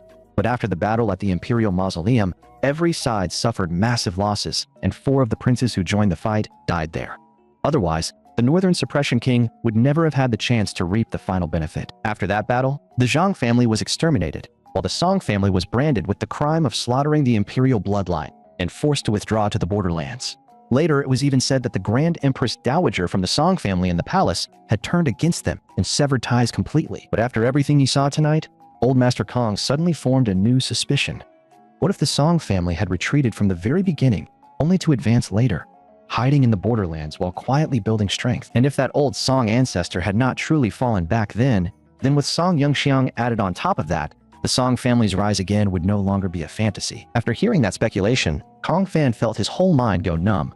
He too had begun wondering that, if the Song family truly stood on the verge of rising again, where exactly should the Kong family place its bet? At that crucial moment, Old Master Kong said only one thing to Kong Fan, telling him that in a person's life, there are only a few choices that truly matter, and this time, the Kong family could not afford to choose wrong. And after that came the scene of Kong Zheng personally jumping off the flying vessel and turning back to throw himself at the Song family's side. That, however, left Song Yangxiang with a bit of a headache. Should he accept him or not? Meanwhile, over at Yang'an Restaurant, Song Yangxiang's second uncle, Song Bo, was entertaining young Master Zhang from Zhangzhou over dinner, and at that moment, young Master Zhang was lavishing praise on the jar of aged wine Songbo had brought out. He even said it was a rare heavenly treasure among wines, and asked where Songbo had bought it, saying he wanted to bring a few jars back for the ancestor of his family to taste. Hearing that, Songbo could not help recalling old memories. This wine had originally been brewed by his third brother back when the Song family still lived in Tiandu City, but that brewing method had long since been lost. The wine brought out tonight was all old stock left from those years. Over the years, Songbo had only ever been willing to open one of these jars when he met someone he truly respected. After hearing that, young Master Zhang first expressed repeated regret, then immediately kept telling the steward to fill his cup again and again. That made Songbo's heart ache, because every jar of that wine really was one less jar left in the world. Just then, second uncle's assistant stepped forward and informed him that Madame had sent word urging him to return home at once. At the same time, concubine Zhao had also sent the same message, and both women said they had important matters to discuss with him. After hearing that, young Master Zhang told second uncle to go handle things at home first. After all, the deal between the Zhang family and the Song family had already been discussed almost to the end. Second uncle then left with two subordinates. The man on his left was Zhang Xiao, executive assistant to the president of Mushui Group. The woman on his right was called Maidai, a Taihe mercenary who also served as second uncle's personal bodyguard. On the way back, second uncle instructed Maidai to strengthen security over the next few days and secretly ensure the safety of the Zhang family's second young master. He had a feeling that the Zhang family's eldest young master would likely make a move soon. After arranging the business matters, second uncle finally asked about the situation at home.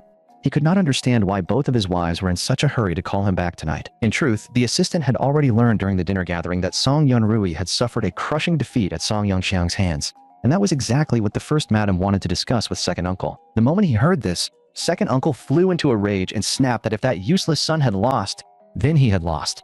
What was there even to discuss? Zhang Zhao then reminded him that madam's concern was not about winning, losing, or saving face. She wanted to discuss whether second uncle should personally go to the eastern courtyard and apologize to Song Yongxiang. Hearing that, second uncle immediately understood.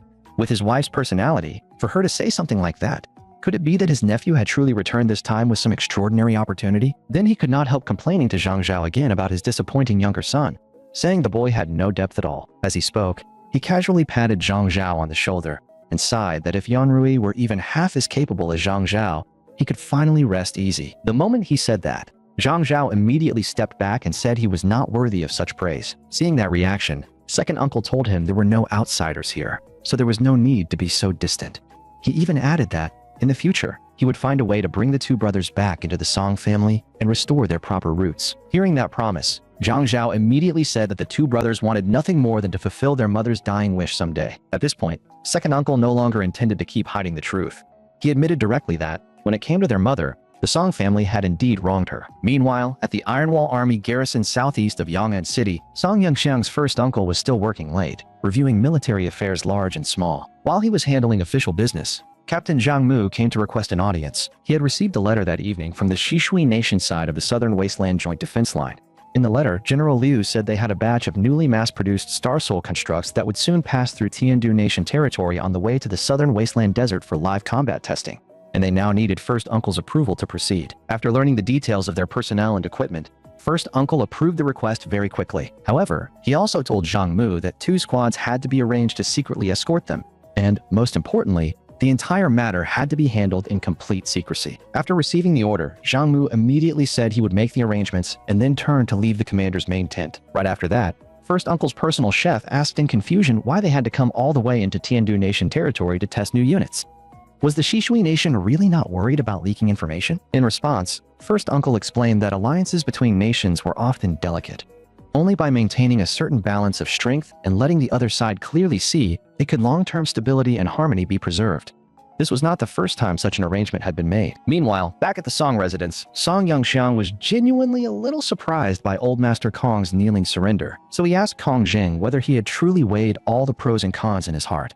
To make such a major decision in a single night, he must have received some kind of heavy shock. Inwardly, Kong Zheng was miserable, but he could not possibly say it out loud, because he knew very well that, if he did not make this choice, those few figures behind Song Yongxiang could take his life in his sleep at any moment. So all he could do was put on a sincere face and say that the Kong family had always obeyed the Song family from past to present. If the Song family did not despise him, then he, Kong Zheng, was even willing to enter the Song residence as a servant. In truth, Kong Zheng did not actually want to lower himself like that the moment he opened his mouth. But when even heaven rank experts in the Song residence could only serve as gate attendants and maids like King Dai and the others, what right did a newly advanced heaven rank like him have to ask for anything more? Seeing how pitiful he looked, Song Yongxiang told him to stand up and speak first. No matter what, Kong Zheng was still an elder among the people here, so some dignity had to be left to him. But since Kong Zheng had just said himself that he was willing to serve the Song residents with absolute loyalty, Song Yongxiang really did happen to think of a task he could assign to him. The moment he heard that Song Yongxiang had a task for him, Kong Zheng actually dropped to his knees again and hurriedly swore that as long as it was something Song Yongxiang ordered, he would give it everything he had. In Song Yongxiang's memory, aside from the Kong family, there should still be 4 other family ancestors in Yang'an City whose cultivation was stuck at peak Earth rank. And the task Song Yongxiang intended to give Kong Zheng was to take these 4 barrier-breaking pills and make a trip on his behalf, helping those old ancestors break through to heaven rank with the power of the pills. The moment Kong Zheng saw the pills in his hand, he was so moved that tears nearly came out. If he had met Song Yongxiang a few years earlier, he never would have had to waste 5 years in bitter closed-door cultivation. But Kong Zheng was not a fool. He quickly realized that Song Yongxiang intended to use these pills to pull those families over and bring them under the Song residence's influence. To push his motivation a little further, Song Yongxiang also laid out a reward on the spot. If Kong Zheng handled this beautifully, then the Heaven Spirit pill in Song Yongxiang's hand would be his prize. After settling that matter, Song Yongxiang brought up something even more important and decided to make it clear that very night, stating that as for the marriage agreement between the Song and Kong families, in his view, it should just be. But before he could finish, Kong Zheng immediately dropped to his knees again and hurriedly declared that he would go right back and send his granddaughter to Song Yongxiang's room. He even said that Kong Zheng no longer deserved to be Song Yongxiang's proper wife, and that if Song Yongxiang did not mind, she could still serve as a concubine or even just a bedmaid. Song Yongxiang found that impossible to accept. He had only called Kong Zheng over because he wanted the Kong family to come up with a decent reason to cancel the engagement themselves. As for what Kong Zheng thought, he had no interest in interfering, and even less interest in caring. Hearing that, Kong Zheng froze on the spot. He had never imagined that ending the engagement could be made to sound so simple. Still, Song Yongxiang believed Kong Zheng was a smart man. Once he went back, he should know what to do without needing further instruction. If the Kong family truly offended the Song residents to the end, then their future prospects would be finished. After understanding Song Yongxiang's meaning, Kong Zheng hurriedly promised that he would definitely handle the matter properly. At the same time, Song Yongxiang also told him that he could leave now. Yet even after hearing that, Kong Zheng still stood there trembling and did not dare move. After personally experiencing the true strength of the Song residents, Kong Zheng still could not believe that Song Yongxiang would let him go back so easily. With that, Song Yongxiang could only remind Kong Zheng a little helplessly to leave through the main gate this time. If he ever came back to the Song residence again, he had better stop acting like some wandering martial hero leaping over roofs and walls, because that only made it easier for people to beat him up. After hearing such a direct and sincere answer, Old Master Kong finally relaxed and honestly set off on his way home. As for the decision Song Yongxiang had just made, Uncle Song Mu gave him a serious warning. The Kong family was probably not truly surrendering. Most likely, they were simply afraid of the Song residents using force against them, or else they were trying to place a bet on the Song family and make a political gamble. Ajin expressed almost the same view, and he also reported that after Kong Zheng slipped away earlier, she had immediately gone to find that brother Sun Xia of hers. After hearing all of that, Aga simply raised 2 fingers sideways across his throat, making his meaning perfectly clear. Tonight's darkness was ideal for wiping out a family. After listening to them, Song Yongxiang quickly calmed the mood and made it clear that things were not at that point yet. The truth was that the decision he had made was always meant to lay the groundwork for what was coming. Before long, Yang'an City would be facing a real war. On that day, millions of ferocious beasts would pour through the walls. Countless civilians would be forced to endure life and death separations in the flames of battle. When that moment came, every extra bit of controllable strength would mean one more spark of hope preserved for the Tiandu nation and for the human race. In the face of national rise and fall, in the face of survival itself, the greater picture had to come first. There was no sense wasting strength on family grudges and petty personal pride. After hearing Song Yongxiang say all of that, King Dai's gaze toward him changed completely. In her eyes, the young master standing before her suddenly seemed far taller than before. Uncle Song Mu, who had watched Song Yongxiang grow up, felt exactly the same. At that moment, in his eyes, Song Yongxiang's back looked more and more like Third Master's had once looked. Of course, Song Yongxiang himself knew perfectly well that those words had partly been for effect. In the end, the real goal was to use both kindness and pressure to keep those families under control and squeeze as much value out of them as possible.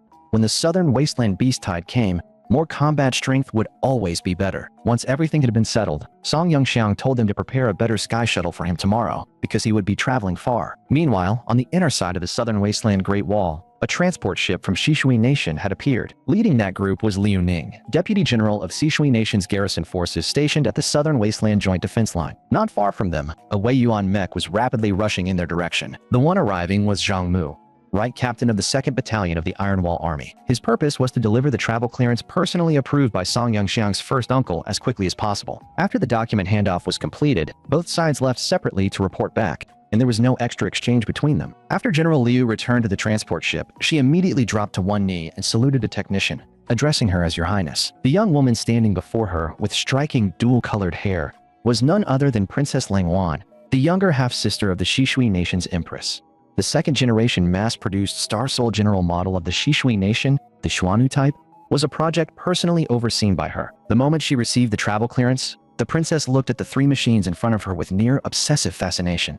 She was already dying to find some ferocious beasts and put her 3 little darlings through real combat testing. Early the next morning after the family banquet ended, Song Yongxiang arrived at the Song residence landing platform together with Uncle Song Mu and Xia Bijie. Everything he had instructed the night before had already been prepared in a single night. One look at the shuttle was enough to tell it had serious power behind it.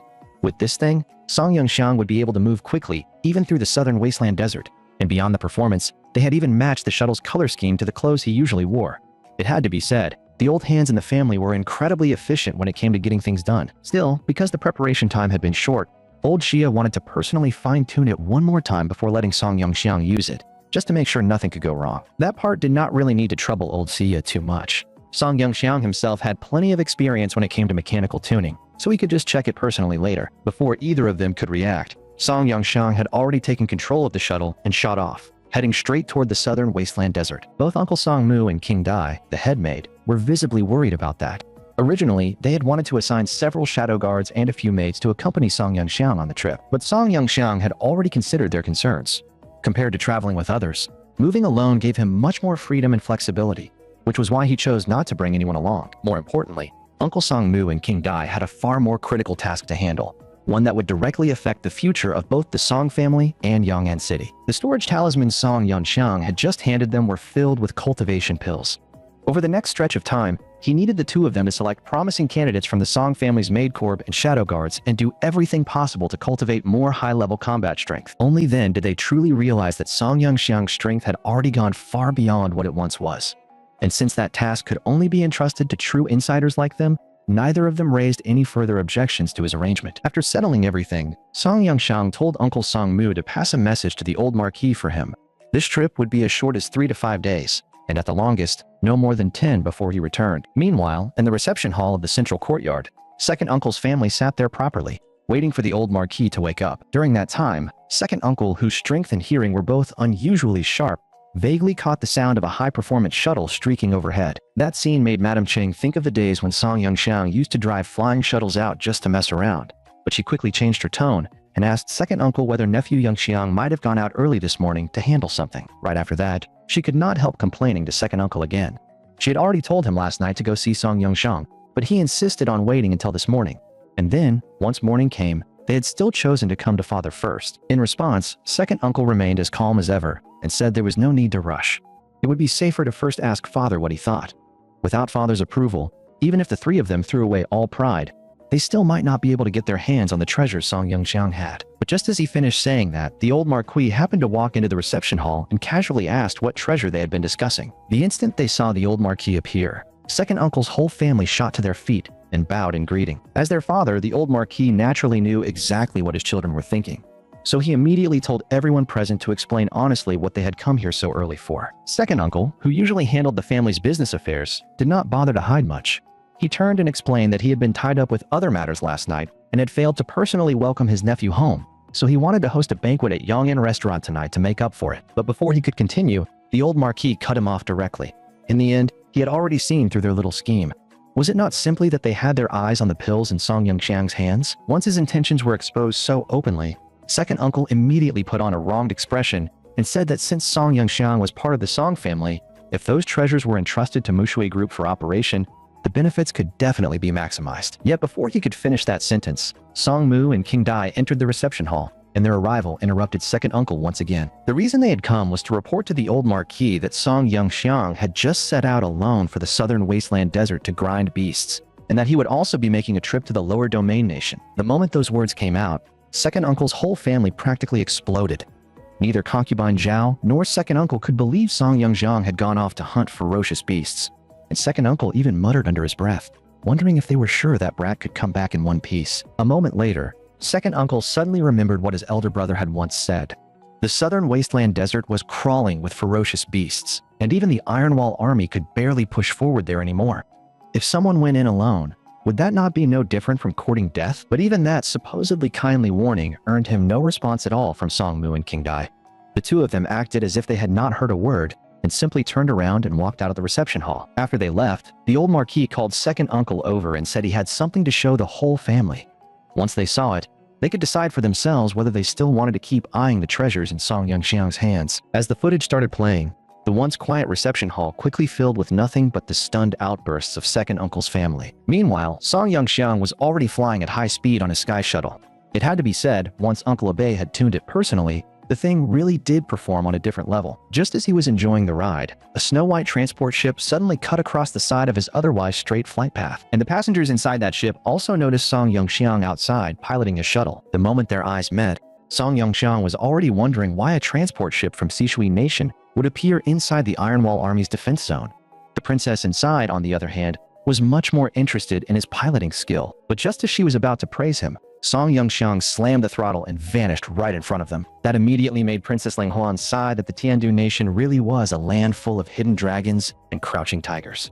You could run into an expert just about anywhere. Then she jokingly added that, if the Sishui nation military were not made up entirely of women, she would have loved to drag Song Yongxiang over there and make him help her test all sorts of her little darlings. On the fourth day after Song Yongxiang set out for the southern wasteland desert, a transport ship from Nanzhou Mecha Martial Academy arrived at the Song residence. The first person to step off was none other than Su, the half-saint, one of the famed three swords of Nanzhou. Across all of the Tiandu nation, Song Yongxiang was probably the only person who could get him to personally escort a shipment. Coming with him was Cheng Yi, Song Yongxiang's former assistant instructor. The moment this guy stuck his head out, he started shouting that he had never expected Song Yongxiang's family to be this rich. Since these were Song Yongxiang's teachers, the one who naturally stepped forward to receive them was King Dai, the head maid of the Eastern Courtyard. As a half-step saint, Su Heming noticed King Dai's cultivation the instant he saw her. Even a head maid possessing heaven-rank cultivation was enough to make Su Heming quietly marvel at how much strength the Song residence was hiding. But the dim-witted Cheng Yi clearly had no such insight.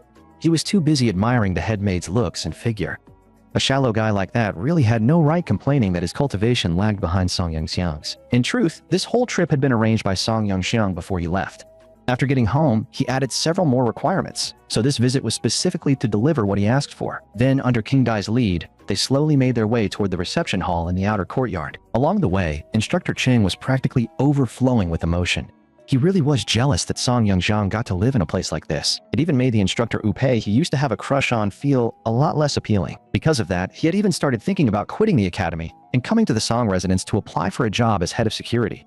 He just did not know whether the Song family had any cultivation requirements for gate guards. He was strangely confident in his black rank cultivation too, already imagining himself hiding his strength after getting in, working as a lowly servant, then pulling off some hero saves the beauty moment at the perfect time, and winning the hearts of all the women around him. Seeing him like that, Su Heming could not help taking a jab at him, telling him that at his age, he should at least learn some restraint instead of wearing the word desire all over his face. Meanwhile, the old marquis in the reception hall had already learned that guests from Nanzhou Mecha Martial Academy had arrived, so he told a maid to go to the northern courtyard and asked Song Yunjin to come over and help receive them. A few minutes later, King Dai led Su Heming and Cheng Yi into the reception hall. Even Elder Su had not expected Marquis Song himself to receive them in person.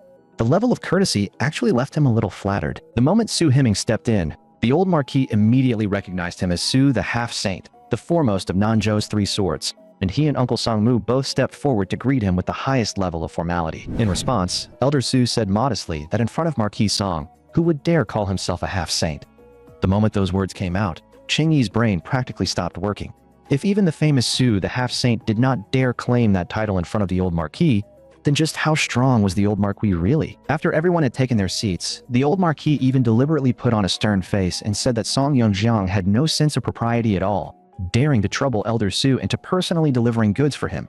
and that he would definitely give the boy a proper lecture when he got back. Hearing that, Elder Su quickly stepped in for Song Yongxiang and explained that this trip had been his own initiative and had nothing to do with Song Yongxiang, so the old marquis should not take it to heart. Just as they finished speaking, Song Yunjin also arrived at the reception hall. The old marquis then explained to her that the reason she had been called over was because the new type unit Song Yongxiang had asked the academy to build also included a badge for her Scarlet Luan army. But before the old marquis could even formally introduce the guests, Cheng Yi had already lost control of his thoughts again and started spiraling into nonsense in his own head. Seeing that look on his face, Elder Su immediately cut in and told him to mind his image and quickly show everyone the goods they had brought. Cheng Yi then hurriedly opened the portable cargo case. Inside were the specially modified Wei Yuan units rushed out, according to Song Yongxiang's design plans. The first batch, 30 units in total, had been delivered to the Song residence for now. At the same time, over in the southern wasteland desert, a one-sided slaughter was playing out, with ferocious beast corpses scattered everywhere. Against this level of low-tier beasts, Song Yongxiang could not even be bothered to get serious. A casual slash was enough to kill them. After cutting them down, he also did not forget to dig out the spatial crystals from their bodies. These colorful crystals really did look a little gaudy, but there was no denying that storing resources like this came with a certain shamelessly rich kind of flair. Thinking it over, he had probably killed a little too many beasts these past few days. Right now, taking out 1/10 of the pile would already be enough to exchange for the medicinal ingredients, while another portion could be kept for upgrading and strengthening the mass-produced units. As for the rest, selling them for money would not be a bad deal either. But beyond all that, there was even better news. After several straight days of fighting, Song Yongxiang's early-stage Earth rank cultivation had finally been completely stabilized. Since that was the case, before heading to Sand Sculpture City, he might as well push himself all the way to late-stage Earth rank first. What Song Yongxiang did not expect was that the moment he broke through to late-stage Earth rank, those beasts would seize the chance to surround him from all sides. From the looks of it, they clearly wanted to tear him apart alive. Fortunately, before making his breakthrough, Song Yongxiang had already set up 3 layers of defensive formations in advance: 4 symbols, 6 harmonies, and primordial unity. Even if there really were heaven-rank beasts among them, breaking through his formations by force would still take quite some time. Then, with a thunderous boom, a streak of blue lightning crashed down from the sky, and with that heavenly phenomenon descending, Song Yongxiang's breakthrough into late-stage Earth rank was officially complete. On top of that, he could clearly feel that his current state was at least 3 times stronger than in his previous life. At this rate, once he stepped into Saint rank in the future, his combat power might surpass his past self by 5 times, maybe even 10. Just as Song Yongxiang was checking his condition, a ferocious roar dragged him straight back to reality. Those trash mobs had spent an entire day trying and still could not break a single heaven-rank defensive formation.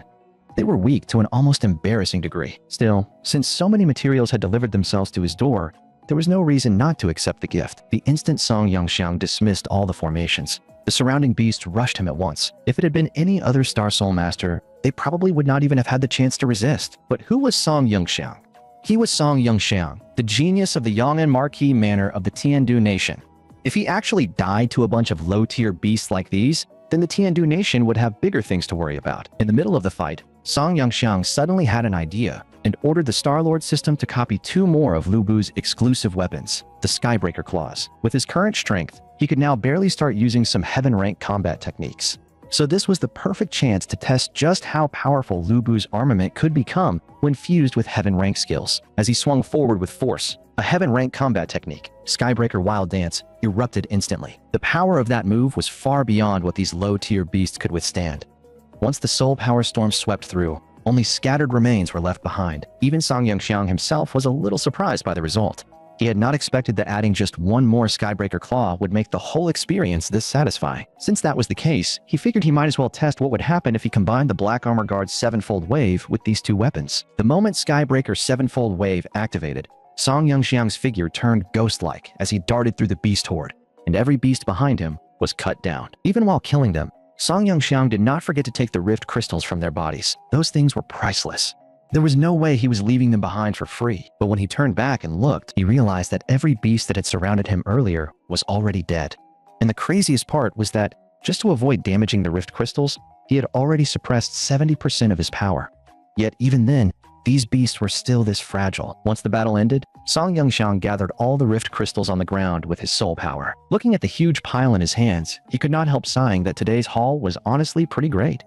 Without even trying, he had ended up with this many again. At this rate, taking them to the lower domain nation might even be enough to trade for an entire city. Thinking that over, Song Yongxiang began making plans. The useful rift crystals should be kept for himself first, while the spare ones could perhaps be sold off to the second prince. They ought to fetch at least over 1 billion. Then again, no. He suddenly remembered that Guy was already broke.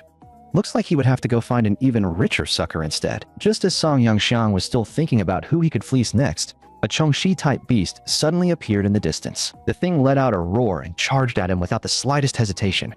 Judging from the way it sounded, it was practically saying that unless Song Yongxiang killed it today, nobody was leaving alive. Such enthusiasm really did make it hard for Song Yongxiang to turn it down. Since that was the case, he decided to use this chance to go all out once and see just how strong his full power strike had become. With an explosive boom, that heaven-rank Kongqi-type beast was killed on the spot in a single hit. The beast probably never even figured out what had happened before it died. Thinking back, not long ago, Song Yongxiang still had to rely on little tricks and a bitter struggle when dealing with heaven-rank beasts.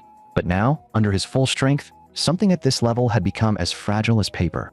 That alone made him far more confident about the city defense battle to come. On top of that, the core crystals inside Heaven Rank Beast were excellent materials for strengthening mass-produced units. If he got the chance, he definitely ought to collect more. Unfortunately, the southern wasteland desert remained outside communication range, so Song Yongxiang could not receive any news from the Song residents.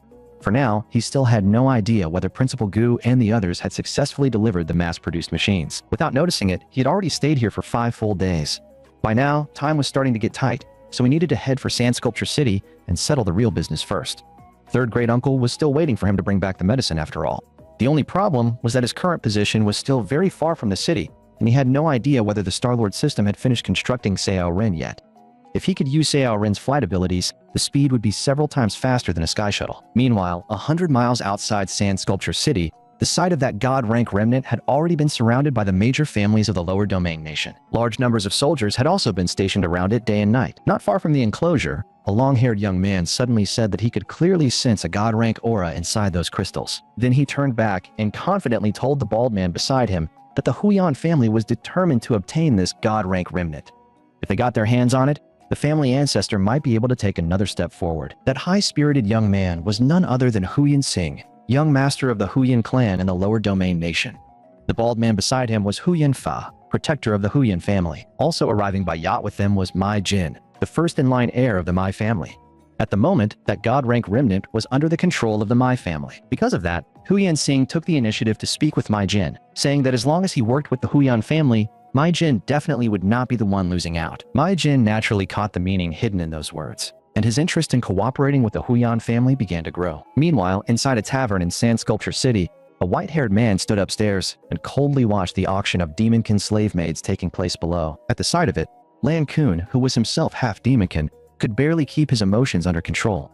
If he had not still been carrying out a mission, he probably would have stepped in already and rescued those demonkin women himself. Not far from him, however, someone else was secretly observing him as well. The hooded woman was none other than Huang Miaoyin, one of the Sishui Nation's 4 saint ranks. The reason she had followed him here was because she had sensed a half-demonkin aura nearby. But after taking a closer look, she realized that he was only an earth-rank mixed blood from the merfolk of the Longhai Nation. Even so, Huang Miaoyin still found herself intrigued. She had not expected that the appearance of a god-rank remnant would draw so many forces into Sand Sculpture City. It seemed the real show was only just beginning. Meanwhile, after breaking through to late-stage Earth rank, Song Yongxiang had been traveling at full speed without stopping. After flying for a while, his communicator finally picked up a signal again. The moment the signal returned, Uncle Damu's call came through right away.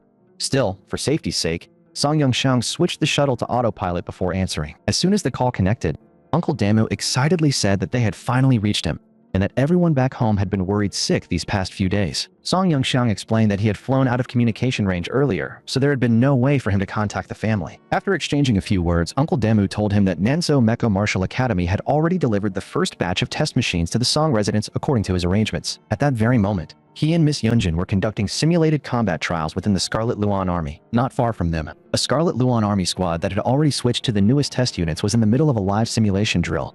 Just from the scene alone, it was obvious how intense this round of testing was. Positioned slightly behind the heavy unit, the shield gun Wei Yuan was maintaining suppressive fire in shotgun mode, while the artillery unit farther back was charging up for an area bombardment against the beast swarm. Under the seamless coordination of those female soldiers, artillery fire blanketed nearly every corner of the training ground.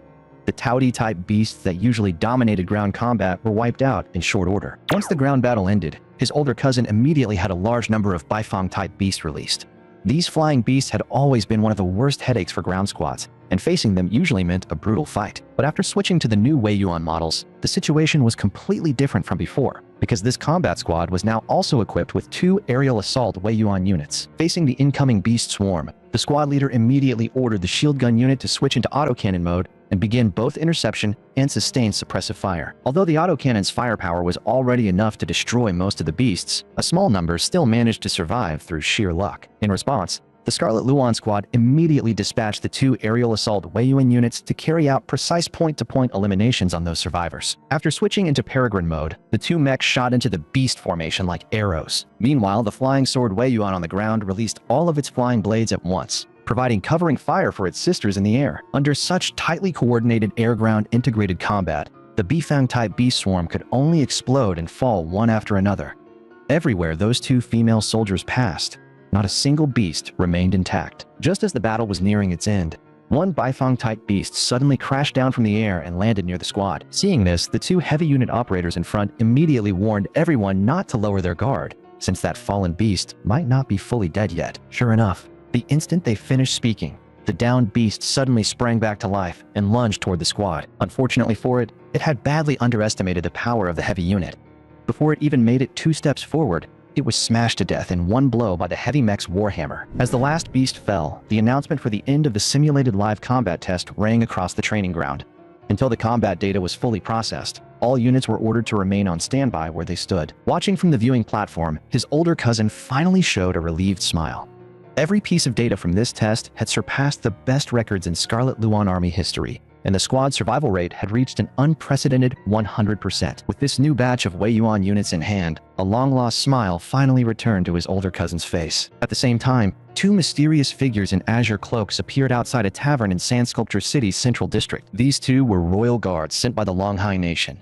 They had just been about to go upstairs and meet up with the prince when a woman from the Shishui Nation beat them to it. In response, the one leading them, Lan Jian, simply assumed that woman was just an ordinary heaven rank expert and had likely come to Sand Sculpture City for the god rank remnant as well. But when they reached the upper floor, Lan Li frowned and wondered aloud where that woman had gone, since she had clearly come up before them. Still, Lan Jian did not take it too seriously and continued leading Lan Li forward to meet Prince Lan Kun. Barely after sitting down, Lan Li immediately reported that the traitor who had stolen the Longhai Nation's divine jade was currently hiding in Sand Sculpture City's western district, and that they had already pinpointed his exact location. That traitor, Lan Zhu, had first laid a false trail after stealing the divine jade, drawing away the princes sent to pursue him.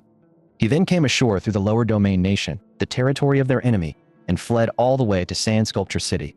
Under the original plan, he should already have boarded a ship bound for the Tiandu Nation by now, but the sudden appearance of the god rank remnant had thrown the entire city into lockdown, trapping him here instead. As a member of Longhai's royal line, Lan Zhou naturally knew some of the secrets surrounding the divine jade. He himself had been stuck at heaven rank for decades, and now that a god rank remnant had appeared while he was stranded in the city, it was entirely possible that he might try to offer the jade to the Mai family. After hearing all this, Lan Kun immediately asked whether they could confirm that the divine jade was still in Lan Zhao's possession. If Lan Zhao had already completed a trade with the Mai family using it, then the situation would become truly serious. Lan Jian answered that he did not believe the traitor would hand over the divine jade so easily. Most likely, he was still carrying it on his person, or else had hidden it somewhere secret. At this point, Lan Kun had no choice but to press forward. Even though the whole situation seemed to be unfolding a little too smoothly, this matter concerned the inheritance of the Star Soul General Ao Bing, and he simply could not back down. After making up his mind, Lan Kun set out with his men for the Western District to track down the traitor. At this point, he could only place his hopes on the item they had brought with them being enough to help him deal with a heaven-ranked traitor. What they did not know was that their entire conversation had been overheard by Huang Miaoyin, who had been hiding inside an invisibility and aura concealment array the whole time. After hearing everything, Huang Miaoyin's interest deepened. She began wondering whether the merfolk divine jade they mentioned might actually be something left behind by Lan Ao, the previous host of Ao Bing. If that were true, then she would have no choice but to step into these muddy waters as well. Meanwhile, back at the testing grounds, after his older cousin finished reviewing the combat data, she ordered the entire test squad to deactivate their Star Soul constructs. But judging from the relaxed expressions on their faces, it was obvious none of them had had their fill of the fight. If anything, they all looked like they wanted to keep going. One of the squad members, after personally piloting the new Weiyuan model, remarked that it consumed less energy than the older units while delivering greater output. and that even the human-machine synchronization rate had noticeably improved. That brief assessment alone immediately stirred the curiosity of the other sisters who had not yet gotten the chance to test the new units. Seeing that, his older cousin and the vice captain Zifu were both clearly pleased. As the group discussed which version performed best, Song Xiao, chief plume commander of the Scarlet Luan Army's eastern camp, openly praised the combat capability of these test units as far beyond their original expectations. Meanwhile, Shen Ying, chief plume commander of the southern camp, was already quietly calculating just how many times stronger the Scarlet Luan Army's overall combat power would become if the entire force were re-equipped with these machines. Beside her, Ami, chief plume commander of the western camp, wore a sly grin as she asked his older cousin where exactly she had gotten such fine gear. According to the intelligence she had, Taechuan Heavy Industries had not released any new products recently, so her first assumption was that these had been secretly developed for the Scarlet Luan Army alone. But as soon as she said that, Bai Su, chief plume commander of the northern camp, cut in and said that according to the information she had, Taechuan Heavy Industries should not yet possess the technical ability to develop equipment of this level. Faced with all their questions, Yunjin smiled with clear satisfaction and told them that every one of these test machines had been personally designed by her cousin Song Yongxiang, while Taishuan Heavy Industries and the workshops of Nanzhou Mecha Martial Academy had merely been responsible for rushing out the production according to his designs. The moment they heard that, the chief plume commanders were all stunned on the spot. To them, that answer felt as absurd as hearing that a beggar had suddenly gone and taken first place in the imperial martial exams. After that, they started whispering behind his older cousin's back, even dragging out the old nickname of the Song family's two useless ones again. In response, his older cousin only smiled faintly and made no effort to explain herself. But Zifu, the vice captain whom Song Yongxiang had saved earlier, was thinking something very different. In her eyes, young Master Yongxiang had not only escaped alive from a god-rank beast, but also possessed astonishing talent in weapon design and forging theory. Once these girls truly realized that, they were going to be shocked out of their minds. At the same time, a similar scene was playing out at the Iron Wall Army garrison by the southern wasteland Great Wall. There, under Song Yunqi's lead, First Uncle had also personally tested this batch of new prototype units. Once the results came out, First Uncle finally showed a long-lost smile. Even so, he still found it hard to believe that all of this had really been designed by Song Yongxiang. In response, his younger cousin immediately put on the most shamelessly loyal expression imaginable and swore up and down that every bit of it had come from brother Yongxiang. He even said with total conviction that his brother Yongxiang was unbeatable. After hearing that confirmation from his son, First Uncle immediately ordered his subordinates to select suitable candidates from every battalion. He wanted to form an enhanced special operations battalion in the shortest possible time, and he also instructed them to start buying up forging materials from the market in the name of the Iron Wall Army, taking as much as they could get. After issuing all those orders, First Uncle stared at the prototype units and said in a low voice that if the entire Iron Wall Army could be re-equipped like this, then defending the southern wasteland Great Wall would only be the beginning. They might even be able to push 100 more miles deeper into the southern wasteland. Standing at the side, Yunqi could not help feeling a little smug.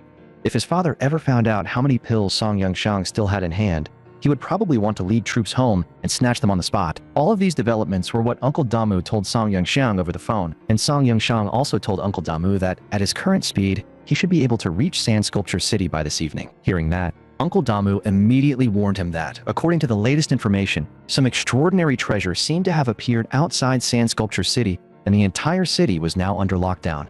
He urged Song Yongxiang to be extremely careful. That warning only made Song Yongxiang more excited. The old saying was that whoever saw it had a share in it, so now that he had run into this, there was no way he was not going to take a look for himself. Meanwhile, Prince Lan Kun of the Longhai Nation had already arrived with his subordinates at the entrance to the VIP passage in the Western District, where the guards immediately put on an attitude that clearly demanded they know the rules. Seeing that, Lan Jian promptly took out a storage talisman and handed it over, saying that it was only a small token of respect and that he hoped the guard would accept it. And just like that, after the guard had been bought off, Lan Kun and his people were led into the VIP passage. Along the way, the guard also warned them that the Western District was now filled with experts, so once inside, they had better keep a low profile and avoid causing trouble. He added that, if they happened to run into other guests in the passage later, he would say they were merchants from the Tiandu Nation, so all Lan Kun's group needed to do was keep quiet and follow his lead. The problem was that, almost the moment he finished saying that, members of the Huyan clan came walking toward them from the opposite direction. Still, the escorting guard immediately made a hand signal, telling Lan Kun's side not to say a word and leave everything to him. And things did unfold just as he had promised. He exchanged a few words with the guard on the other side, and then both groups simply continued forward as though nothing unusual had happened. But just as the two sides had already brushed past each other, Hu Yanxing suddenly turned around and stopped Lan Ku's group. Worse still, He addressed them directly in standard merfolk language and asked whether they had met somewhere before. Hearing that, Lan Kun's first thought was that the man might be probing them on purpose. He had never expected to run into someone this troublesome before their mission had even properly begun. With no better option, he could only force himself to deal with it. Taking off his hood, he answered fluently in the Tiandu language, saying that this was his first time in the lower domain nation, so he was not familiar with the local language. Hu Yinsing's expression immediately turned noticeably colder after hearing that. Then he pressed the matter further and demanded to know exactly where Lan Kun and the others had come from. At the same time, the guard standing beside Hu Yinsing reminded the opposing guard that the person next to him was a distinguished member of the Huyan family, and that he had better mind his attitude when speaking. The sudden shift in tension made the guard escorting Lan Kun's group visibly nervous, and he could only bow quickly and explain that these guests had come from the Tiandu nation to do business with young Master Tai. As he spoke, he kept nervously shooting signals toward Lan Kun and his people, clearly terrified that they might clash with the Huyan family's young master on the spot. But at the same time, the Huyan guard quietly explained to his own master that this young Master Tai was one of the Mai family's 4 talents, and that he was rumored to have gray market dealings with the Tiandu nation. For the moment, they could not afford to provoke him. After hearing that advice, Hu Yinsing finally relented and waved Lan Kun's group onward. He had not come to the lower domain nation just to make enemies everywhere. Once the matter was over, Lan Kun's group finally let out a quiet breath of relief. At least the guard's lie had been good enough, so the money they had spent earlier had not gone to waste. But this encounter also made Lan Kun think again about the blood feud between the Longhai nation and the Huyan family, one that had stretched across many generations. On the other side, after leaving the VIP passage, Hu Yinsing felt something similar. As a result, he still ordered Uncle Fa to have people keep an eye on Lan Kun's group. Right now, he only felt an unbearable discomfort stirring in his bloodline, as though he had suddenly developed an allergy to seafood and his whole body felt wrong. Because of that, he ordered Uncle Fa to investigate at once, and specifically warned him to handle it in secret and not expose anything too early. But after Uncle Fa left, Hu Yinsing wandered off alone toward the demon slave trading market. He had long heard that Sand Sculpture City had the highest quality demonkin slave girls in the entire lower domain nation. Since Uncle Fa was not around, the young master naturally intended to go appreciate them for himself. Meanwhile, over at the hot spring bathhouse in Sand Sculpture City, Lan Kun's group was secretly monitoring the trader known as Lan Zhu. They had already been furious the moment they saw the trader, and now they had to watch him enjoying himself inside. In a situation like that, who could possibly suppress their anger? Through Lan Jian's spyglass, they could see that the trader had actually used the power of the merfolk jade to take on a human form, and was surrounded by a crowd of beautiful girls. In contrast, Lan Kun's group could only hide out on the roof of a tower, exposed to the elements and skulking around in secret. Faced with that difference, Lan Kun nearly lost control and charged in on the spot to settle accounts with Lan Zhu. With killing intent all over his face, Lan Kun asked whether Lan Zhao had been hiding inside the whole time. If so, then they would have to figure out a way to infiltrate. Hearing that, Lan Li worriedly reminded him that they were relying entirely on the concealment arrays woven into their cloaks to hide the merfolk aura. If they took those cloaks off and went into the bathhouse, they would be exposed immediately. Lan Kun then simply took off his own cloak and declared that the only option was for him alone to infiltrate. As a half-demonkin with a body closer to a human's, he was the most suitable person for the job. But before he could even leave, Lan Jin suddenly said that the traitor had already come out of the bathhouse, though they had no idea where he was headed. Just as the 3 of them moved to follow him, a hidden figure in the distance also emerged, secretly watching them. In truth, ever since leaving the tavern, Huang Miaoyin had been shadowing the 3 of them. Her plan was simple: wait for Lan Kun's side to make a move on the traitor, then take the chance to seize Ao Bing's inheritance for herself. But while she was still quietly pleased with herself, believing she was the Oriole waiting behind the mantis, there was already an even larger eagle in the distance watching her in turn. And that person was none other than Song Yongxiang, now over 100 years old. Their whole routine of the mantis stalking the cicada while the Oriole waits behind was clever enough, but unfortunately for them, this time Song Yongxiang was the eagle.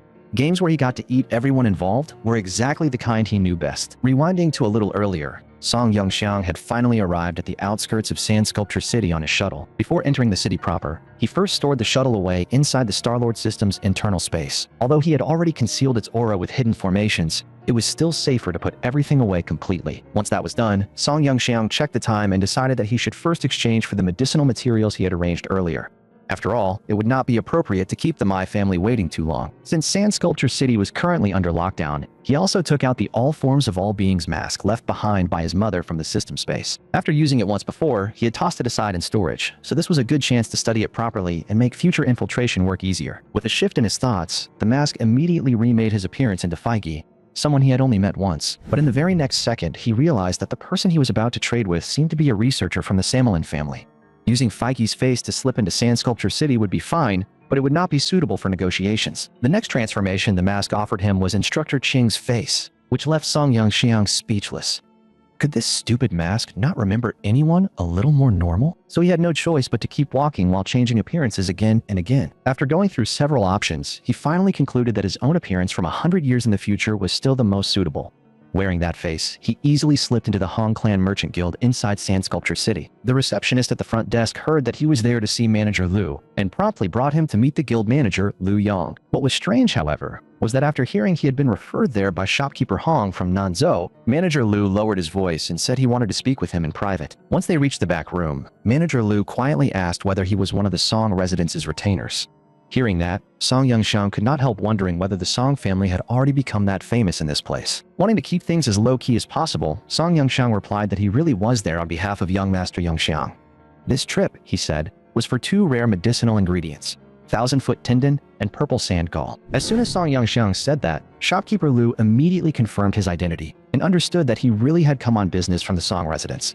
He then told him that the Mai family had already been waiting for quite some time. Meanwhile, while they were speaking in the back, the reception hall in the guild was far from idle.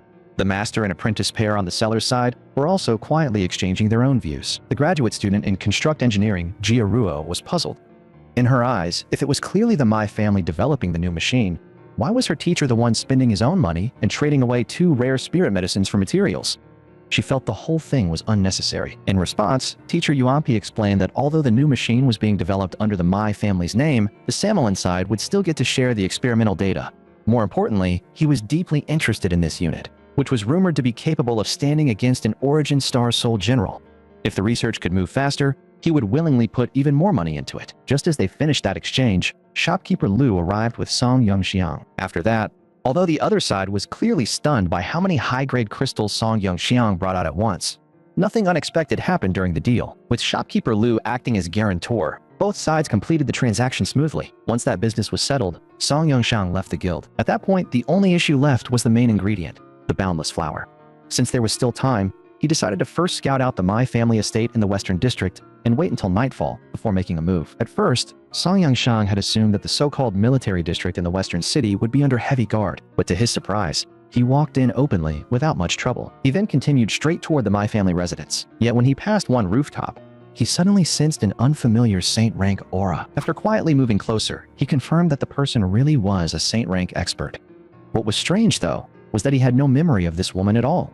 Had he really never crossed paths with her in his previous life? He then used the Star-Lord system to scan the surrounding area. Very quickly, he discovered that the woman was monitoring several merfolk.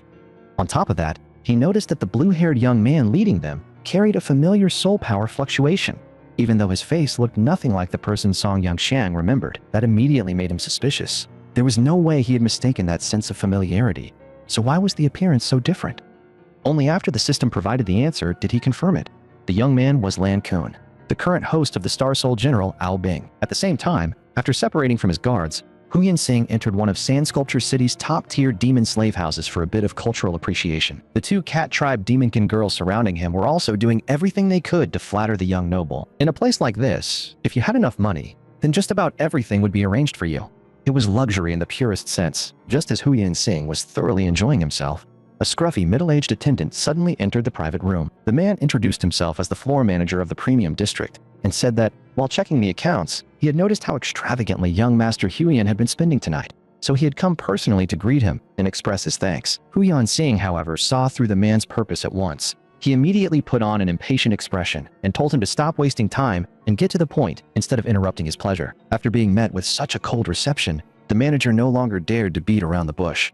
He got straight to the matter and said that if young Master Huyan wished, he could purchase the 2 cat tribe demonkin girls beside him at the quoted price and take them back to his residence for private enjoyment. He even emphasized that these 2 cat girls had been bred and raised by the establishment itself, complete with officially certified bloodline records, making them far safer than the unruly wild demonkin sold elsewhere. Hearing that, the 2 cat girls obediently nestled themselves into Huyan Sing's arms. In soft voices, they added that they had recently learned dances from the Shishui Nation, and that if the young master took them home, they could perform for him. Even if their dancing was not the best, they could still warm his bed and keep him company. Faced with a scene like that, Huyan Sing naturally agreed to the transaction without hesitation. The manager immediately beamed and gave him a thumbs up, praising him for being so generous. But just as everyone was enjoying themselves, Huyen Sing suddenly asked the manager a question. Before coming here, he had heard that the house had recently acquired an exceptionally high-quality wild specimen. If possible, he wanted to buy that one as well. That question immediately put the manager in an awkward spot.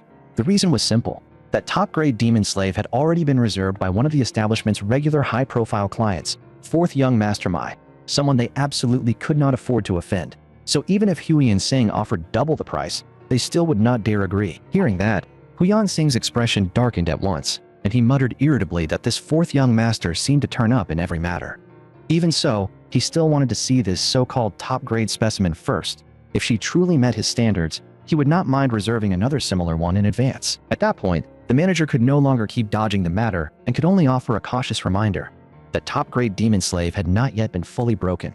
So if young Master Huyen truly wished to see her, then he would have to trouble himself to follow him down into the underground cells. The moment he heard that, Huyen Sing's interest was fully piqued, and he immediately followed the manager toward the dungeon. Sure enough, the very first thing anyone could see upon entering the dungeon was just how brutally the lower domain nation treated Demonkin. The scene in front of them scared the two catgirls badly enough that they both instinctively clung tighter to young Master Huyan. The floor manager even went out of his way to explain that they should not underestimate this horse demon woman. Before being captured, she had reportedly been the strongest warrior in her tribe, and during the capture alone, she had beaten 5 experienced black rank handlers to death. Just as the manager was about to persuade Huyen Sing to finalize the purchase, a communication call suddenly came in from the Huyen family guard, abruptly putting this cruel transaction on hold. Fortunately, the call also brought good news. The 3 people who had brushed past them earlier had now been confirmed as being from the Longhai Nation, and their reason for coming to Sand Sculpture City was to hunt down the Longhai trader who had recently defected to the Mai family. The moment he heard that, Huyen Sing immediately ordered the guard to send him the location, because he intended to head over and meet up with them right away. Before leaving, Huyen Sing casually tossed the floor manager a money talisman and said there was no need to return the extra, since he would be back after finishing his business. After Huyen Sing left, the floor manager immediately turned his attention to finding a way to deliver the demon slave in the dungeon to 4th young Master Mai as quickly as possible, so that no complications would arise later. Meanwhile, over in Sand Sculpture City's western district, a fierce pursuit was also unfolding. The moment Lan Kun's group made their move, Wang Miaoyin followed after them as well. And this so-called Oriole of theirs was absurdly arrogant, to the point that she did not even bother using a concealment array. Behind her, however, was Song Yongxiang, the old fox layered in 2 separate concealment arrays. Since Wang Miaoyin was that overconfident, this round might end with Song Yongxiang swallowing everyone in one go. At the same time, the Longhai trader named Lan Zhu was still casually wandering the streets, even taking out the divine jade of the Longhai Nation and idly playing with it in his hand. But not far behind him, several figures were already rapidly closing in. Thick killing intent was also silently drawing closer to the trader. Still, whatever else might be said, Lan Zhao was a genuine heaven rank expert. Almost immediately, he sensed that people were tailing him from behind. In the next instant, he used a heaven rank aerial movement art and fled the area on the spot. Seeing that, Lan Ku's group abandoned stealth altogether and simply took off after him at full speed through the streets of Sand Sculpture City. After chasing for a while, Lan Jian realized that the trader was fleeing at top speed toward the outskirts of the city. Lan Li then leapt upward in one bound and landed on the nearest stretch of city wall beside them. Using soul power, he smashed out a large crater in the wall so he could get a solid grip and brace himself. Right after that, Lan Jin used the exact same method, and a short distance above Lan Li, he created a crude human ladder against the wall for their young master. After getting over the wall using that rough but effective method, they openly continued the pursuit right in front of Sand Sculpture City's guards. Once they had chased him some distance beyond the city, Lan Jian suggested that he and Lan Kun both summon their Star Soul generals to continue the chase. Now that they were outside the city, there was no need to worry about hurting innocent people if a fight broke out, as 2 enormous shadows swept over Lan Zhao's head. 2 Wei Yuan units painted in the naval colors of the Tiandu nation appeared directly in front of the trader. But the moment he saw those 2 units, Lan Zhu became even more convinced that the ones chasing him had to be idiots sent by the Longhai nation. After all, only morons would think to disguise themselves with navy colors while fighting in the middle of a desert. He had originally expected to draw in some of the Longhai nation's other princes, yet the first one to reach him was actually Lan Kun, that mixed blood waste. Those words instantly sent Lan Jian's temper through the roof, and he barked back that Lan Zhu should stop talking nonsense. If he did not hand over the Longhai nation's supreme treasure today, then he was not leaving alive. Beside him, Lan Kun also addressed this former royal uncle and urged him to turn back while he still could. If he was willing to return with them, Lan Kun promised he would plead with the king and spare his life. But Lan Kun's suggestion of turning back only enraged Lan Zhu completely. In the next instant, he sneered that Lan Kun really was the mongrel born from a human woman's womb, to the point that even the way he spoke now leaned toward the human race. In Lan Zhao's eyes, only weak human rats and useless demonkin trash would choose to live on land. The noble merfolk carried true dragon blood, and their rightful home belonged only to the endless deep sea. After saying that, he arrogantly declared that today he would let them witness what true combat from the people of the deep sea really looked like. Before anyone around him could properly react, Lan Zhu had already begun summoning his lower domain nation mass-produced new Star Soul General. In the next moment, following the surging vortex of soul power, he plunged straight into the endless yellow sand beneath his feet. Faced with that situation, Lan Kun and his group immediately lost their footing a little. If they could not see Lan Zhu, then their secret weapon would be useless. As a beam of soul power suddenly blasted over, Lan Zhao's mocking voice followed right behind it. Hidden beneath the ground, he viciously sneered that two Earth-rank trash like them actually thought they could chase down a Heaven-rank peak expert like him. It was a complete joke. Even so, he had already guessed that the Dragon Sea King must have given them something specifically meant to deal with him. The Dragon Subduing Spike was a magical artifact designed to counter the merfolk race. The previous host of Ao Bing, Lan Ao, had been ambushed and brought down by that very weapon. Realizing that their surprise tactic had already been exposed, Lan Kun immediately calmed Lan Jian down, then told him to continue with the original plan. Upon receiving the young master's order, Lan Jian immediately switched to his hand cannon, then launched straight into full bombardment mode, firing wildly while yelling for Lan Zhu to get out and fight him properly. Meanwhile, just as the two sides were locked in fierce combat, Huang Miaoyin, one of the Sishui nation's 4 saint-rank pillars, stood atop a distant wall, while behind her lay the sand sculpture city guards, who had originally been sent to chase Lan Kun's group. But after casually disposing of those pursuers for Lan Kun, she made no further move. In her eyes, the 3 fighting ahead were probably nothing more than clowns. That left Song Yongxiang somewhat speechless. The mantis was battling the cicada in front, yet the oriole was just sitting back to watch the tigers fight. That made his original plan of swallowing them all a bit more troublesome. Below the building where Song Yongxiang was hiding, a squad of sand sculpture city guards who had managed to escape happened to run by. They were baffled as well. There was clearly open fighting outside the city, yet the alarm formations had remained completely silent. So the only thing they could do now was hurry to notify the Mai family. But before they could get much farther, 2 figures stepped out and blocked their path. That instantly put the guards on edge, and they all raised their weapons into defensive stances. However, Hu Yinsing was the first to speak, saying that he was a guest of young Master Mai Jin, and that they had only come over to take a look after hearing movement outside the city. Once the guards saw who it was and heard that they were guests of young Master Mai Jin, they immediately put their weapons away and bowed in apology to the 2 distinguished visitors. Then they quickly explained the situation outside the city. After hearing that the alarm formations had failed and that a mysterious expert might also be lurking on the walls, Hu Yinsing immediately showed a crafty smile and quietly said a few words to the guard beside him. In the very next moment, the 2 of them launched a sudden attack on the surviving guards. The scene fell into brief chaos, then just as quickly became quiet again. A surprise strike from 2 Earth-rank experts was never something those ordinary guards could resist. After knocking all of them unconscious, Hu Yanfa even suggested casually that they should cut the weeds out by the roots and finish them off, since that would be safer. But Hu Yinsing waved it off and told Uncle Fa not to bother. What mattered most right now was heading over to watch the fun of this merfolk internal conflict. Meanwhile, on the battlefield outside the city, Lan Jian was still being continuously suppressed by Lan Zhao's attacks from beneath the desert, while Lan Zhu also kept launching counterattacks whenever he found an opening. Seeing Lan Zhao hide underground like a turtle and refuse to come out, Lan Jian grew more and more impatient, and the firing frequency of his weapon kept climbing. Seeing that, Lan Kun immediately warned him to stay calm and not get reckless enough to expose a flaw. But before Lan Kun could even finish speaking, Lan Zhao suddenly burst out from the sand behind him, now wielding 2 close combat daggers and clearly aiming to take Lan Kun down before he could react. Fortunately, Lan Kun himself was a veteran fighter with rich combat experience. That sudden ambush only managed to damage a small portion of his armor. When the first strike failed, Lan Zhu instantly shifted into direct assault mode, driving a straight thrust from his right hand directly toward Lan Kun's cockpit. But Lan Kun caught it just as quickly. Retreating while evading, he countered with a bare-handed blade-catching move and forcibly seized Lan Zhao's mech. The moment Lan Jian saw that opening, he immediately began summoning the dragon-subduing spike that the young master had entrusted to him earlier, while rushing toward Lan Kun at top speed. Once the summoning connected, the dragon-subduing spike quickly appeared in Lan Jian's hand. This artifact had been created precisely to counter the merfolk. The 4 spectators watching from the distant wall recognized the divine weapon almost at the same time, though each remembered it differently.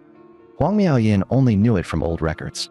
Song Yongxiang remembered that, in his previous life, it had eventually ended up in Nanrong Xi's hands.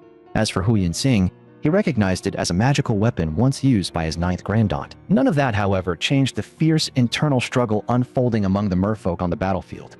And just as Lan Kun was clearly reaching his limit, Lan Jian suddenly spoke up, saying that his humble servant would soon help His Highness find release. Before Lan Kun could even understand what that meant, the dragon-subduing spike had already pierced straight through his cockpit. Under the bloodline suppression of the spike, Lan Kun was quickly forced out of his Star Soul construct. What followed immediately after was his uncontrollable scream. Before Lan Kun fully lost consciousness, Lan Zu had already walked up to him with a mocking expression, claiming that if he had not deliberately held back earlier, the two Earth-rank wastes would have been flattened long ago. And if he had not planted Lan Jin as a mole in advance, there was no way he could have lured a prince of the Longhai Nation this smoothly into the lower domain nation. But after finishing that passionate little speech, he realized that Lan Kun had already been shocked unconscious. Not a single word of it had actually reached him. That irritated Lan Zu enough that he immediately ordered Lan Jin to wake this miserable prince up. Honestly, it was pitiful. If Lan Kun had only endured a little longer, he might have suffered less. While Lan Kun was still writhing under the electric torment of the dragon-subduing spike, Lan Zhao grinned viciously and asked whether that feeling was wonderful. But Lan Kun ignored Lan Zu completely. Instead, he turned toward Lan Jian and asked in a low voice why he had betrayed the Longhai Nation. Filled with disbelief, he demanded to know why Uncle Jian, who had served in his father's royal guard for years, would commit such treason. The answer that came back pushed Lan Kun straight into despair, because the Uncle Jian he had trusted all this time said without the slightest hesitation that the one he had served from beginning to end was Lord Lan Zu. In other words, this so-called rebellion of Lan Zu's had been planned from the very start, and he had spent years planting spies inside the Longhai Nation. Lan Zu did not bother hiding the truth either. He told Lan Kun directly that the whole point of all this was to borrow the royal blood of the Longhai Nation. Then he lifted the merfolk divine jade hanging from his neck and sneered, asking if Lan Kun even knew why this merfolk jade had become the greatest treasure of their race. Legend said that many centuries ago, the Western Sea was overrun by ferocious beasts, forcing the merfolk to abandon their homeland beneath the waves and seek the protection of the human empire in the Central Lands. Later, a great figure named Lan Tong rose from among the merfolk, and he was the first host of the Star Soul General Ao Bing. He fought for 3 days and nights and slaughtered tens of thousands of sea beasts by his own hand. After obtaining Ao Bing's power, Lord Lan Tong swiftly pacified the Endless Sea, allowing the merfolk to reclaim their homeland. They then acknowledged him as their ruler and founded the Great Longhai Nation. As everyone knew, when a host of a Star Soul General died, that Star Soul General would revert into Soul Jade form and search for the next suitable host. But in order to make sure Ao Bing would forever continue protecting the merfolk, Lord Lan Tong endured countless hardships and finally obtained a secret art from a descending immortal. Then, at the cost of exhausting his own lifespan, he used that secret art to seal Ao Bing's Soul Jade and forge it into this merfolk divine jade, leaving it behind as the most important inheritance of the merfolk race. That was the true origin of the merfolk jade. Whenever Ao Bing's host was nearing the end of his lifespan, the seal would reactivate the secret art, turn the Soul Jade back into the merfolk jade, and wait for the next chosen clansman to awaken the inheritance. While Lan Zu was telling this story, Huyan Sing, who was listening in secret, had already sensed something strange, because this inheritance secret art was extremely similar to the one passed down in the Huyan clan. Huang Miaoyin, for her part, quietly lamented that if such a secret technique had not been lost, and if the Sishui nation had mastered it, then dominating the central continent would only be a matter of time. Song Yongxiang, however, was left puzzled after hearing this version, because in his previous life, the story he heard had clearly been that the title of Longhai King was granted by the Heavenly Empire. But once the story ended, Lan Zu had already drawn his short blades, clearly preparing to spill blood. According to the legend, the inheritance ritual required the blood essence of 3 royal merfolk. His original plan had been to pass through Sand Sculpture City into the Tiandu Nation, then set up an ambush there with inside and outside forces working together to capture 2 princes in one go. But the sudden appearance of the god rank remnant in Sand Sculpture City had thrown that entire plan into chaos. At that moment, badly injured though he was, Lan Kun actually laughed and told Lan Zhao that now he finally understood why the Dragon Sea King had sent each prince out with a separate team, splitting them across several pursuit routes. It had all been to prevent Lan Zu from ever gathering enough royal blood. He even went on to mock Lan Zu, saying that right now there were only 2 royals here in total, himself and Lan Zu. Unless Lan Jin happened to be Lan Zu's illegitimate son, there was no way a 3rd share of royal blood could ever be gathered. But the instant those words left his mouth, Lan Zu looked at him the way one looked at an idiot. If he did not already have a plan in place, why would he have gone to the trouble of luring Lan Kun all the way here? Seeing that, Song Yongxiang finally matched this scene with his memories from his previous life. Lan Kun's foolish expression was exactly the same as when he had met him back then. He really was the kind of merfolk prince who would help count the money even after being sold off. But the sound of approaching footsteps quickly pulled Song Yongxiang back to the present. They had spent far too long talking already, and even Sand Sculpture City's guards had finally arrived. Villains who talked too much really were the worst. Before shifting position, Song Yongxiang also spared a glance toward Huang Miaoyin. Her concealment methods were nothing especially brilliant, but with Saint rank cultivation, she probably would not be discovered by the city guards that easily. Sure enough, all the guards rushing out from the city ran right underneath her in a hurry, yet not a single one noticed that a Saint rank expert was floating directly above them. The moment these city guards arrived outside, the first thing they did was unleash a barrage of fire on Lan Zu's group, clearly intending to bring down this band of merfolk engaged in armed combat. Lan Jian responded at once, firing back without hesitation. As a subordinate, he obviously had to protect his master and could not allow anyone to take them down so easily, and since he had once served in the Longhai Nation's royal guard, his strength was not just for show.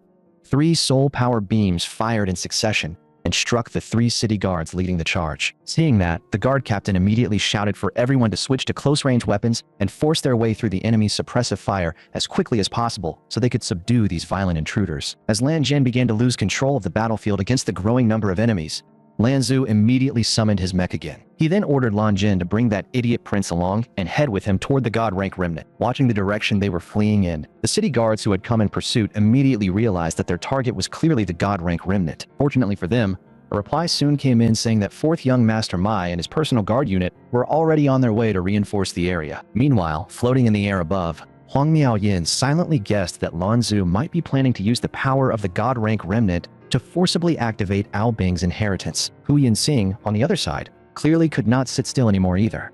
The moment he saw the merfolk group leave, he called for Uncle Fa and immediately summoned his own mech to pursue them. Watching this, Song Yongxiang was almost speechless. He had only wanted to quietly watch the show and maybe pick up some benefits on the side. Yet the more he watched, the more people came piling in, and the mess just kept growing. Meanwhile, the city guards originally stationed near the god rank remnant had already been ambushed by Lan Zu and Lan Jian. In almost a single exchange, every one of them was knocked to the ground. After clearing away those troublesome foot soldiers, Lan Zu dismissed his construct and slowly walked toward the god rank remnant itself. Then he pulled out a small bottle of blood from his pocket and proudly declared that it contained the saint rank blood essence of Lord Lan Ao, the previous host of Ao Bing. With that, plus his own blood and Lan Kun's, the 3 portions of royal blood were now complete. Even stranger still, the god rank remnant before them seemed capable of making blood essence that had long since gone dormant boil back to life. Once the saint rank blood essence had been reactivated, Lan Zhao immediately uncorked the bottle and slowly poured it over the merfolk jade. And after absorbing part of that blood essence, the merfolk jade seemed to come alive. A voice even echoed from within it, urging Lan Zu to continue by adding the 2nd portion of royal blood. That sight left even Lan Kun completely dumbfounded. He had clearly never imagined the inheritance ritual could actually be carried out in such a way. Huyan Xing, however, instantly recalled that the inheritance method of the Star Soul General Neja and the Huyan clan was almost exactly the same as what he was seeing now. Because of that, he immediately concluded that Lan Zu would never risk entering Star Soul Construct mode before pouring in the 3rd portion of blood. If he did so prematurely, he would miss the best possible moment to enter the inheritance realm. And with the situation already at this point, there was no room left to wait any longer. In the very next instant, Hu Yinxing dragged Uncle Fa with him and launched a sudden attack. Even if he could not seize the merfolk jade, he was determined to destroy it first. At the same time, Lan Kun was drowning in regret over his own recklessness. If he had not charged in so rashly, that blade would never have ended up resting against his neck. Yet, before truly making his move, Lan Zu deliberately put on the face of a kindly elder and told Lan Kun that he would at least grant his royal nephew a swift death. The moment those words fell, he swung the short blade in his hand and drove it viciously into Lan Kun's abdomen. As soon as the wound was opened, Lan Zhao immediately began chanting an ancient incantation used to extract demon blood essence. With each line of the chant, Lan Kun's blood essence started to flow bit by bit into that fishbone-shaped dagger. Meanwhile, this cruel scene was being recorded in full by Huang Miaoyin, who was floating high above. Once she saw that the god rank remnant could actually reactivate saint rank blood essence, she made up her mind on the spot that she had to take a portion back to the Shishui nation no matter what. With any luck, it might even be used to awaken the slumbering Holy Emperor. Hidden behind her, Song Yongxiang also recognized the ancient incantation Lan Zu was using. What made it interesting was that, in his memory, the exact same text appeared in the alchemy manuals of the spirit folk. Even so, at this moment, Song Yongxiang only hoped that one of them would successfully complete Ao Bing's inheritance ritual. As long as someone succeeded, it would not matter who it was. He could simply copy the power through the Star Lord system afterward. Although Song Yongxiang had read about such incantations in books before, This was the first time he had ever seen blood essence being extracted from a living body with his own eyes. The scene was undeniably cruel, as Lan Ku's blood essence continued pouring into the merfolk jade. The jade itself quietly began to grow larger and slowly rose until it floated above Lan Ku's head. Once it had absorbed enough of the second blood offering, the enlarged merfolk jade immediately urged Lan Zhu to continue and add the third portion of royal blood. But just as Lan Zhao was about to cut himself, a massive soul power beam suddenly blasted straight toward him. That sudden strike forced him to evade at the fastest speed possible. If he had been even a fraction slower, he would have been badly wounded if not killed outright. After barely dodging the blow, Lan Zhu exploded in fury and shouted for the hidden attacker to come out and fight him openly.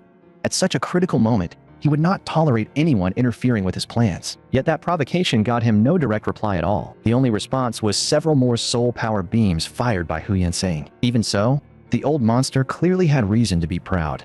Despite his age, he still moved with frightening ease as he slipped through Hu Yansing's barrage. But Hu Yansing had gambled correctly on the most important point. Lan Zhu dared not use full Star Soul Construct mode right now, so he immediately ordered Uncle Fa to take out the isolated Lan Jian first. On Lan Jian's side, he was still stupidly staring at his master under attack, as though the Huyan family's sudden assault had knocked his brain offline. Seeing that, Uncle Fa, who had been lurking behind him, showed no mercy at all and opened with a vicious flying kick. Only after being successfully ambushed did Lan Jian snap back to his senses. Bracing himself with one hand on the ground, he forcibly spun his entire mech in a full 360-degree turn. Using the momentum of the spin, he lashed out with a heavy kick aimed straight at Uncle Fa's mech head. Unfortunately, after showing off like that, he forgot the most important detail. Huyan Fa's mech had 4 arms. In the next instant, Huyan Fei exploited that very advantage, seized Lan Jian's right leg, and with one savage twist, tore the whole limb clean off. With one leg missing, Lan Jian could only draw out a long blade and use it as a makeshift support to stabilize himself. But before he could even regain his footing, Uncle Fa, ferocious as a war god, was already upon him again. This time, Huyan Fo gave Lan Jian no room to react at all. All 4 arms attacked at once, ripping off his right arm before following up with a hand strike so brutal that it sent the entire cockpit flying. Just as Lan Jian's battered mech was about to crash to the ground, Huyan Fa even added one more kick for good measure. Honestly, when dealing with a traitorous lackey like this, finishing things cleanly was the proper way to do it. Watching his trusted subordinate be torn apart so mercilessly, Lan Zhu finally lost all restraint. To vent that rage, he no longer cared about the inheritance ritual at all. But the instant he completed his Star Soul construct, a frontal strike smashed straight into his cockpit, inflicting severe damage on the Lan Zhu inside. Worse still, the blow pierced straight through the entire mech and hurled the pilot's body out with it. As the projectile finally slowed enough to be seen clearly, everyone recognized it. The thing that had pierced the mech was none other than the dragon-subduing spike brought here by Lan Kun's group. At that moment, Hu Yansing, who was controlling the dragon-subduing spike from a distance through soul power, finally let out a breath of relief. Luckily, the Huyan family had always been mortal enemies of the merfolk. Otherwise, he would never have learned how to control the weapon made specifically to counter them. Lan Zhu, on the other hand, was now furious and shocked all at once. He had never imagined that the person attacking him would also be able to wield the dragon-subduing spike. While he was still shouting in rage, Hu Yansing had already arrived in front of him together with Uncle Fa. Hu Yansing then mocked him openly, saying that the dragon-subduing spike had been crafted by the Huyan family specifically to deal with seafood folk like them, so naturally everyone in the Huyan family knew how to use it. After hearing that answer, Lan Zhu finally descended into complete madness. At that moment, the blood feud between the two races seemed to ignite completely, to the point that even Lan Zhao felt as if the blood in his body were burning. So he threw caution aside, lifted his head toward the sky, and shouted for the expert above to reveal themselves and lend their aid. He even solemnly promised that in the future, he would personally ensure the Longhai nation repaid them in full with a heavy gift. Floating high in the air, Huang Miaoyin could not help but sigh inwardly. For a heaven-rank cultivator to sense her presence at all meant he was not entirely worthless. Even so, she had absolutely no intention of helping him. In her view, there was no need to waste effort dealing with a heaven-rank peak expert now, when it would be much easier to let those two fools from the Huyan family seize the inheritance first and then take it from them afterward. After waiting a moment, even Lan Zhao realized something was wrong. In a situation like this, if the hidden party refused to move, then that meant they were no friend of his. Seeing the hopeful look on Lan Zhu's face, Uncle Fe also lifted his head and tried to sense the aura in the sky, but after probing for a long while, he found nothing at all. In response, Hu Yansing told Uncle Fa that the seafood bastard was probably just bluffing.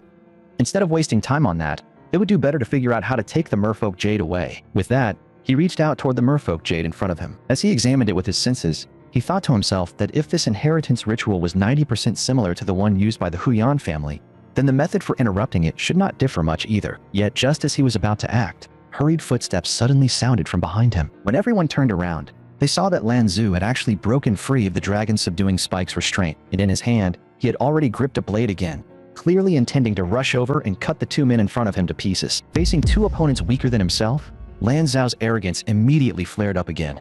He even proclaimed himself the child of destiny, though he himself had no idea who had just helped him from the shadows. Hearing that, Song Yongxiang almost laughed. Who else besides him would bother helping Lan Zu right now? If the Huyan family really took the Soul Jade away, how was he supposed to copy the new Ao Bing Star Soul General afterward? Based on what they had said earlier, in his previous life, Lan Kun should only have been lured into an ambush inside the Tiandu Nation territory after pursuing this royal uncle there. But now the sudden appearance of the God rank remnant had completely thrown the original timeline into chaos. Song Yongxiang could not help wondering whether this thing was yet another butterfly effect caused by his own actions. At the same time, Hu Yanfei immediately told his young master to fall back, saying he would do everything he could to hold Lan Zu off and buy time for his young master to withdraw. But the moment he moved forward to intercept, Lan Zu suddenly leapt aside and bypassed him altogether, charging straight toward Ao Bing's Soul Jade without even glancing back. Then he raised his dagger and slashed a deep cut across his own arm. At the same time, the incantation for drawing blood essence spilled from his mouth once more. The suddenness of it shocked everyone present. Most of them misunderstood what Lan Zu was trying to do, but Song Yongxiang saw through it instantly. This bastard was about to force the inheritance ritual open by brute method. As the third portion of royal blood was poured in, a voice immediately echoed from within the Soul Jade, announcing that the Longhai secret realm had been successfully activated. While everyone waited for the next change, Song Yongxiang suddenly remembered that he had just heard something strange coming from inside the God rank remnant itself. But before he could investigate the source of that sound, a sky blue figure suddenly burst out from within Ao Bing's Soul Jade. Once the figure stabilized, it introduced itself as the first host of the Star Soul General Ao Bing.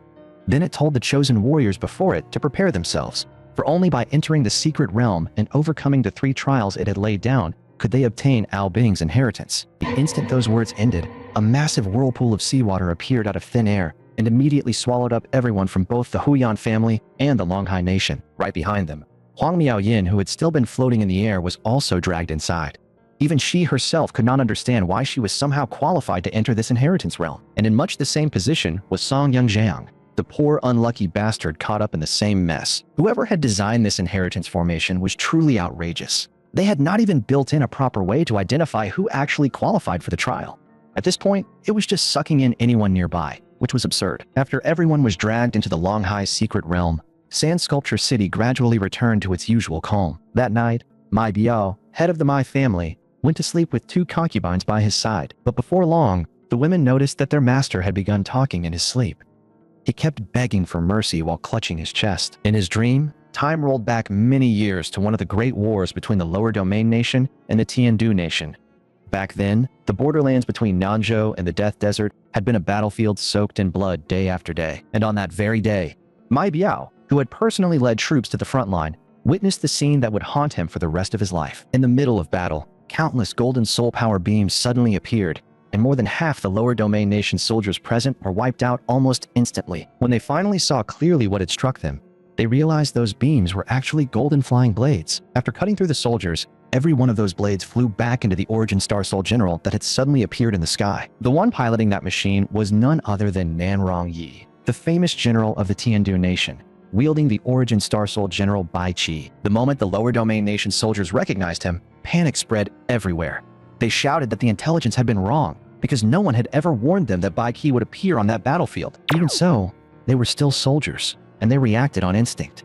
Everyone raised their weapons and opened fire toward Bai Qi, but every attack passed straight through Bai Qi's figure and caused no real damage at all. Before anyone could understand what was happening, the war god Bai Qi had already appeared behind them at terrifying speed. Once he charged into the crowd, Bai Qi became exactly what the old legend said he was, a butcher.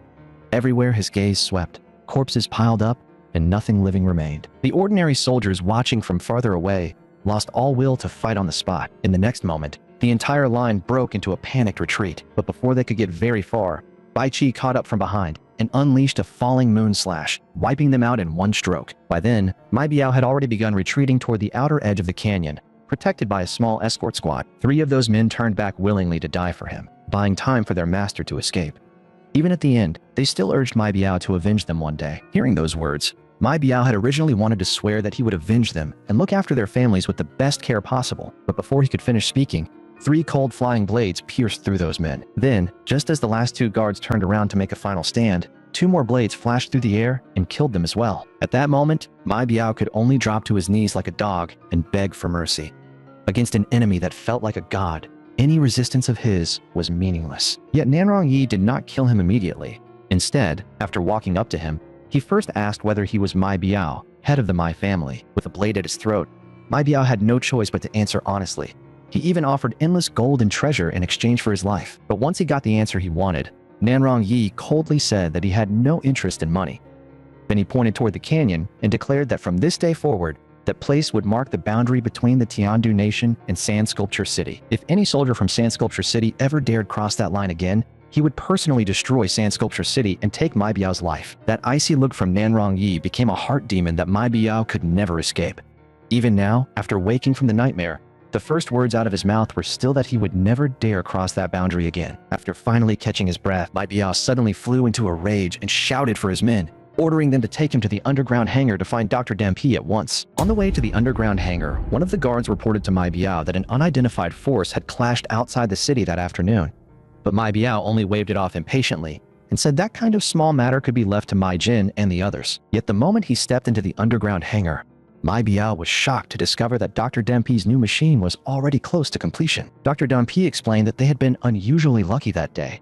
He had just managed to trade for the missing materials through the Merchant Guild, so the machine could now barely be considered complete. Looking at the prototype mech before him, the one rumored to be capable of rivaling an Origin Star Soul General, Mai Biao could not help blurting out that this was the very embodiment of Sand Sculpture City's will. Right then and there, he made up his mind completely.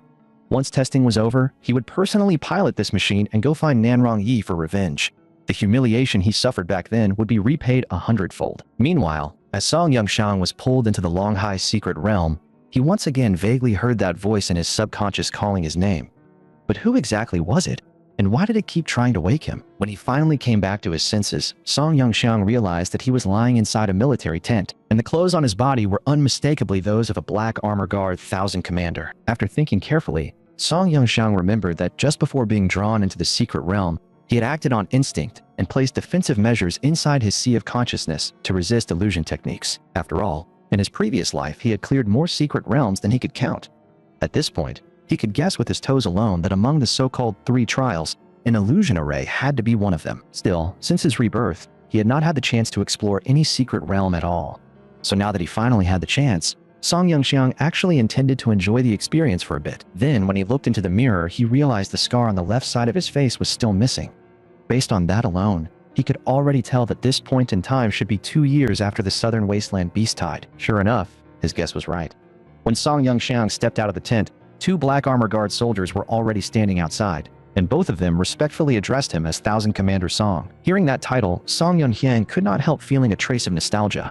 Before he could stop himself, he joked with the 2 soldiers, telling them not to call him 1000 Commander and just call him Daddy instead. The 2 young soldiers instantly changed expressions, but all they could do was force an awkward smile and reply that the 1000 Commander really did love joking around. Hearing that, Song Yongxiang honestly wanted to give the creator of this secret realm some credit. Even the dialogue generated inside the illusion was surprisingly clever. After joking with the 2 soldiers for a bit, Song Yongxiang walked alone toward the front of the camp, while the soldiers behind him still reminded him that there was a cliff ahead and that he should be careful. The reason Song Yongxiang had deliberately headed for the cliff was to confirm his current location. Once he saw Tancheng, the fortress city on the southern border of Central Continent, and matched it with the timeline, he understood immediately that this was the period after Nanzhou had already been destroyed by the Beast Tide, when the Milan army had taken the chance to push south and pressure the Tiandu Nation borders. Back then, Commander Dai had led half the Black Armor Guard north to support the Jinbei army, while Song Yongxiang had remained with the other half to hold the Central Continent front. But at that time, Song Yongxiang had been far too overconfident and careless. In the end, he fell into Yuang's diversion trap and directly caused the entire defensive line south of Tancheng to be destroyed by the Taihe mercenaries. The scar on his face had also been left behind by Yuang. At that point, Song Yongxiang finally understood the real purpose of this illusion. It was forcing him to look back and confront the mistakes he had made in his youth and arrogance. The idea behind it was nice enough, but it still was not nearly enough to truly trap someone like Song Yongxiang, because once he realized that he was inside a dream, then the dream itself should also fall under his control. In other words, this place was still his to rule. After testing his soul power again, Song Yongxiang became completely certain that his theory was sound.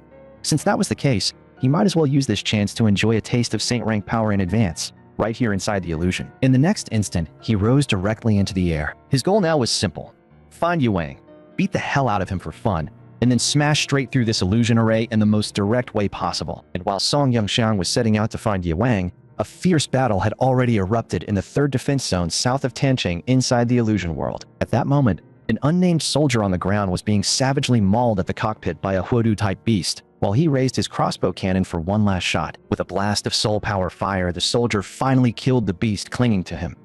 If he had been any slower, the monster would have bitten straight through the Star Soul coffin. At the same time, the other squad members around him were working together to wipe out the last of that beast tide. A moment later, the battlefield finally fell quiet, and the soldiers began checking each other's injuries. Once that soldier deactivated his Star Soul construct, he dropped to his knees from sheer exhaustion.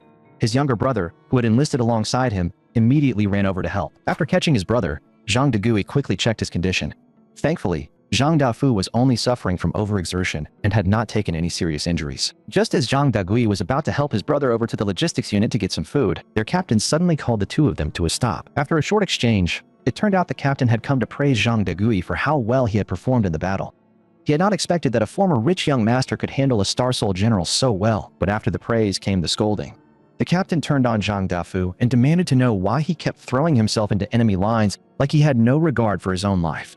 That reckless style had clearly pushed the captain past his limit. After taking the lecture, Zhang Dafu could only lower his head and fall silent, while Zhang Degui turned back and told the captain that he would keep an eye on his brother from here on out. A vice captain who did not know the full story also walked over to the captain at that point and asked about the two brothers. While the vice captain was still saying both of them were promising talents, the captain let out a sigh and explained that they were the fallen young masters of the Zhang family from Central Continent. As for what he had just said, that was only because he had known their elders in the past. Meanwhile, the Zhang brothers finally received their meal rations. The younger brother kept urging his older brother to at least eat something first. He even secretly told him that if the camp food was too hard to stomach, he had hidden away some dried meat and liquor, and the two of them could sneak off later and have a little drink. But despite all that, the older brother still gave him no response. That immediately killed Zhang Degui's appetite too. After that, he spoke to his older brother as seriously as he could. He said maybe the fall of the Zhang family had simply been fate, but no one in the family had ever truly blamed him. What hurt the most was seeing his brother stuck in this state, as if he wanted to die. Only after hearing that did Zhang Dafu finally speak. Even now, he still hated himself for the madness that had overtaken him back then, and he could not forgive himself for once trying to harm his own younger brother. But the younger brother calmly told him that he had already forgiven that long ago. Before the two brothers could really talk things through, the squad's alarm suddenly blared. In the next instant, everyone summoned their constructs again and prepared for battle. But when they actually looked ahead, they realized the incoming beast horde was far larger than expected. Their squad alone had no chance of stopping it. Worse still, there were still a large number of medics and logistics personnel behind them, and some of the beasts could fly, which meant even aerial evacuation was no longer an option. Just as the situation reached its breaking point, the beasts charging toward them suddenly slowed. Then all turned their heads to look behind them. Maybe the sound had traveled more slowly than expected, but by the time the squad saw what was happening behind the horde, they realized there was a mysterious expert there, already charging up for a devastating move. As the man shouted out the technique, one sword shatters mountains and rivers. That terrifyingly massive soul power slash came crashing down onto the beast horde. The power of that strike was overwhelming. Most of the beasts on the field were reduced to ash in an instant, while the lucky few that survived could only collapse to the ground, unable to move. When the smoke and dust finally cleared, the mysterious expert's true figure was revealed, but no one present could identify the model of the mech he was piloting. Still, someone in the combat squad suddenly brought up a rumor. He guessed that the man before them might be the legendary ghost of Nanzhou. The captain had clearly heard that story as well. After the beast tide battle in Yuanding City, news had once spread that Su, the half-saint, had died. But around a year later, people began claiming they had seen an outdated Junzi sword unit, one far outside normal specifications, appearing like a ghost in the beast nests of Nanzhou. Yet before anyone could fully react, the ghost of Nanzhou suddenly turned and left. Everything was seen clearly by Song Yongxiang from the sky above. After the man left, the squad below did not chase after him, since they still had to deal with the remaining beasts. But Song Yongxiang himself fell into deep thought. This illusion was somehow showing him scenes beyond his own memories.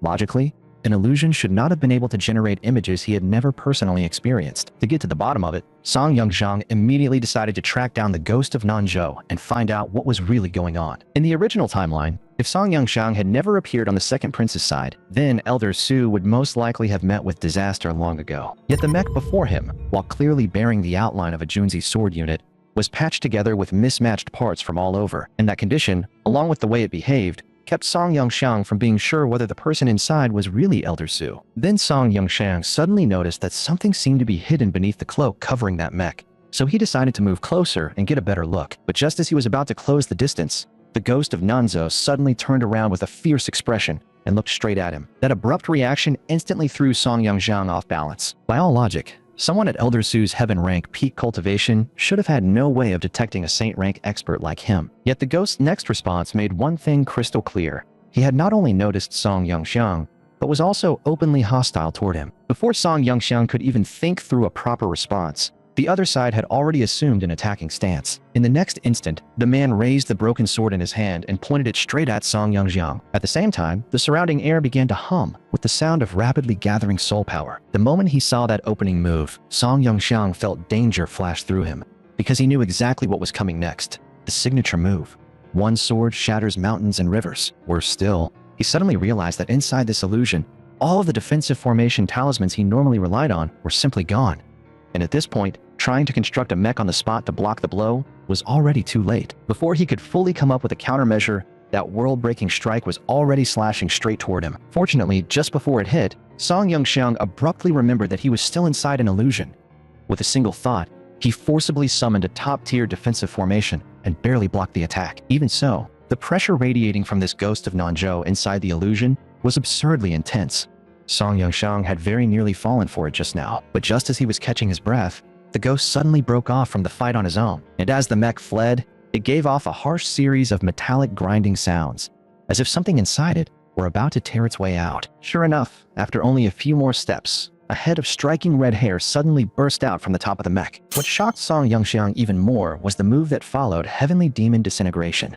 By all rights, that mode should have belonged only to the Yizhixi unit from the Milan Nation. So why did this ghost of Nanzhou have it too? Seeing that only made Song Yongxiang even more determined to capture him. Without hesitation, he gave chase. But after pursuing him for a short while, a transparent pink wall suddenly appeared ahead. Since the ghost of Nanzhou passed straight through it without any problem, Song Yongxiang naturally followed after him. The result was that he slammed headfirst into the invisible barrier. After falling back to the ground, Song Yongxiang immediately began probing it carefully. But no matter how long he searched, he found nothing unusual, and judging from the way it felt, the area covered by this wall seemed to be quite large. Finding its true source was probably not going to be easy. Then Song Yongxiang decided to use the Star-Lord system to scan the wall, but after calling on it for a while, the system gave him absolutely no response. Only after a brief pause did it hit him that the Star-Lord system at this point in time was nowhere near as powerful as it would become in the future. Still, since he was inside an illusion right now, maybe he could just force the system itself into its peak state here. And sure enough, that was exactly what happened. Inside this illusion, not only could he boost his own strength, he could also push the system to its strongest form. After the scan finished, Song Yongxiang finally learned the truth. The wall had been generated from his own memory space, and the area where he was allowed to move was limited to a radius of only 500 li around this point in time. The moment he got that answer, he understood that he would not be able to keep digging into the truth behind the ghost of Nanzhou. He had wanted to use this chance to wander around and take a look at more places, but with a limit of only 500 li, he could not even leave Central Continent. Since that was the case, then the only thing left for him to do now was go find Yu Wang and beat the hell out of him to vent some anger. Not long after that, Song Yongxiang arrived at a small harbor city near Central Continent. The place was already engulfed in flames, with thick smoke rolling everywhere. He knew exactly why this city looked like this.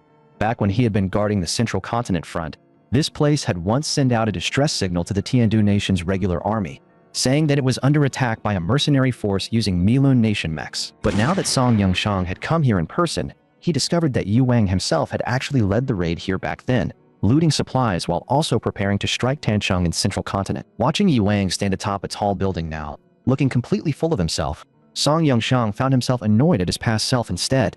If he had not fallen for that diversion back then, Central Continent might not have collapsed the way it did. With that thought, Song Yongxiang stepped directly into Yu Wang's line of sight, carrying all that pent-up fury with him. Then, without giving Yu Wang even a second to react, he dropped straight from the sky, and landed in front of him. The instant Yuang saw him, he immediately recognized who it was, because this was the exact man he had planned to lure away later. But seeing Song Yongxiang descend through open air made fear rise in him on the spot. Only Saint rank experts could truly fly like that, and before this, he had never imagined that a mere black armor guard 1000 commander could actually be a Saint rank monster. And once Song Yongxiang saw this old enemy from his previous life, he no longer had the slightest interest in pretending to be weak. After all, inside this illusion, he was the heavenly emperor here. Taking on the appearance of his former self, Song Yongxiang immediately ordered the Star-Lord system to call forth his exclusive origin Star Soul General Dongyuan Lord. Since Yuang had left that unforgettable scar on his face in the previous life, Song Yongxiang naturally intended to enjoy this chance to pay him back properly. As the system announced that the import was complete, his exclusive origin Star Soul General, Dongyuan Lord, once again became his mech. The sight of it nearly shut Yuang's brain down on the spot. Even now, he still could not accept that what he was seeing was real. And once Yuang's men saw Dongyuan Lord appear, they immediately rushed toward their leader, clearly planning to buy him enough time to escape even if it cost them their lives. They were only mercenaries working for money, but their actions at that moment still earned a measure of Song Yongxiang's respect. So with a flick of his hand, he summoned every Doyuan sword stored inside Dongyuan Lord. Those blades would be the gift he gave them. After all, only warriors who were truly loyal deserved a send-off this grand. It was only when he saw that scene that Yuang finally snapped fully back to reality. But by then, any warning he could shout to his men was already too late, because the instant he turned his head, he saw that his entire force had already been wiped out. Even the famously durable Milan Nation mechs looked as fragile as paper in front of Dongyuan Lord, cut apart at will. After dealing with those mercenaries who at least had some backbone, Song Yongxiang turned his gaze back to Yuang and calmly told him to stop hiding, asking whether a man who held Ganjiang as his Star Soul General was really that spineless. Hearing that only made Yuang more confused. There could not possibly have been a traitor inside his mercenary group, and besides himself, the only ones who knew he had obtained Ganjiang were the female assassins from Taiyuan. So very quickly, he convinced himself of something. Taiyuan liked to talk big about universal love and rejecting war, and they loved stepping into conflicts between nations with force. But maybe their real goal was to deliberately preserve the balance between all sides from the shadows. Maybe they never wanted the fragmented eastern continent to reunify in the first place. Yet while Yuang was still spinning through those thoughts, Song Yongxiang, hanging in the air above him, had already laid out his entire plan in full. The Milan army's push south had only been a feint to pull away the Black Armor Guard, while Yuang's real mission was to sneak into Xinzhuang port by sea and then launch a night raid all the way toward Tancheng. With his plan exposed down to the last detail, Yuang could only force out an awkward smile and admit that before coming here, he really had underestimated this seemingly ordinary little 1000 commander. Only then did Song Yongxiang finally feel a bit of that knot in his chest loosen. He had already gone this far with cheating inside the illusion, so no matter what, he deserved to enjoy himself properly. Even so, he still felt that one last piece of satisfaction was missing. So once his mood had fully lifted, Song Yongxiang told Yuang to hurry up and construct Ganjiang. After he had had enough fun, he would shatter this boring illusion world along with him. Yuang had only just regained a little of his senses. Even though he had no idea what Song Yongxiang meant by an illusion world, he still obediently drew his saber and prepared to construct his mech. Then, as another streak of blue soul power lightning flashed across the sky, the mortal enemy from Song Yongxiang's previous life finally appeared before him once again in a familiar posture. But the man gave Song Yongxiang no time to reminisce. The moment he appeared, he attacked at once. And as soon as Song Yongxiang saw that familiar dragon-sealing great blade, the old scar near his eye began to ache faintly again. Clearly, after witnessing Song Yongxiang's overwhelming strength, Yuang did not dare hold back at all. So from the very start, he unleashed his strongest battle technique, Dragon-Sealing Cascade, that move truly stirred old memories in Song Yongxiang. Back then, he had stood before that strike with almost no power to resist. But now, looking at it again, it no longer seemed like much. In response, Song Yongxiang only summoned 3 Daoyuan swords from afar, because he knew full well that if he brought out any more, this little game would end instantly. In the next moment, the 3 Daoyuan swords shot forward, not only shredding Yuang's strongest strike on the spot, but also continuing onward through the ruined blade force and pressing toward Yuang himself. The absurd sight instantly turned Yuang pale, and he hurriedly summoned every last one of his sealing blades. Those blades then rapidly formed an airtight wall of steel in front of him. At first, Yuang believed that sheer numbers would at least allow him to hold off this wave of danger. But the instant the blade wall met Song Yongxiang's attack, it was already beginning to collapse. By the time Yuang realized what was happening and tried to turn and flee, it was already too late. Because at the exact moment he turned around, the blade wall behind him had already been completely pierced through. Seeing that, Song Yongxiang even took the time to mock him, telling him to stop struggling. Since both of them were using perception-linked weapons, Yu Wang should have known better than anyone that he could not run from this. So the moment those words fell, Yu Wang's Ganzhong mech was dragged straight into the vortex of flying blades. And even as his machine was gradually carved apart, Yu Wang kept staring at Song Yangxiang with unwilling fury. Most likely, he still could not understand how he had ended up facing an opponent this monstrously strong. Then, with a sharp and almost pleasant explosion, Song Yangxiang's mortal enemy from his previous life finally met his end. Even Song Yangxiang himself had not expected the man to be this fragile. If he had known, he would have played with him a little longer first. Still, the core of the illusion was not far from here anymore. So he might as well end this boring illusion sooner rather than later. Meanwhile, in another independent space, the Secret Realm Administrator also sensed that something was wrong. He had originally been pleasantly surprised that someone had cleared the first trial so quickly, and had even begun to feel a bit of anticipation toward this exceptional descendant of the merfolk. But before he could react, a huge crack suddenly tore open inside the administrator's chamber. Situations like this were not entirely unheard of, so he quickly adopted the tone of an authority figure and ordered the trial participant to remain where he was, saying that the poll of the second trial formation would begin soon. Yet just as he finished speaking, two hands suddenly emerged from the crack, and under their brute force, the rift was torn wider and wider. By the time the rift had been fully ripped open, Song Yangxiang piloting Dong Yuan Lord had already stepped directly into the administrator's domain. At first glance, the administrator instinctively assumed that Song Yangxiang was some descendant of the merfolk, but after a second look, he realized in shock that the figure before him was actually another Origin Star Soul General. In the next instant, he attacked immediately, controlling chains of soul power while angrily demanding to know how Song Yangxiang had forced his way into the merfolk's secret realm. Faced with those attacks, Song Yangxiang merely waved a hand and casually dissolved them all. Tricks like these had long since ceased to interest him in his previous life, and under his counter control, the chains that had been summoned were turned back on their owner, coiling around the administrator himself. Song Yangxiang knew perfectly well that this being before him was only a remnant soul projection left behind by the original creator, but that did not stop him from venting his anger on the poor thing. Honestly, if the fool had not asked how he had gotten in there, Song Yangxiang might not even have been this annoyed. With such pathetic formation skills, he still dared copy others and build a secret realm? For something as important as an inheritance site, should there not at least have been a basic layer of identity and bloodline verification built into the core logic?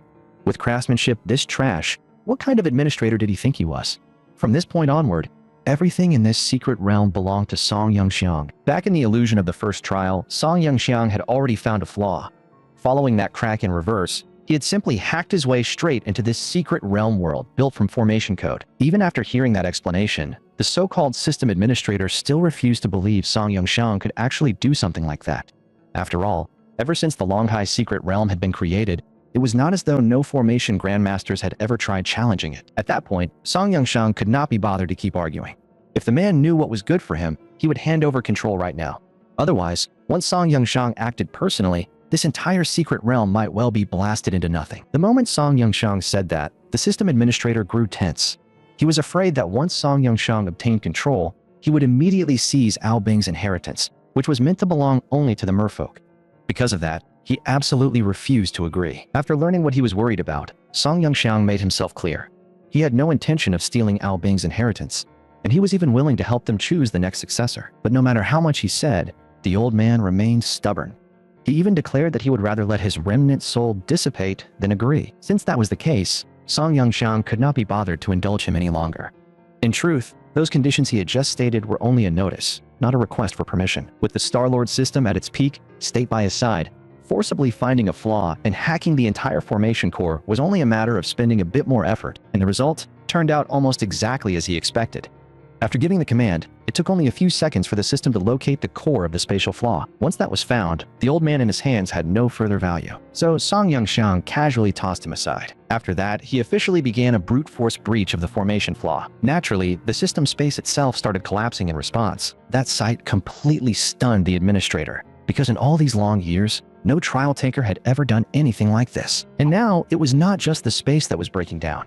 Even the administrator's own control data was being invaded and damaged by Song Yangxiang. Once he felt all of that, the old man finally gave in. He hurriedly said that as long as Song Yangxiang stopped, he would hand over control.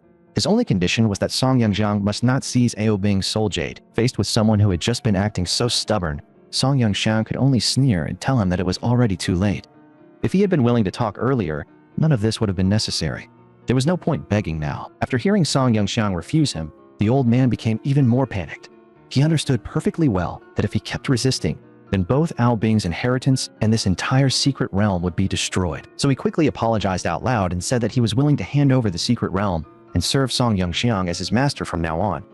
As long as Song Yongxiang stopped the intrusion, he would do anything asked of him. Once the other side had surrendered unconditionally, Song Yongxiang finally stopped. People like this really did not give up until they saw the coffin. He had to force the man this far before he behaved. Then Song Yongxiang released the restraints he had placed on the administrator. At the same time, he warned him not to try any tricks again. If there was a next time, he truly would not stop. To his credit, the man behaved himself afterward and soon pulled out a secret realm control core from his chest. But the moment Song Yongxiang saw that jade core, he immediately felt that something was off. The object looked strangely familiar, as though he had seen it somewhere before. So he dismissed his Star Soul construct at once and went over to inspect it personally. Yet after stepping out, he noticed another problem. The mask of mind-born form his mother had left behind had actually fooled even the secret realm formation itself. That alone made it even clearer that his parents had been anything but ordinary. Once that question was settled, Song Yongxiang stepped directly in front of the control jade core. Then he simply took it into his own hands. After unraveling the protective formation on the outside of the jade core, that familiar feeling became even stronger.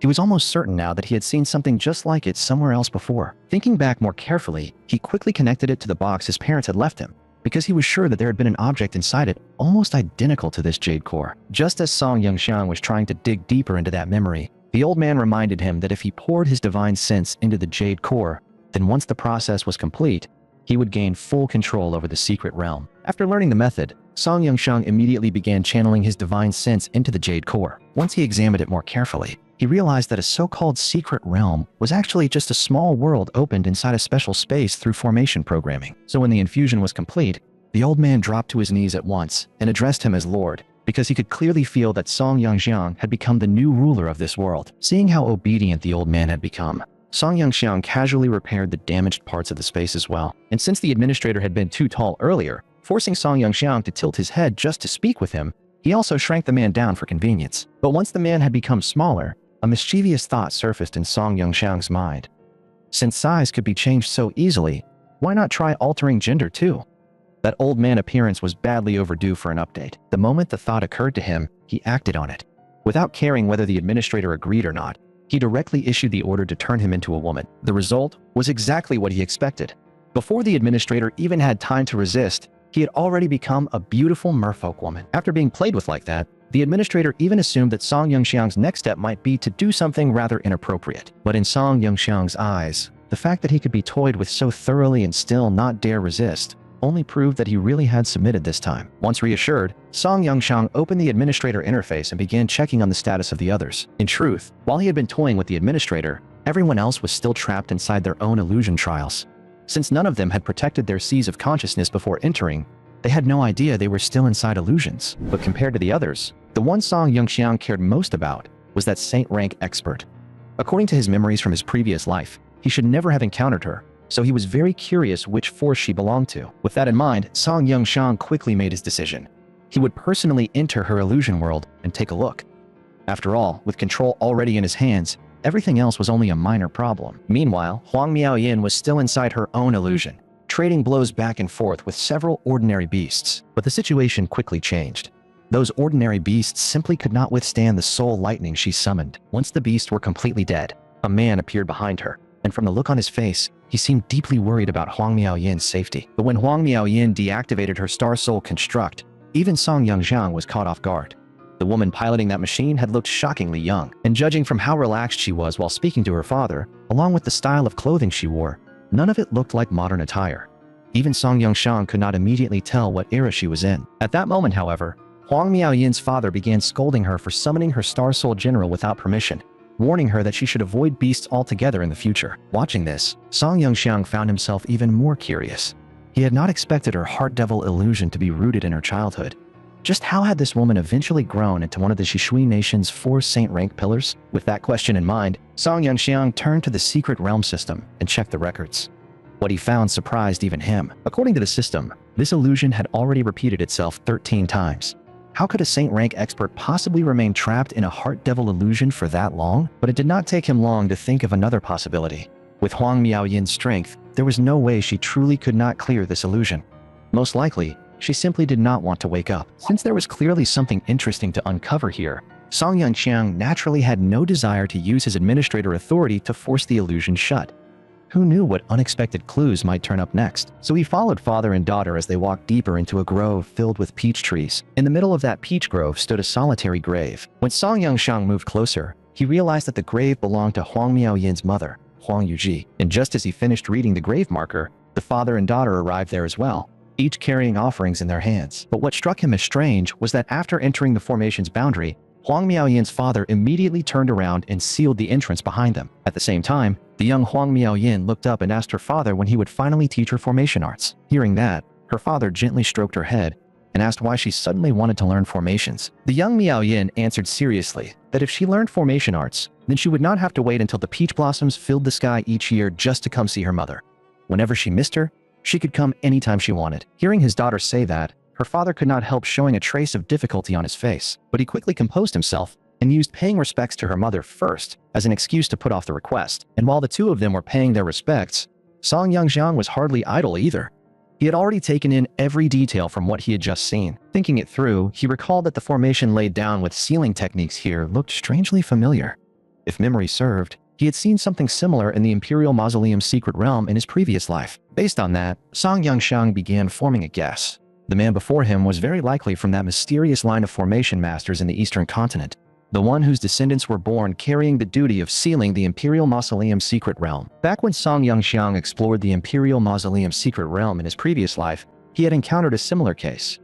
At the time, he had guessed that the man involved had most likely exhausted his own life force to keep the mausoleum suppressed. After all, according to the old legends, a terrifying Star Soul general of unmatched violence and destructive power had always been sealed beneath the Imperial Mausoleum's secret realm. If it ever chose a new host, the entire continent could be dragged into endless war. To prevent that from happening, the Tombkeeper line had carried that burden for centuries, and when Song Yunxiang matched those details against the time period shown in the illusion, a thought naturally rose in his mind. The man standing here was very likely the very same person he had encountered later in life. He only hoped it was not truly such an outrageous coincidence. Meanwhile, after completing the basic rituals, the man told the young Huang Miaoyin to wander nearby for a while, saying that he still had some things he wanted to say to her mother alone. Once his daughter had gone far enough away, he sat down by himself and slowly took out a letter filled with writing from his pocket. After softly reading its contents to the grave, he burned the letter like an offering, murmuring the whole time that all these years, there had not been a single moment when he did not miss her. Even Song Yunxiang felt a little moved by that scene. Still, he quickly reassured himself that this was an illusion anyway, so what he was doing counted as gathering intelligence, not eavesdropping. So, in the next moment, he calmly pulled out half a watermelon, then settled in to keep watching and collecting information while snacking away in perfect comfort. Meanwhile, on the other side of the peach grove, little Miaoyin, who had been sent away by her father to wander on her own, ran into a massive wild boar. Normally, any little girl would have been scared stiff by something like that. But this mischievous kid's first thought was somehow 100 different ways to cook wild boar. So instead of panicking, she leaped straight at it, which actually startled the boar instead. That poor beast had probably never imagined that after living this long, it would end up getting killed by a little girl like her. And while she was busy hunting the boar, Song Yunxiang had also finished gathering most of the information he wanted. It turned out that each successor of the Tombkeeper line was allowed 10 free years to marry, have children, and leave behind descendants. The man before him, Saikong Jing, was the current generation's chosen successor. The turning point in his story came when he traveled to the divine capital of the Shishui nation. There, at the Luoqiao poetry gathering, he and Amiao's mother, Huang Yuji, exchanged a single glance and fell in love at first sight. Not long after, the two pledged themselves to each other beneath the peach blossoms. Saikong Jing even gave up his duty as a tombkeeper and decided to stay with Huang Yuji and grow old with her. But their happiness did not last. After a brief period of peaceful days, the Huang family found them and began hunting them down. By the time they escaped to the Shikong Mountains, Huang Yuji had already suffered severe injuries and went into premature labor. After giving birth to Amiao, she died. Afterward, Saikong Jing set up the tomb sealing grand formation nearby and stayed hidden there with Amiao ever since. After hearing all that, even Song Yunxiang felt a little heavy-hearted. So the Huang family of the Shishui nation had already been that disgusting even all those years ago. Once he had digested the full story, Amiao also returned with her hunting prize. Based on how the illusion was unfolding so far, Song Yunxiang still could not see why Amiao would choose to remain trapped in this cycle 13 times without waking up. So he decided to keep following them home and see what came next. And once they passed through the Tombkeeper formation and returned to their residence, Song Yongxiang noticed that there was a maid standing in the courtyard with shackles locked around both her wrists and ankles. But strangely enough, when Amiao saw her, she warmly called her sister Jixiang. When Song Yongxiang moved closer, he realized those restraints were no cheap, ordinary tools. What exactly had she done to be treated like this? But the moment he carefully thought over that name, a figure instantly surfaced in his mind, someone even his past self had regarded with great caution. And if it really was her, then Amiao's refusal to wake up even after 13 loops suddenly made a lot more sense. To the Song Yongxiang of his previous life, this woman had not quite been a mortal enemy, but she had certainly been far more troublesome than most of his foes. Back when the Tiandu nation had fallen, Song Yongxiang had fled to the neighboring Jishui nation while still carrying heavy injuries. Once his condition improved somewhat, he ignored the Jishui Empress's attempts to dissuade him and insisted on returning to Tiandu to live or die with his homeland. But on the way back, this old witch had blocked him every step of the way. Although he had already obtained the Star-Lord system in the Imperial Mausoleum secret realm by then, the defect in his soul meridians still dragged down his combat strength. So she used soul imprisoning chains and forced him into a draining battle of attrition. The result was predictable. Not long after the battle began, Song Yongxiang was forcibly knocked out of his Star Soul construct because he ran out of soul power. And since his old injuries still had not healed at the time, he had no way of gaining any advantage against her side. After his forced deactivation, that old witch walked up in front of him with the Dark Mirror Directorate at her back, acting as arrogant as could be, and demanded that he surrender without resistance. Naturally, that infuriated Song Yongxiang, and he shot back on the spot, demanding to know what right the Dark Mirror Directorate had to surround and kill him when the Shishui Empress had already agreed to let him leave, and even asked if they were trying to rebel. But the old witch answered with perfect confidence that she was arresting Song Yongxiang under suspicion of stealing important military intelligence from the Shishui nation, and that everything she was doing was in defense of the nation. Of course, Song Yongxiang did not believe a word of that. She was making the whole thing up. At the end of the day, she only wanted to seize the Star-Lord system from him. Luckily, just as Song Yongxiang was running out of options, a fleet belonging to the Jishui Empress appeared on the river behind them, and the ships immediately broadcast that they had arrived carrying an imperial decree for Song Yongxiang. The moment the old witch saw those ships, she understood what was going on. The timing was too exact. It was obvious that her empress had fully decided to protect Song Yongxiang, and while she was still thinking it through, the imperial envoy continued broadcasting, specifically ordering the Dark Mirror Directorate to stop the arrest at once and deactivate their Star Soul constructs. Seeing how the situation had turned, Tong Juxiang, the chief of the Dark Mirror Directorate, could only raise her hand to stop her subordinates from pushing things further, because she knew this was not yet the time to completely tear off the mask. So while they waited for the Empress's envoy to come ashore, neither side made another move. And the decree sent by the Empress made her intentions perfectly clear. It stated that Song Yongxiang had rendered meritorious service in saving the throne, and thus was granted the title of Lord Marquis of the Southern Court, with orders to enter the imperial harem that very day and await summons. When he heard that decree, Song Yongxiang was completely dumbfounded. He had no idea what the Empress was thinking, because the title of Lord Marquis was the highest status that could be granted to a male consort in the inner palace. Looking back with what he learned later, that old witch had still wanted to drag Song Yongxiang away for interrogation the moment she heard the decree. The abilities of the Star-Lord system were simply too similar to the Taiyuan Lord she knew, and there was no way she wanted to let that go. So just as Song Yongxiang was preparing to leave with the envoy, the old witch finally could not hold back anymore and ordered her subordinates to stop them by force. Fortunately, the envoy who had come to deliver the decree was no soft target either. She immediately shot back and demanded to know whether the Dark Mirror Directorate intended to defy the imperial order or whether they were truly preparing to rebel. Just when it looked like both sides were about to tear the mask off completely, that old witch backed down. Faced with the charge of rebellion, all she could do was weakly insist that there were still too many suspicions surrounding Song Yongxiang, so he could not simply be allowed to leave. Seeing her tone soften, the envoy told her that if she really had evidence, she was welcome to return to the divine capital and present it before the throne. If the proof was solid enough, the Empress would decide the matter herself. After saying that, the envoy added one more point, stating clearly that the Imperial Guard had come under direct order to summon Song Yongxiang into the palace, and the Dark Mirror Directorate did not have the authority to interfere. Once the old witch had been fully cowed, the envoy told Song Yongxiang to board the ship without worry and assured him that from that moment on, no dog would be allowed to stand in his way. Back then, that feeling of having someone powerful backing him up had been unbelievably satisfying. So, Song Yongxiang turned around and wished the old witch a long life, then casually mocked her by adding that he had almost forgotten she was already more than 100 years old, so she should really take care of her health. Most likely, it was that exact line that truly enraged her.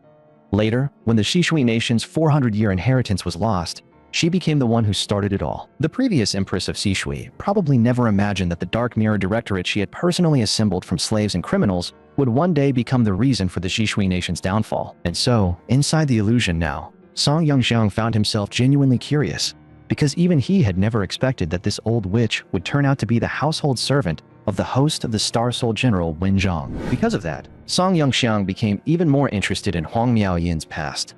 And he had a strong feeling that the reason this illusion had repeated 13 times was probably tied directly to that old witch. The only problem was that, based on how the story had unfolded so far, he still could not quite see where the key issue was. On the surface, Huang Miaoyin's relationship with her actually looked fairly good, but in the very next second, Song Yongxiang noticed something off. Tong Zhuxiang blushed when she looked at Sai Kongjing, and what came after was even stranger, because the way she spoke and carried herself looked almost like she was the mistress of the household. Later, during dinner, the atmosphere among them was also full of laughter and easy conversation. On the surface, they really did seem close. At that point, in order to get to the truth faster, Song Yongxiang simply used his illusion administrator authority and accelerated the timeline. Once the scene jumped ahead into the night, he noticed that Sai Kongjing was studying a book on sealing formation arts, and inside it, there were notes on the five-fold reversal tomb sealing array. Since it looked very similar to the formation used to seal the fighting ancestor, Song Yongxiang naturally became interested in secretly learning it as well. But just as he was memorizing the material, Tong Zhuxiang appeared outside the door, quietly spying on the room without being invited. At first, Song Yongxiang assumed she was here to steal formation knowledge too, but in the next moment, she simply pushed the door open and walked inside openly. And to make matters worse, she was dressed very lightly that night. Once she saw the stunned look on Sai Kongjing's face, she only became even more forward. That alluring expression on her face made her intentions painfully obvious. She wanted him to make a mistake. Thankfully, Sai Kongjing, who had looked so deeply devoted earlier that day, did not disappoint Song Yongxiang here. Faced with that kind of temptation, he still managed to refuse her. But if Sai Kongjing had truly been able to reject her that completely, then this illusion would never have repeated 13 times. So after being rejected, Tong Zhuxiang raised the pressure and the temptation even further. And judging from the look on her face, she did not seem entirely willing either. She was clearly doing all of this for some deeper purpose. Otherwise, there was no way she could have risen to become the head of the Dark Mirror Directorate later on. Sure enough, once the pressure increased further, even Sai Kongjing began to waver, and the formation notes in his hand seemed to lose all their color. It really was true what people said. Since ancient times, heroes had always struggled to get past beauty. Faced with that kind of situation, Sai Kongjing, who had remained alone for years after Huang Miaoyin's mother died, truly did struggle to hold the line. Fortunately, after several breaths, he finally forced himself to steady his mind, and a weapon had already begun forming in his hand. As a member of the Tombkeeper line, Sai Kongjing knew better than anyone that sudden kindness was rarely innocent. When such a gift delivered itself to your door, something was definitely wrong. Yet strangely enough, Tong Zhuxiang showed no trace of panic at all. Instead, in the very next moment, tears suddenly streamed down her face. Then, when she still failed to get any further response from Sai Kongjing, she grabbed her clothes and turned to leave without hesitation. Even Song Yongxiang could not tell whether she had been sincere or whether this had all been part of some scheme. Even so, that entire scene had almost made Song Yongxiang laugh out loud. He had never expected that this old witch had such an embarrassing episode in her youth. If he ever ran into her again in the future, he fully intended to drag this story out and mock her with it. After finishing that little side story, Song Yongxiang decided to speed the illusion up again. Watching it unfold bit by bit like this was simply too slow. In the 2 years after that awkward incident, the household remained outwardly peaceful, and no further trouble seemed to arise between Sai Kongjing and that old witch. But one old saying was absolutely true: children often saw through things more clearly than adults.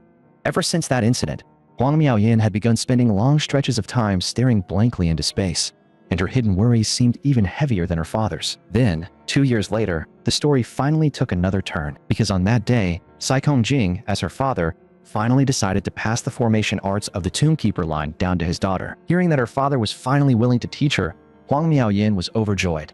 To her, learning those formations meant she would be able to visit her mother whenever she wished. Once father and daughter reached that understanding, Sai Kongjing officially began teaching her. According to Sai Kongjing, the inheritance of the Tombkeeper line could be traced back as far as 2 whole epochs, and sealing formations were completely different from ordinary formations, which made them extraordinarily difficult to learn. That immediately sparked Song Yongxiang's interest as well.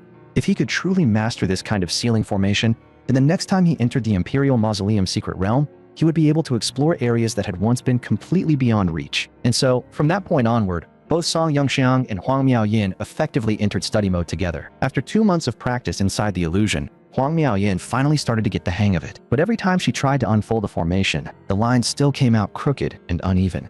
At that level, taking it outside would honestly be embarrassing. So when Sikong Jing saw his daughter's progress, his brows stayed tightly furrowed. If Huang Miaoyin still could not inherit the line, then the Tombkeeper lineage might truly end with him. Song Yongxiang was thinking the same thing.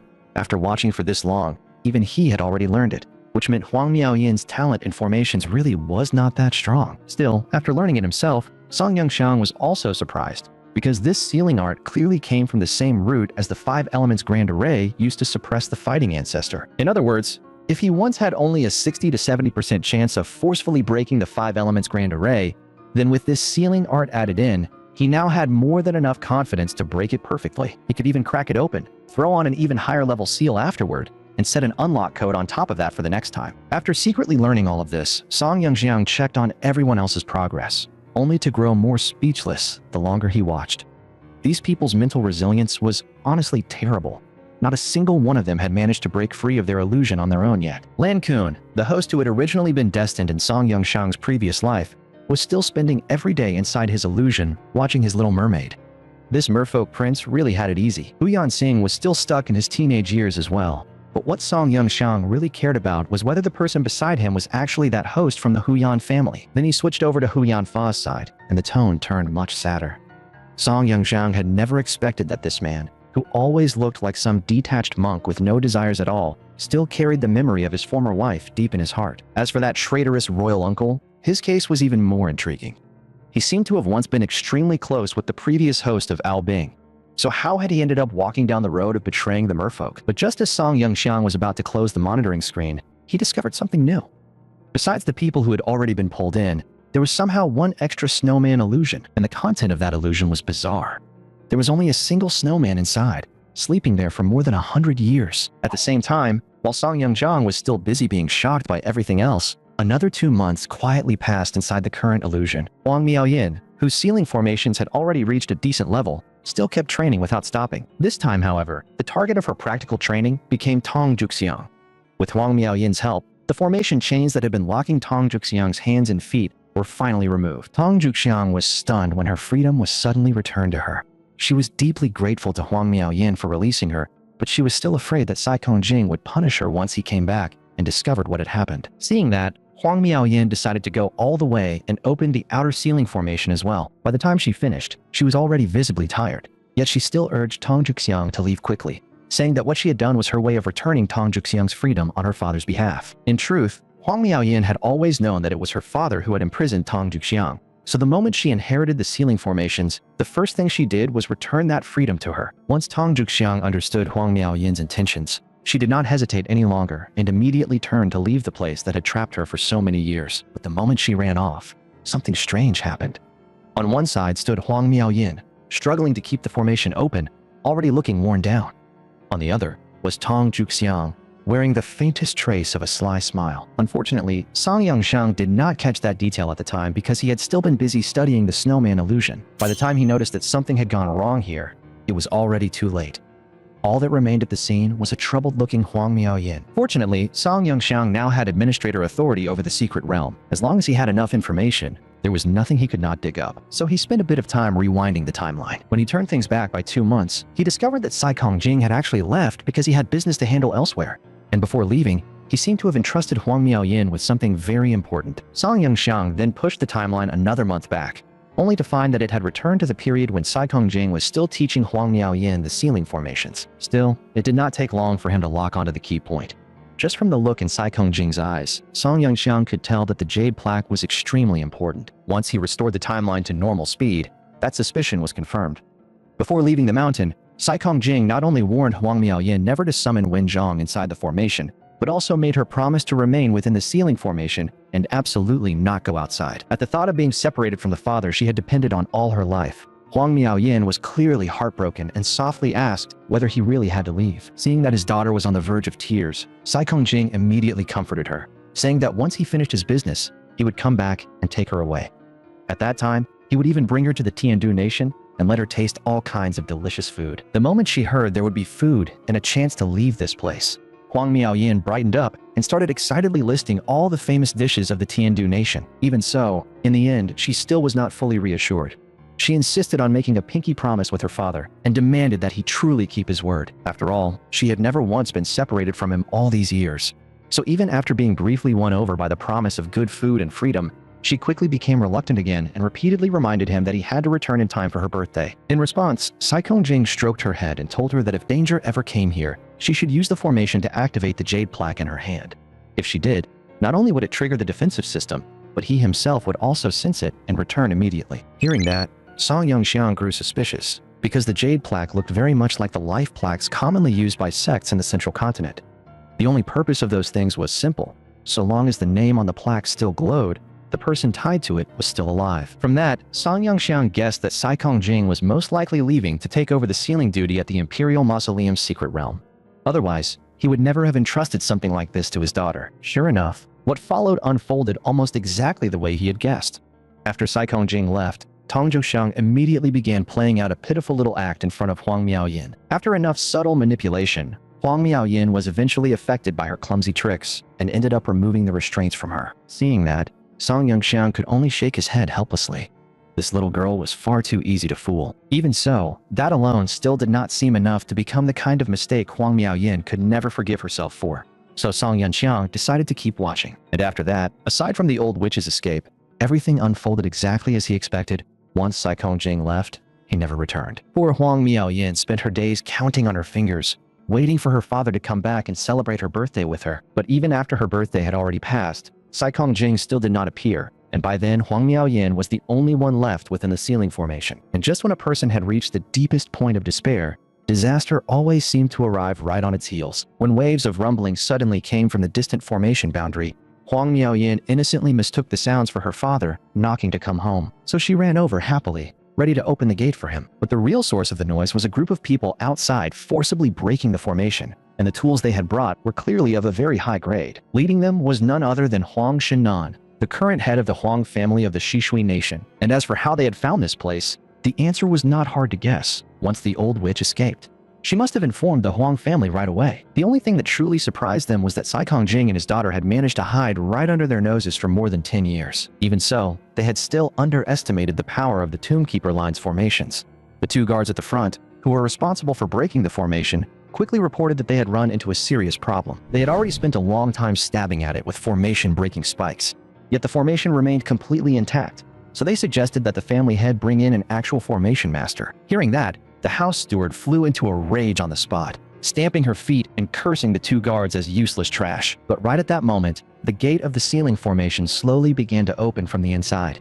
Because of the concealment layer placed over it, Huang Miaoyin still had no idea that the people outside were not her father. So when the gate was fully opened, she froze in place. Even an idiot could tell at a glance that the people outside had come with bad intentions. And the moment she tried to shut the gate again, she realized in horror that it no longer responded. Because during the few seconds she had been stunned, the two Huang family guards at the front had already jammed the entrance open with formation-breaking spikes. At the same time, the steward behind them immediately ordered everyone else to rush in and seize Huang Miaoyin first. Huang Miaoyin, who had never truly faced anything like this before, had no idea how to handle it. Her only thought at that moment was to run. But before she could even take more than 2 steps, she was already completely surrounded by the Huang family guard. Although everything looked overwhelmingly in the Huang family's favor, they had overlooked one extremely important fact. The reason Saikong dared to leave a girl barely over 10 years old alone in that place was actually very simple. His daughter already possessed more than enough power to protect herself. When the dust finally settled, everyone present was stunned. No one had expected that trying to capture a little girl would end up drawing out an Origin Star Soul general. Even the steward who had just ordered Huang Miaoyin's capture was scared senseless on the spot. Right in front of the family head, she even blurted out that Huang Miaoyin might be the bastard child of Miss Yuzi and Saikong. The moment those words left her mouth, she was harshly punished by the family head, and after realizing that Huang Miaoyin was actually an innate host, Huang Shinan immediately changed her tone, declaring that no matter how long she had been away, Huang Miaoyin was still a daughter of the Huang family. She understood very well that the existence of an innate host was enough to keep the Huang family thriving for centuries to come. So she immediately ordered everyone not to injure Huang Miaoyin in the slightest and to switch to soul-binding chains to capture her alive. After receiving the order, the Huang family quickly pinned down Huang Miaoyin's limbs with the chains, and many of them even shouted excitedly that they had already caught her. But before they could celebrate for more than a few seconds, Several flying blades behind Star Soul General Wen Zhang shot out at once, yet those blades did not attack anyone immediately. After leaving the mech, they simply hovered in silence above the center of the encirclement. After being treated so brutally by the Huang family, Huang Miaoyin's anger had already reached its limit, so she immediately invoked the name of Star Soul General Wen Zhang and borrowed the might of heaven itself. The moment she roared for the thunder to strike, a soul pressure like heavenly wrath exploded from her body. At that point, it was the Huang family's turn to panic. Of all people they could have provoked, they had chosen a little girl capable of going berserk. Without enough means to protect themselves, there was no telling how this would end. Then the sky suddenly darkened, and a massive vortex formed overhead as yellow lightning power began gathering within it. The power of Star Soul General Wen Zhang soon called down an enormous heavenly thunderbolt. With a deafening crash, the enemies who had just surrounded Huang Miaoyin were turned into corpses in an instant. But after seeing such a savage strike, Huang Shengnan did not retreat. Instead, an even greedier look appeared on her face, and she had already begun calculating how to use Huang Miaoyin to elevate the Huang family even further in the future. And once the steward noticed that expression on her master's face, she immediately ordered the reserve guards in the rear to continue the capture. Faced with enemies charging straight at her again, Huang Miaoyin instantly summoned Star Soul General Wen Zhang's exclusive weapon and prepared to fight back. Although she was still very young, her innate host constitution gave her battle talent and cultivation that did not fall short of the guards before her at all. Seeing that, the steward could only stiffen her resolve and beg Huang Shengnan to step in personally because the forces they had brought were limited. And this little girl was clearly far harder to deal with than expected, and the reality matched her fears exactly. Huang Miaoyin was moving through the battlefield with remarkable ease, fighting almost effortlessly. After seeing the situation spiral so far beyond expectations, Huang Shengnan kept cursing her subordinates as useless trash, but she herself had already begun preparing to make a move. At the same time, the second wave of guards had already joined the battle. To improve the odds of success, most of them stayed in front to distract Huang Miaoyin, while two others used the smoke for cover and circled behind her for a sneak attack. Through that coordinated effort, several soul-binding chains finally managed to lock down Star Soul General Wen Zhang's movements once again. But just as they thought they had succeeded, arcs of heavenly lightning suddenly began crackling across Wen Zhang's mech. By the time they realized something was wrong, it was already too late. The lightning, carrying the force of heavenly wrath, swept through them instantly and burned them into blackened corpses. But after unleashing such a wide-area attack, Huang Miaoyin herself finally collapsed to her knees from exhaustion. Yet at the moment when she was weakest, the sound of clapping suddenly came from not far behind her, with the speaker praising her as the Huang family's future supreme genius. As Huang Shengnan's words faded, the mech she piloted also stepped into view before Huang Miaoyin, and when she saw how full of hostility the little girl was toward her, Huang Shengnan still put on a warm and gentle smile, pretending to offer kind words of persuasion. But Huang Miaoyin was still just a child. She did not understand any of that. All she knew was that bad people had broken into her home, so no matter what, she was going to drive them out. Her courage was admirable, but anyone with even basic Star Soul training knew the truth. When the gap between two sides was a whole major realm, there were usually only two outcomes left: surrender or die. So it did not take long for Huang Shengnan to close in and lock Wen Zhang down in close combat. Even the armor of an origin Star Soul general like Wen Zhang could not stop Huang Miaoyin's arm from being twisted into a horrifying knot, and Huang Shengnan gave the girl no time to react.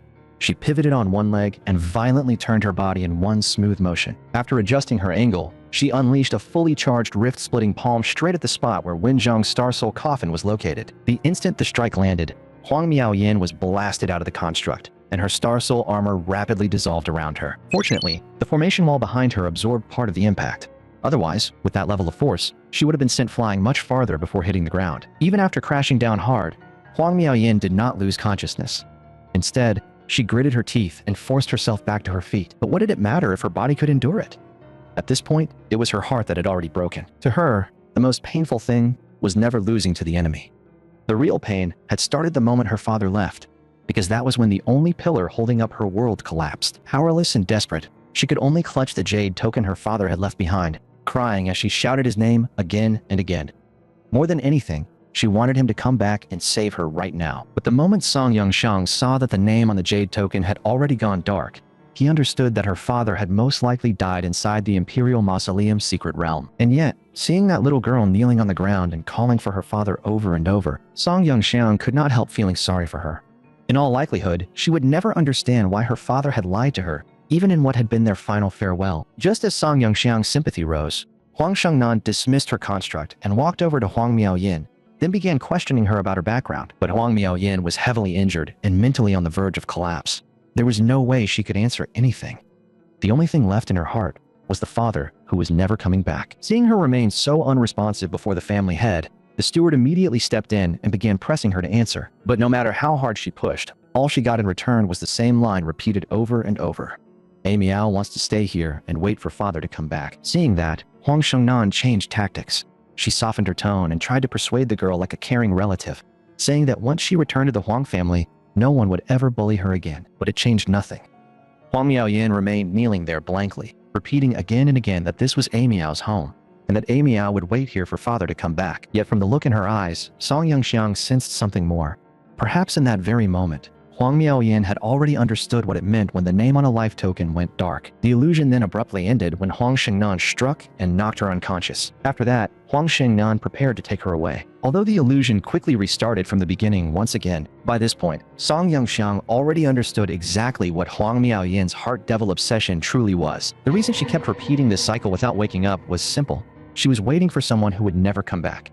No matter how many times the illusion repeated, that outcome would never change. By the time Song Yongxiang had watched the cycle for the 20th time, he finally could not take it anymore. He had not wanted to interfere, but seeing how pitiful Huang Miaoyan was, he decided to treat this as a little tuition fee for the ceiling formations he had learned from her illusion. To help her sever that obsession completely, Song Yongxiang deliberately chose the moment when she was mentally at her weakest right, when she cried out asking when her father would come to save her. At Song Yongxiang's command, every enemy around her was instantly wrapped up inside ceiling formations. The moment Huang Miaoyan sensed that, her entire spirit lit up again.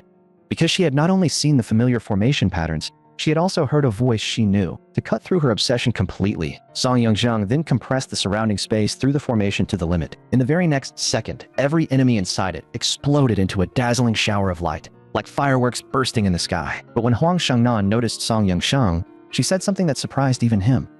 By all rights, she should not have known that Saikong Jing was already dead. Yet she declared with absolute certainty that Song Yongxiang could not possibly be here. Faced with something that unusual, Song Yongxiang knew he would have to investigate it himself. If that was really true, then the Imperial Mausoleum secret realm from those early years might be hiding far more secrets than anyone realized. But before Song Yongxiang could think much further, Huang Shengnan saw him, disguised as Saikong Jing, walking toward her, and became even more certain as she said that Saikong Jing should have been dead already. And when Song Yongxiang attacked her, her reaction made one thing very clear. She had fought formation masters before. Putting those clues together, Song Yongxiang made a bold guess. Saikong Jing's death while suppressing the Imperial Mausoleum secret realm had likely been caused by the Huang family working together with other forces. By the time he finished sorting through that thought, Huang Shengnan had already pulled out her Soul General talisman and was preparing to strike back. What she never expected, however, was that while being blasted backward out of the fight, she would slam straight into an invisible wall. And after crashing onto the ground, she finally realized that a huge stretch of space around her had already been fully sealed inside a formation. In response, Song Yongxiang merely told her that heaven rank speed meant nothing. If the formation was built large enough, then no matter how fast she was still just a fish trapped in a tank. Then he began compressing the space through the ceiling formation. Every member of the Huang family who had been on the battlefield was pulled into it, along with her. Although Song Yongxiang normally did not mind using overwhelming force to bully the weak once in a while, he absolutely would not tolerate someone doing that to a child right in front of him. So in the next moment, he flung that shameless pack of Huang family people straight out, which at least helped little Miao Yin vent some anger first. And just as he expected, once the villains had all been dealt with, Song Yongxiang soon heard Huang Miaoyan crying as she ran toward him from behind. She was crying and calling for her father at the same time, and it was obvious that everything that had just happened had truly wronged this little girl badly. So the moment she got close enough, she threw herself at him without hesitation, clinging to him as if she were terrified that he would vanish again in the very next second. But the words she said afterward left Song Yongxiang silent for a moment, because the little girl in his arms, apart from complaining that her father had come back so late, was filled almost entirely with worry for him and longing for him. That scene made Song Yongxiang's chest tighten a little, so, still wearing Saikong Jing's identity, he gently hugged the tough little girl back. But that was exactly when something unexpected happened. Not long after being held by Song Yongxiang, Huang Miaoyan suddenly broke free from his arms and slid backward at high speed. She quickly explained why. She had sensed a different soul power fluctuation coming from Song Yongxiang, and because of that, she began to suspect that the person in front of her was not really her father. That caught even Song Yongxiang off guard. He had been careless and forgotten to disguise his soul power signature, and she had actually noticed it. For a moment, even he could not tell whether this was because Huang Miaoyan was naturally gifted, or whether innate hosts were simply this sharp by default. Left with no better option, he explained that during his trip to the Tiandu Nation, he had inherited the ancient legacy of the Toonkeeper line, which was why his soul power signature had changed. After that, Song Yongxiang even demonstrated on the spot how he could switch soul power signatures, then added that this was something he had only mastered after merging with a senior who possessed 60 years of battle experience. Only after hearing that did Huang Miaoyin gradually lower her guard, though she was clearly still not completely convinced. Seeing that the situation was finally easing up, Song Yongxiang immediately used his authority to create a roast duck behind his back and told Huang Miaoyin that it was a gift he had specially brought back for her from Tiandu City. But the moment Huang Miaoyin got a clear look at the gift, she suddenly pouted in annoyance, because what Song Yongxiang was holding was obviously not roast duck at all. So she immediately decided that this false father in front of her was trying to fool her again. Oddly enough, that reaction made Song Yongxiang relax. It meant she had finally let her guard down. So, with a flick of his hand, he brought out her favorite roast duck as compensation. But when Song Yongxiang saw her plop down on the floor and start gnawing on the duck with both hands, he was completely speechless. As a proper man from the Tiandu nation, he simply could not accept such a wasteful way of eating roast duck. So he immediately started teaching Huang Miaoyin the correct Tiandu way to eat it, saying that biting into it like that was practically a crime against good food. Maybe he described it a little too well, because after listening to him, Huang Miaoyin instantly grabbed at him and started acting cute, insisting that he take her out of here and bring her to Tiandu City. Faced with that kind of shameless little girl charm offensive, even Song Yongxiang felt a headache coming on. Still, since he had already helped this much, he figured he might as well see it through. So next, he used his authority as the secret realm administrator, the Jade Core, to temporarily create another illusion layer. Using his own memories as the foundation, he directly built a Tiandu restaurant inside it. Once everything was fully formed, Huang Miaoyin was instantly drawn in by the unfamiliar, yet beautiful city outside the window. She immediately turned and bombarded Song Yongxiang with questions, asking whether this was really Tiandu City and whether he could teach her that instant movement trick he had just used with the ceiling formations. In response, Song Yongxiang could only tell her that this power came from merging with that big shot, and even if he wanted to teach her, he could not, because that inheritance existed only once. After saying that, he casually produced an entire table full of Tiandu Nation specialties, partly to distract her from the question she had just asked. Sure enough, it worked exactly as he expected. The moment the little girl saw the feast, she became wildly excited and started circling the table non-stop. Watching that, Song Yongxiang actually felt a little comforted. He decided to treat this as a beautiful memory he was leaving behind for her. And while Huang Miaoyin was happily stuffing herself with good food, Song Yongxiang also used the illusion to revisit the beautiful Tiandu City in his own memories. Once the Southern Beast Tide was over, he really should return and see it again himself. By the time he was done indulging in nostalgia, Huang Miaoyin had pretty much eaten herself into a little round piglet. So Song Yongxiang walked over and asked whether there was anything else she wanted to eat. If there was, he could make more for her right away. But in the very next second, Huang Miaoyin did not even wait for him to finish before she threw herself into his arms again. Then she softly thanked him. And right after that, the entire illusion around her began to slowly dissolve. Once Song Yongxiang heard that thank you, he finally understood. Maybe Huang Miaoyin had been awake from the start. The reason she let the same illusion repeat 20 times was simply because she wanted to see her father a few more times. Once Huang Miaoyin's illusion completely ended, Song Yongxiang immediately returned to the administrator space to check on the others. Fortunately, things were not bad there either. By the time he got back, 4 people had already successfully cleared the first trial. As for the ones who still had not passed, they could stay trapped in their own memories a little longer. At this point, aside from Song Yongxiang himself, Lan Kun, Lan Zhu, Huyan Xing, and Huang Miaoyin had all already passed the first round. And just before the second trial began, Lan Tong, the former administrator, actually asked Song Yongxiang whether he wanted to join in as well. To make it sound more interesting, Lan Tong even spoiled part of the content in advance, saying that in the second trial, they would be facing copied versions of Ao Bing's past hosts. The rules of the second trial were fairly simple.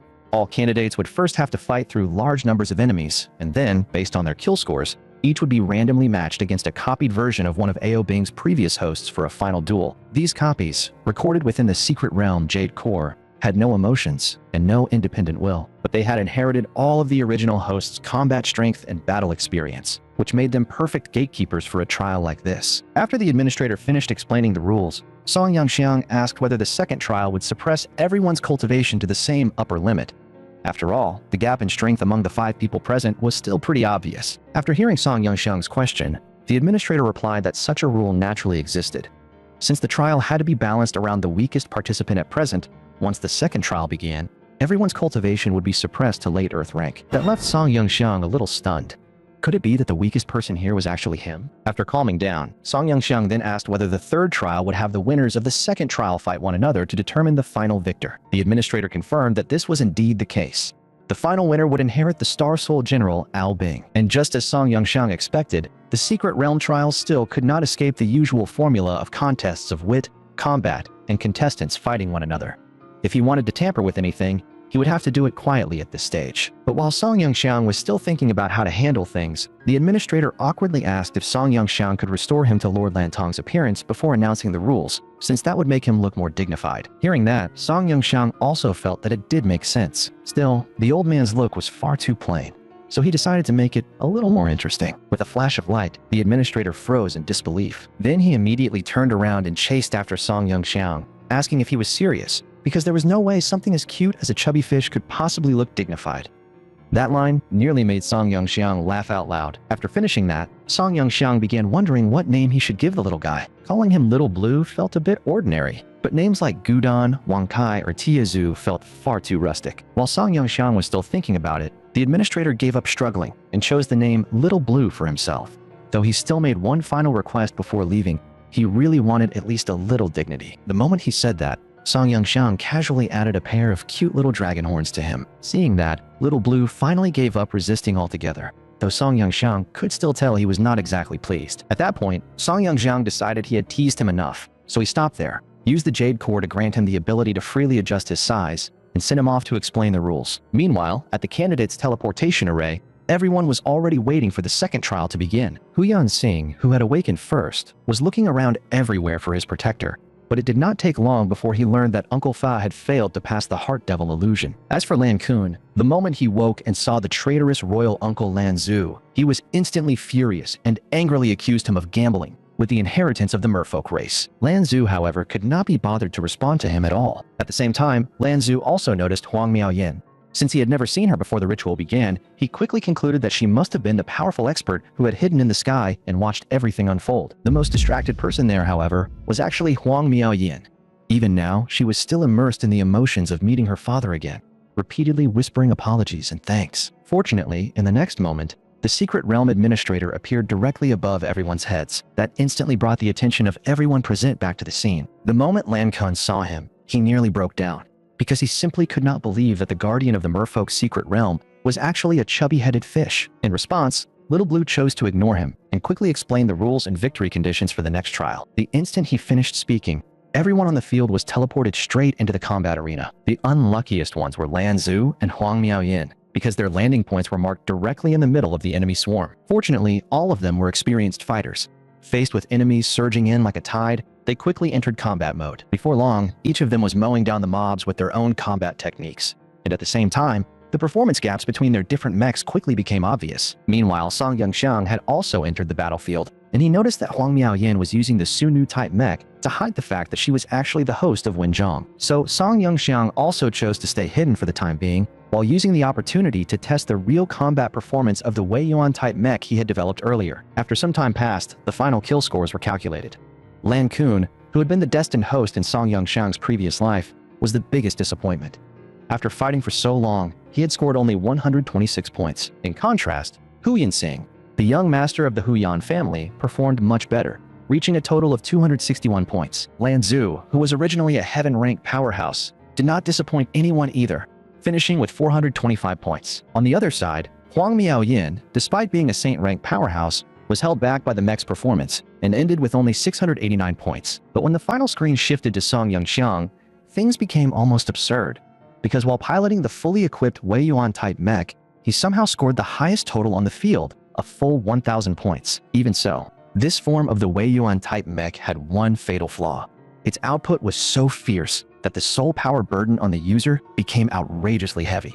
If it were not Song Yongxiang piloting it, no one else would have been able to handle it. While Song Yongxiang was still thinking, a translucent figure suddenly appeared not far ahead, and that figure looked like a monk. The same thing was happening in front of the others as well, except that the copy each person saw was different. The one who reacted with the most excitement after seeing Al Bing's host copy was actually Lan Zhu, because the figure standing before him was none other than Brother Lan Al, the man he admired most. But this copy, which had neither emotions nor independent will, paid no attention to him at all, and had already begun preparing to construct its mech. As surging soul power condensed into form, Ao Bing's ninth host, Lan Ao, the weapon master who excelled in all kinds of battle armaments, appeared before Lan Zhu. At the same time, The copies before everyone else also began constructing their own mechs. After so many generations of inheritance, even Song Yongzhang found himself wondering just how many special forms Star Soul General Ao Bing had developed. Meanwhile, those who had failed to pass the first illusion trial were still trapped inside their own memories. As the guardian of the Huyan family's young master, Uncle Fa no longer knew how many times he had already repeated that wedding night with his late wife inside the illusion. But just as he was about to lift his bride's veil once again, Little Blue suddenly appeared inside his illusion. Then, in an extremely serious tone, Little Blue announced that participant Huyan Fa had exceeded the time limit without passing the first trial, had therefore been judged a failure, and would be forcibly expelled from the secret realm in 10 seconds. At the same time, over in the snowman illusion, Little Blue also appeared there, and he delivered another notice, officially declaring that participant Zhang Liu had failed the trial. Right around that same time, back at the God Rank Remnant site, large numbers of my family subordinates were still cleaning up the aftermath of yesterday's battle, but they never expected that a place which had only just gone through chaos the day before would suddenly erupt with another abnormal event today. Faced with that strange development, every My family member assigned to clean up immediately surrounded the scene and reported it to General Mai Jin at once. On Huyan Fa's side, the moment he realized he had been surrounded, he also became instantly alert. But before either side truly made a move, he immediately pulled out the Huyan family token from his waist and explained that he and the young master had come here only because they had been invited by General Mai Jin. After he revealed his identity, the soldier in charge of communication quickly confirmed it to the captain, saying that Huyan Fa's identity had checked out, and also reminding him that the man before them was a heaven-rank powerhouse. The moment he heard that, the squad captain immediately ordered everyone to deactivate their Star Soul constructs. Then he stepped forward at once to apologize to Huyan Fa, saying that the whole thing had simply been a misunderstanding. But after apologizing, they quickly asked Uncle Fa whether the person who had appeared in the pit beside him had come together with him. They also added that the man looked like a member of the demon race. After hearing that, Huyan Fa immediately followed them over to take a look. At the same time, he remained fully on guard, because his first guess was that the stranger might be one of the merfolk involved in the internal conflict. But the moment he clearly saw the person lying unconscious in the pit, he froze on the spot, because he did not know this person at all. And according to his own memories, there had been no such individual among those who entered the secret realm before. After hearing his confirmation, everyone present was momentarily at a loss. And while they were still staring blankly at this unknown arrival, the battle inside the Longhai secret realm had already erupted in full. The Star Soul General Ao Bing, controlled by the ninth host, Lan Ao, bore the title of Weapon Master, so a large number of armaments were deployed behind him from the very start. Because of that, once the battle began, the traitor Lan Zhu could do little more than rely on constant evasive movement to deal with the attacks. And while dodging, he kept calling out to his old big brother, hoping to awaken even a trace of his consciousness. But the Lan Ao copied through the Jade Core gave him absolutely no response. And after his first strike missed, the copy immediately followed up with an even fiercer assault. But it did not take Lan Zhu long to realize that something was off, because this so-called Lord Lan Ao in front of him was clearly much weaker than he should have been. And Lan Zhu could also sense that his opponent's cultivation had been suppressed to late Earth rank as well. Once he figured that out, Lan Zhao instantly threw off his earlier disadvantage. If both sides were fighting at the same realm, then he had no reason not to go all out. The fact that the copy was using the image of the Lan Ao he respected most only made him even angrier. So he immediately decided to use the battle technique Lan Ao had once taught him, Vortex Strangle, to crush this fake. In response, the copy recorded within the secret realm Jade Core unleashed the exact same move and met him head-on. With both of them fighting at the same cultivation level, the clash ended in a perfect stalemate. Neither side gained any advantage. And while the two of them were battling at full intensity, the Ao Bing host copy in front of Huyan Xing also began constructing its mech. Since the Star Soul General passed down through the Hoyan family had always been a blood enemy of the Longhai Nation's Ao Bing line, the figure that appeared before Huyan Xing was Ao Bing's third host, Lan Zun, the Flame Master who wielded twin dragon-headed fire. And the moment Huyan Xing saw that the other side intended to challenge him with flames, he nearly laughed on the spot. In his eyes, that level of fire was nothing more than a cheap trick in front of the real thing. So before long, blazing flames were already tearing across their battlefield as well. Both sides relied on agile footwork and heavy streams of flame beams as they exchanged attacks at high speed. Meanwhile, the copy standing before Huang Miaoyin still had not begun constructing its mech. That immediately irritated the already prideful Huang Miaoyin, so she took the initiative and fired first with a soul power beam. But the host copy on the other side was no pushover either. While springing backward to evade her attack, it also began its own Star Soul construction. Once the construction was complete, Huang Miaoyin finally learned that the figure before her was Lan Ling, Ao Bing's fifth host, whose specialty was sword combat. But Huang Miaoyin, who had spent half her life standing above everyone else, could not care less about any of that. She immediately decided that she would crush this so-called swordmaster with the sword itself, and she was not just talking big. Once the fight truly began, it was obvious that Huang Miaoyin was the one controlling the pace of the exchange. After Song Yongxiang finished observing the others, the copy on his side finally began constructing its mech as well. The figure standing before him was Lan Lu, Ao Bing's sixth host. According to the records, Lan Lu never needed to fight personally, because before he even made a move, the 4 dragon bone appendages behind him were already enough to tear his enemies apart. Seeing that, Song Yongxiang could not help thinking that this kind of tentacle-style armament actually looked pretty interesting. But when it came to mental control, the other side was still far too green. For the sake of staying hidden though, he could only bring out something roughly on the same level for now. So next, Song Yongxiang began manipulating the secret realm Jade Core to alter the mech he was currently piloting. The other side's dragon bone attacks might have been fierce, but if Song Yongxiang were to activate Ao Bing's reverse scale mode, how exactly was that man supposed to deal with it? Meanwhile, in the second trial, the copy facing Lan Kun also began its Star Soul construction. Yet Lan Kun still did not seem to fully grasp the situation he was in. He was even trembling in the legs from the soul pressure released by the copy. During that moment, he finally recognized who his opponent was. But because this figure had always seemed overwhelmingly powerful in his mind, recognizing him only made Lan Kun even more afraid. Maybe that was just how the secret realm's low-score elimination logic worked. The one who got the lowest score in the mob round ended up drawing the copy of Lan Tong, Ao Bing's first host, and the mech he controlled was none other than the legendary Emperor Ao Bing mode, a form that seemed to gather nearly every combat trait shown by the later hosts. Because of that, Lan Kun had already lost most of his fighting spirit before the battle even began. Deep down, he truly believed he had no chance of defeating the great king of the merfolk. And while he was still frozen there, the Lan Tong copy on the opposite side had already launched the first attack. Luckily, Lan Kun barely dodged the opening strike at the last possible moment. But that evasive move forced him up into the air, where he had no room left to maneuver. And just after he leapt up, the copy seized the chance immediately. The second dragon it had sent out earlier suddenly appeared at Lan Kun's rear flank. So in the very next second, Lan Kun was swallowed whole by a sea of flames. At the same time, Song Yongxiang was also locked in an intense battle against the copy of the sixth host. Except the fight on his side was almost a little too flashy, because what Song Yongxiang was using right now was the star-colored Ao Bing form he had once copied through the Star-Lord system. Meanwhile, his opponent was a shadow copy created by the Jade Core, and since both sides fought using tentacle-style weapons, the whole exchange looked almost like a mirror match. Fortunately, Song Yongxiang had more than just that in his arsenal. Faced with the scythe-like tentacles attacking from all directions, he answered with the spear techniques he was truly best at. And the instant he knocked those tentacles aside, he had already closed the distance on the copy. So, with his next move, he directly unleashed Falling Moon Slash, the signature art of the current commander of the Black Armor Guard. At that range, if he still managed to miss, he would not even deserve to go back to the Tiandu Nation. Yet even after taking that blow head-on, the copy of Lan Lu quickly steadied itself. It was clearly not easy, but in the end, it still managed to hold its ground. And the very first thing it did after regaining its footing was begin charging a finishing move right where it stood. Judging by the posture, the next strike was meant to decide the battle. The move certainly looked frightening. That dark violet soul power unique to the copy instantly spread around Song Yongxiang, while the 4 tentacles hidden inside it all lunged toward him at once. Song Yongxiang honestly almost laughed. Trying to win a long-range firepower clash in front of someone like him was nothing but showing off tricks before a master. Then again, that worked out fine for him. It had been a long time since he had properly enjoyed the overwhelming firepower of Ao Bing's reverse scale mode.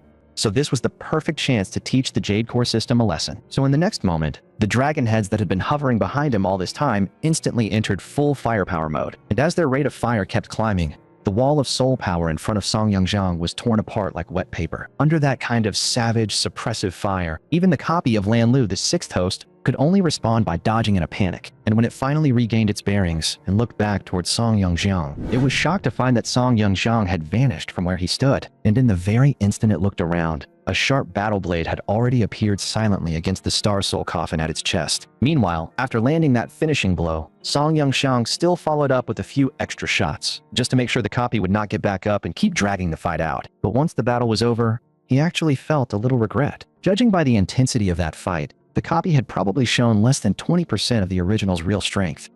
If he had known it was that weak, he would not have bothered bringing out the star-colored Ao Bing form at all. Still, getting to go all out like that after so long did feel pretty good. Even Song Yongxiang himself could no longer remember how long it had been since the last time he used it like this. Now all he could do was hope Lan Kun would step up and not waste his expectations. Because whether Song Yongxiang could successfully copy Ao Bing this time really depended on Lan Kun's performance. And not long after Song Yongxiang finished his own trial, Little Blue immediately appeared in front of him. But Little Blue clearly had a question, because based on the battle footage, he simply could not understand why Song Yongxiang had also been able to fight using AO Bing. In response, Song Yongxiang only reminded him that he was holding the secret realm Jade Core himself, so temporarily pulling out an Ao Bing form was hardly anything strange. But Little Blue pointed out that the AO Bing form Song Yongxiang had just used was not part of the Jade Core's recorded data at all, and on top of that, Song Yongxiang had handled it far too smoothly. Hearing that, Song Yongxiang immediately changed the subject and told Little Blue to bring up the live footage of everyone else's trials.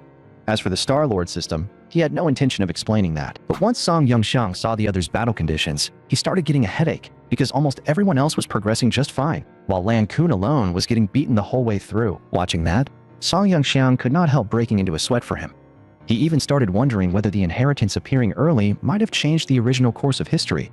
Was Lan Kun really going to die here? Since standing around and watching was clearly not a solution, Song Yongxiang asked Little Blue whether he could go directly to the battlefield and take a closer look. Little Blue replied that in principle, yes, he could, but he was worried Song Yongxiang might get caught up in the moment and end up interfering with the outcome. To that, Song Yongxiang patted his chest and promised that he definitely would not interfere. He said he was only going over to watch quietly, so Little Blue did not need to worry. At the same time, Lan Kun's situation really had reached the point where it looked bad. From the moment the fight began, he had been pressed down the entire time. And now even his mech had already been forced into deconstruction. But just as Lan Kun lay on the ground, gasping for breath, several small pills suddenly dropped right into his mouth. That instantly set Little Blue off. Just a moment ago, Song Yongxiang had sworn he would not interfere. And now he was feeding the guy soul-restoring pills. Anyone would be furious seeing that. So all Song Yongxiang could do was put on an awkward face and say that his hand had just slipped. He claimed those pills were originally meant for himself, but somehow they had fallen who knew where. And after receiving that accidental bit of help, Lan Kun's body and soul power quickly began recovering. After reviewing the fight in his head, he also gradually realized that he was not completely without a chance after all. So after climbing back to his feet, Lan Kun finally made up his mind to properly fight the Emperor Ao Bing in front of him. And to show his respect, he even deliberately constructed the Longhai Nation's mass-produced Star Soul General. Seeing that, Song Yongxiang could only hope Lan Kun would truly pull himself together this time. After all, if Ao Bing's inheritance really changed hands, copying that lineage afterward would become a real headache. So Lan Kun, who had been stuck in a bitter struggle all this time, finally gathered his courage and started seriously facing the copied host of Ao Bing in front of him. And at that point, Song Yongxiang also recognized the mass-produced mech Lan Kun was using. It was a model built on the Junzi sword design. Honestly, the mech engineers of the Longhai Nation really did have some skill. Meanwhile, the copy on the other side was the first to break the deadlock. Under its command, the two flying dragons immediately launched their assault. On the other side, Lan Kun quickly saw through the familiar pattern, so he immediately constructed his weapon in response. After learning from his last failure, Lan Kun confidently chose to use Vortex Strangle to force a breakout when the flying dragons came at him again. He even used the upward momentum from the technique itself to swing directly behind the copy. Unfortunately, that move still did not escape the host copy's notice, so the instant Lan Kun appeared behind it, the dragon roar cannons of the two flying dragons had already locked onto him. Fortunately, before he could be hit, Lan Kun once again used Vortex Strangle as a defensive move. And with the mobility from that technique, he successfully closed the distance on the copy. As soon as he got close enough, Lan Kun swung his spear down in a full-force strike. But faced with that attack, the copy only raised its spear casually and blocked it with ease. Still, Lan Kun kept his cool. After the first blow failed, he used the rebound from the counterforce to launch himself back into the air. Then he fired a charged, scattershot dragon roar cannon right back at the copy. Under that dense barrage, the copy could only pull up the cloak behind it as a shield, but at the same time, it used that opening to call the two flying dragons back into position and prepare for the next move. But the moment it lifted the cloak, blocking its vision, it found Lan Kun's Vortex Strangle already crashing straight in front of it. Yet just as it prepared to block with its spear, it suddenly realized that the target of the attack was not actually itself. Watching that, even Song Yongxiang had to give Lan Kun some credit. After fighting this long, the kid had finally found the real key to winning. Because once the main body lost those two flying dragon armaments, its overall combat strength would inevitably be cut down hard. But after Lan Kun landed, the one remaining flying dragon immediately prepared to counterattack. And after being harassed by those sneak attacks for so long, Lan Kun was no longer willing to indulge it. The instant he landed, he twisted with the momentum and threw out another strike in one fluid motion. That blow hit the other flying dragon dead on. The sudden turn of events left the copy unable to adjust in time, and at that point, it could only watch helplessly as its armament was destroyed. Still, assuming that the copy had no cards left just because its special weapons were gone would have been far too careless. After all, apart from mech-exclusive weapons, the host of AO Bing was itself a deadly weapon. Lan Kun could only sigh inwardly at the difference in soul power reserves. After that intense offensive exchange, his own soul power was nearly exhausted once again. Even so, he still chose to gamble everything on one more push. So in the next moment, he once again took the initiative and fired a mass-produced version of the Dragon Roar cannon. That attack forced the copy to abandon the large finishing move it had been charging for some time. Instead, it could only switch to using the cloak as a defensive shield, and after the entire volley of cannon fire had been spent, Lan Kun gripped his spear and charged the copy once more. With his soul power running low, close quarters combat was now the only option left to him, but that also meant he had to defeat the copy before his remaining soul power completely ran dry. Watching from the side, Song Yongxiang could only shake his head. The kid was still too straightforward. If he had just dismissed his weapon during that first spear clash and instantly reconstructed a new one, he would have won right there. Still, after thinking it over, Song Yongxiang decided to go check on the others first. That foolish kid Lan Kun was probably going to keep fighting for a while longer, and just as he expected, Huang Miaoyin had already secured her victory with ease. As expected of a saint-rank powerhouse, even with her cultivation suppressed, she was still overwhelmingly strong. Hu Yanxing was still fighting hard, but judging from the situation, there should be no real problem for him to win in the end. Lan Zu's side, on the other hand, left Song Yongxiang more than a little speechless. The man could have taken the win directly, yet he still chose to humiliate his opponent first. His temperament really was rotten to the core. At that point, Song Yongxiang made Little Blue answer a simple question, because he already knew the others were basically just there to fill the numbers. The system had most likely been set up so that only merfolk descendants could inherit Ao Bing, which meant the final ownership should really come down to Lan Kun and Lan Zhao alone. Hearing that, Little Blue looked awkward for a moment and did not know how to respond, because Song Yongxiang had already promised him earlier that he would not interfere with the final result. Song Yongxiang, however, said that it did not really matter who was chosen.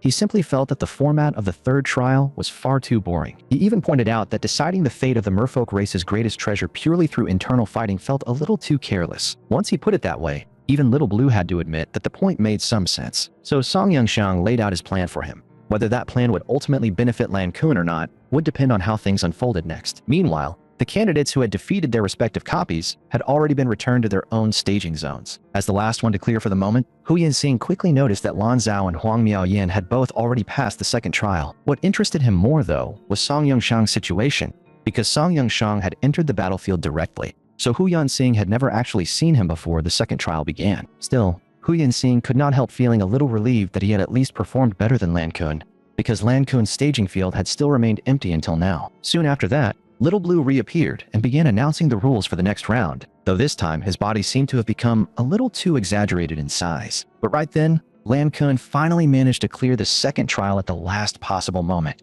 and from the way he looked, the ordeal had clearly taken a heavy toll on him. Once everyone had arrived, Little Blue first congratulated them on passing the second trial, and then formally announced that the third trial was about to begin. At the same time, over in Longwei City by the western shores of the Longhai Nation's Infinite Sea, a massive beast tide suddenly erupted, and in that very moment, all of them were teleported onto a stretch of wasteland near Longwei City. Since Little Blue had not explained the third trial in advance, both Hu Yanxing and Lan Kun were momentarily confused after being transported there. But Lan Kun, being the reckless sort, exploded the instant he saw Lan Zhu.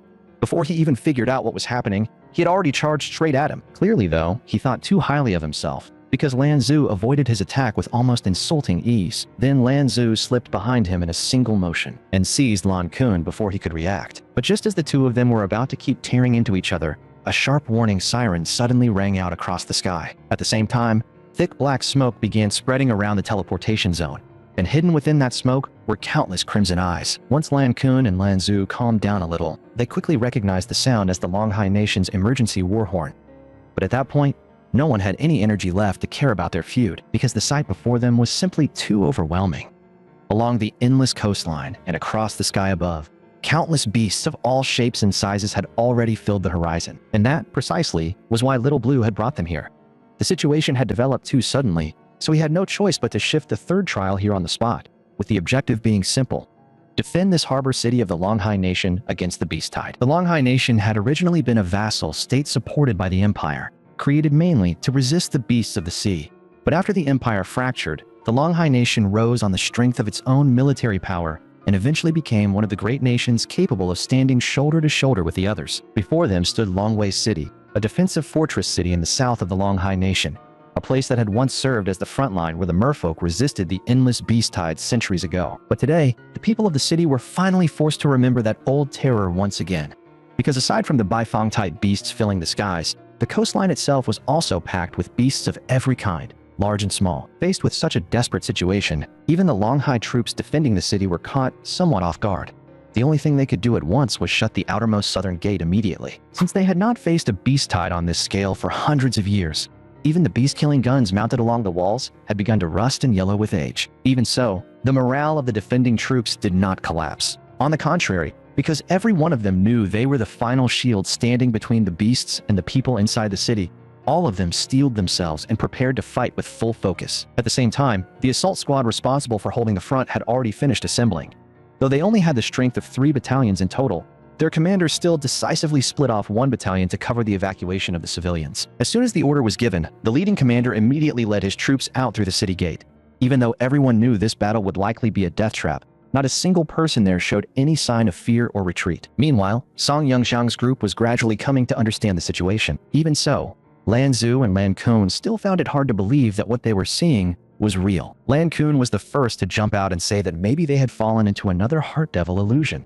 Because in the real Longwei City, beasts had not appeared for more than 100 years. But the moment he finished speaking, Lan Zhu suddenly punched him and sent him flying. After doing so, however, Lan Zhu remarked that the sensation did not feel anything like a Heart Devil illusion. Even so, he could still clearly sense that his cultivation remained suppressed at Earth rank. These strange signs temporarily made Lan Zhu give up on taking revenge against Hu Yansing, until he figured out what was really going on. The only thing he could do was stay still and wait. Still, while making that decision, he also noticed Song Yongxiang. Unfortunately, being none too bright, he simply took Song Yongxiang for some refugee who had been accidentally dragged into the secret realm and did not consider him worth worrying about. In Lan Zhu's mind, the strongest person present was still Huang Miaoyan, so he was even considering trying to cling to her again later. And while Lan Zhu was still looking around, Huang Miaoyan had already gone off alone to stand on a high point, gazing toward the endless mass of beasts in the distance. But even as the strongest person present, she did not feel optimistic about the situation. With the forces they had now, plus the few of them, at best they could only buy some time for the civilians to evacuate. There was no chance of truly holding everything together. Still, during all this, she once again sensed a familiar fluctuation of soul power coming from Song Yongxiang, which made her quietly decide to keep a closer eye on him. At the same time, Little Blue appeared before the group and quickly issued the trial objective: defend Longwei City. And to prevent anyone from leaving the trial zone without permission, he placed a soul power collar on each of them. He also warned them repeatedly not to leave the designated trial area, or the collar around their necks would automatically explode. After giving those instructions, Little Blue went on to explain the scoring conditions, which included killing beasts, assisting merfolk soldiers, and protecting civilians during evacuation. But before he could finish speaking, Lan Zhao cut him off directly, and from the look of it, he was clearly very unhappy with the new trial rules. However, as the guardian of the inheritance, Little Blue was naturally not about to tolerate that kind of interruption, so he immediately penalized Lan Zhu by deducting points. Even then, Lan Zhao kept pressing the issue. He was never afraid of settling things through force, but now that the rules had suddenly changed, he was obviously furious. Still, Lan Zhu's objections did not shake Little Blue in the slightest. Instead, Little Blue calmly clarified that in this round, every soldier who survived and every civilian successfully evacuated would count toward the score, and that total would then be combined with the scores from the previous 2 trials to determine the final result. After hearing that, everyone present fell briefly silent. Taking that moment, Little Blue released the restraints around the teleportation array and officially declared the trial to have begun. Meanwhile, Longwei City itself had already descended into chaos. The situation was now one where enemies pressed from the front while danger pursued from behind. Although soldiers were still trying to guide and cover the evacuation routes, there were simply too many fleeing civilians, so disorder was unavoidable. And at that exact moment, the Baifang-type beasts in the sky noticed the evacuation crowd and immediately prepared to attack. In response, the soldiers covering the civilians no longer cared about their own safety.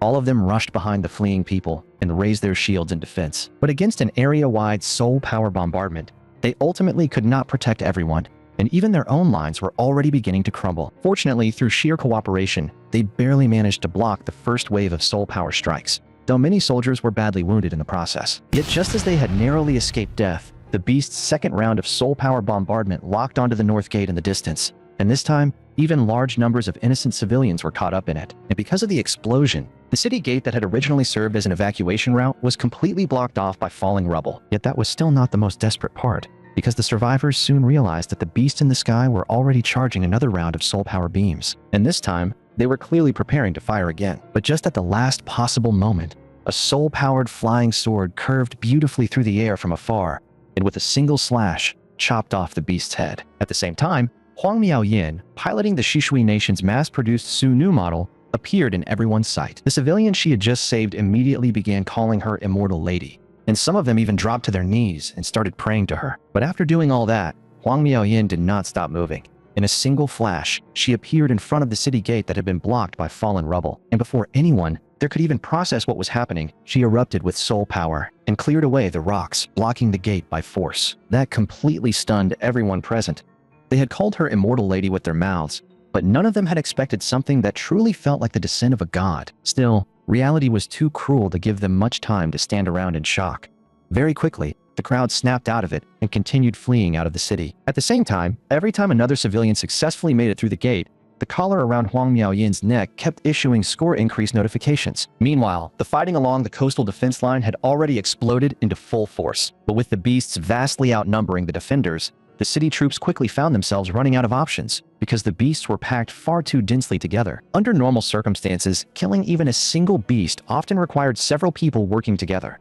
Faced with a beast tide on this scale, the entire defense line was naturally full of holes, and the situation was as chaotic as it could be. And with that came heavy casualties, as many soldiers were attacked from behind by beasts while they were still fighting the enemies in front of them. The squad leader at the front wanted badly to go save them, but with the battlefield already in such disorder, he simply did not have the strength to do it. But right at that moment, a long spear flying in from afar suddenly broke the deadlock, and that strike just so happened to save a frontline soldier who had been on the verge of death. The sudden change left the squad leader completely stunned. He was so shocked that he even forgot to move in and finish off the wounded beast in front of him, because what had appeared before his eyes was clearly an elite Zunhai-type unit, which meant that the reinforcements they had been waiting for had finally arrived in the form of a second-class warrior of the Longhai Nation. And from the look of it, that person even had several companions with him. While everyone was still fighting over the inheritance of Star Soul General Ao Bing, some encouraging news also came out from the Song family in Yang'an City. And the best news among it all was that third granduncle, who had been bedridden for so long, was recovering extremely well. After taking the pills Song Yongxiang had left for him, he had already regained roughly half of his former strength within just 1 week. Even so, he was still having a bit of trouble controlling his soul power. So every time he circulated it, he still needed a short period of meditation afterward to steady it again. At the end of the day, though, his old injuries had been allowed to fester for far too many years. His bodily vitality had recovered a great deal, but the root of the internal damage had not really changed much. Faced with that situation, the old Marquis was naturally very worried. So every day when third granduncle came out to practice, he would bring Song Jin and Song Mu with him to watch over the session. In response, third granduncle always explained patiently that what he was doing was meant to force out the stagnant blood that had built up over the years, and the more of it he expelled, the easier his body would feel. He also praised the spring renewal pill Song Yongxiang had left behind, saying that after taking it, the pain throughout his body had clearly lessened. At first, the old Marquis and the others thought third granduncle was exaggerating a little, but then the casual palm strike he threw out next left everyone there stunned. A clear palm print had been pressed into the tree he hit, and it was obvious that his control over the force had been excellent. He had only stripped the outer bark without damaging the inner trunk itself. Third granduncle himself could feel the difference as well.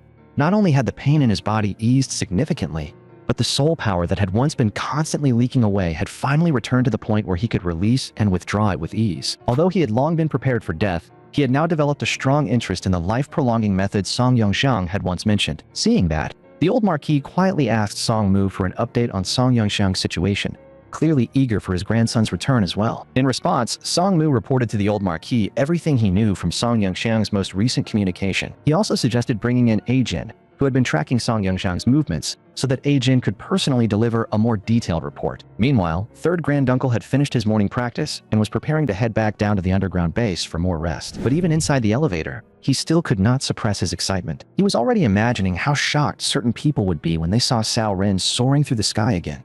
Some of them might even be scared out of their wits on the spot. So while the elevator descended, third granduncle loudly declared that he would return to Tiandu City and enter the Imperial Mausoleum secret realm again to finish what he had failed to complete back then. Hearing that, the old Marquis and the others on the surface were all taken aback, because if those words reached outsiders, they would undoubtedly draw a great deal of attention. Still, the old Marquis quickly said he understood.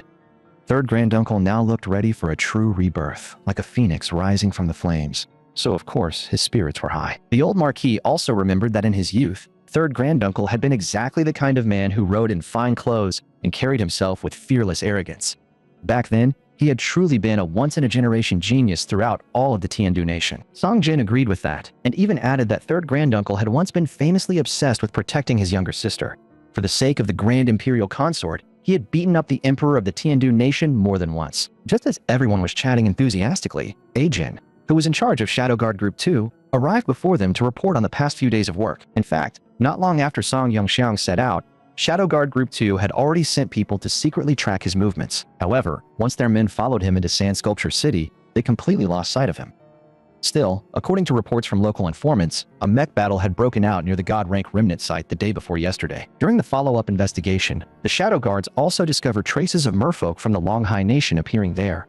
Combined with the fact that they had been unable to contact Song Yongxiang, Ajin concluded that Song Yongxiang's disappearance was most likely tied to that incident. After hearing the report, the old Marquis immediately ordered Song Mu to dispatch the elite members of Shadow Guard Group 1 to Sand Sculpture City at once, and to bring along the new Soul General talismans that Elder Su had delivered earlier, so they would be ready to support Song Yongxiang at any moment. After arranging that first step, the old Marquis then told Ajin to find a way to connect a live view from the God Rank Remnant site. In response, Ajin explained while contacting the informants that thanks to the formation talismans they had obtained earlier from young Master Yongxiang, the Shadow Guard spies could now infiltrate almost anywhere. As it happened, one of the Song family's informants was currently hidden about 12 li away from the God Rank Remnant site, and after receiving Ajin's order, that informant immediately transmitted what he saw through his telescope back to the Song family. At the exact moment the image feed connected, another mysterious explosion suddenly erupted at the God Rank Remnant site. But if their intelligence had gone just a little deeper, they would have learned that this falling star was actually Hu Yinxing being kicked out of the secret realm. Meanwhile, after being expelled from the secret realm,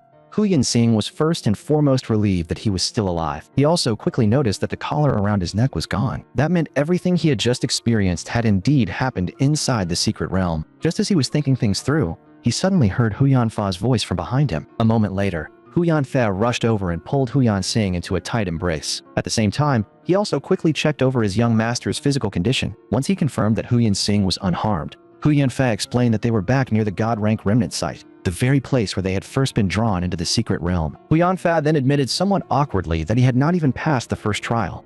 Still, after being expelled from the secret realm, he had remained here waiting for Hu Yinxing to return. After hearing all that, Hu Yinxing first asked Uncle Fa how many days had actually passed outside. Hu Yanfa explained that time flowed differently inside and outside the secret realm. In truth, only about a day and a half had passed in the outside world since they were sucked in. Once that question was settled, the two of them prepared to leave. Though before going, Hu Yanfa casually suggested that they might coordinate with General Mai Jin's forces and ambush whoever got kicked out later. But Hu Yinxing waved that idea off and told Uncle Fa to leave with him instead, saying the matter here could be left to General Mai Jin. Then he asked whether anyone else had come out before them. Hu Yanfa replied that another one who had been expelled alongside him was some demon girl. She had remained unconscious the whole time and had already been thrown into the Mai family dungeon by the guards. He had even heard that the fourth young master of the Mai family had a taste for that sort of thing. That only made Hu Yinxing more confused, because among those who had entered the secret realm, he did not remember any demon being present at all. Hu Yanfa then quickly steered the topic back to his young master's performance and eagerly asked how many trials Hu Yinxing had managed to clear. In response, Hu Yinxing raised 3 fingers and boasted smugly that he had passed the second trial with ease. After hearing his young master brag like that, Hu Yanfei became like an overly curious child and pressed him for the details of the third trial. But just as Hu Yinxing tried to recall what had happened in that trial, a violent pain suddenly exploded in his head. At the same time, the scenes from the trial also surged back into Hu Yinxing's mind. It was that fear of being overwhelmed by the beasts, along with the terrifyingly real sensation of death, that left him feeling miserable now. He had no desire to go through that again. Before Hu Yinxing was thrown out of the Longhai secret realm, the battle for Ao Bing's inheritance had already entered its fiercest stage. Back then, after Lan Kun saved one of his own people, the soldiers on the front line immediately recognized him as a second-class warrior of the Longhai Nation. So after that, Lan Kun decided to use an even more eye-catching performance to raise the morale of the frontline troops. With one full-powered stomp, the ground he had been standing on instantly shattered into broken stone, and while leaping through the air, he continuously poured soul power into his mech's right leg. Then, as he came down, he used the weight of the mech itself to amplify the power of the kick.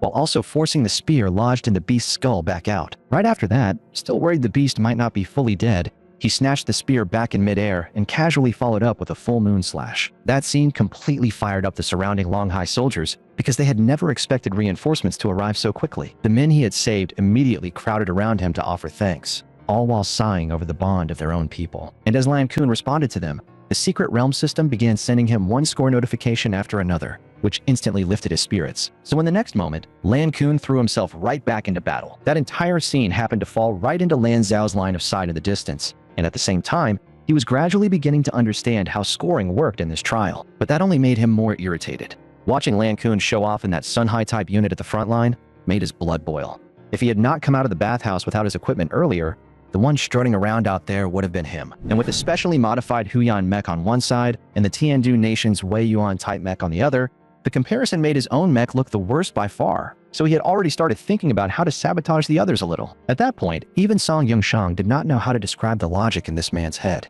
As a royal uncle of the Longhai Nation, Lan Zhu actually opened his mouth and tried to rope Huyan Xing and Song Yongshang into teaming up with him, all while talking nonsense about putting old grudges aside. Huyan Xing was the first to laugh in his face, directly saying that someone who could kill his own blood relatives was not worth trusting at all. And after mocking him, Huyan Xing could not even be bothered to keep talking, turning around and launching himself away with a charged leap. Even so, Lan Zhu still had not given up on the idea of an alliance, so he turned around and asked Song Yongxiang for his opinion as well. Song Yongxiang had no interest in dealing with a person like that, so he simply said nothing and walked straight toward the city. That left Lan Zhao furious. In all his life, he had never suffered such humiliation, but at this point, he had no choice but to act on his own.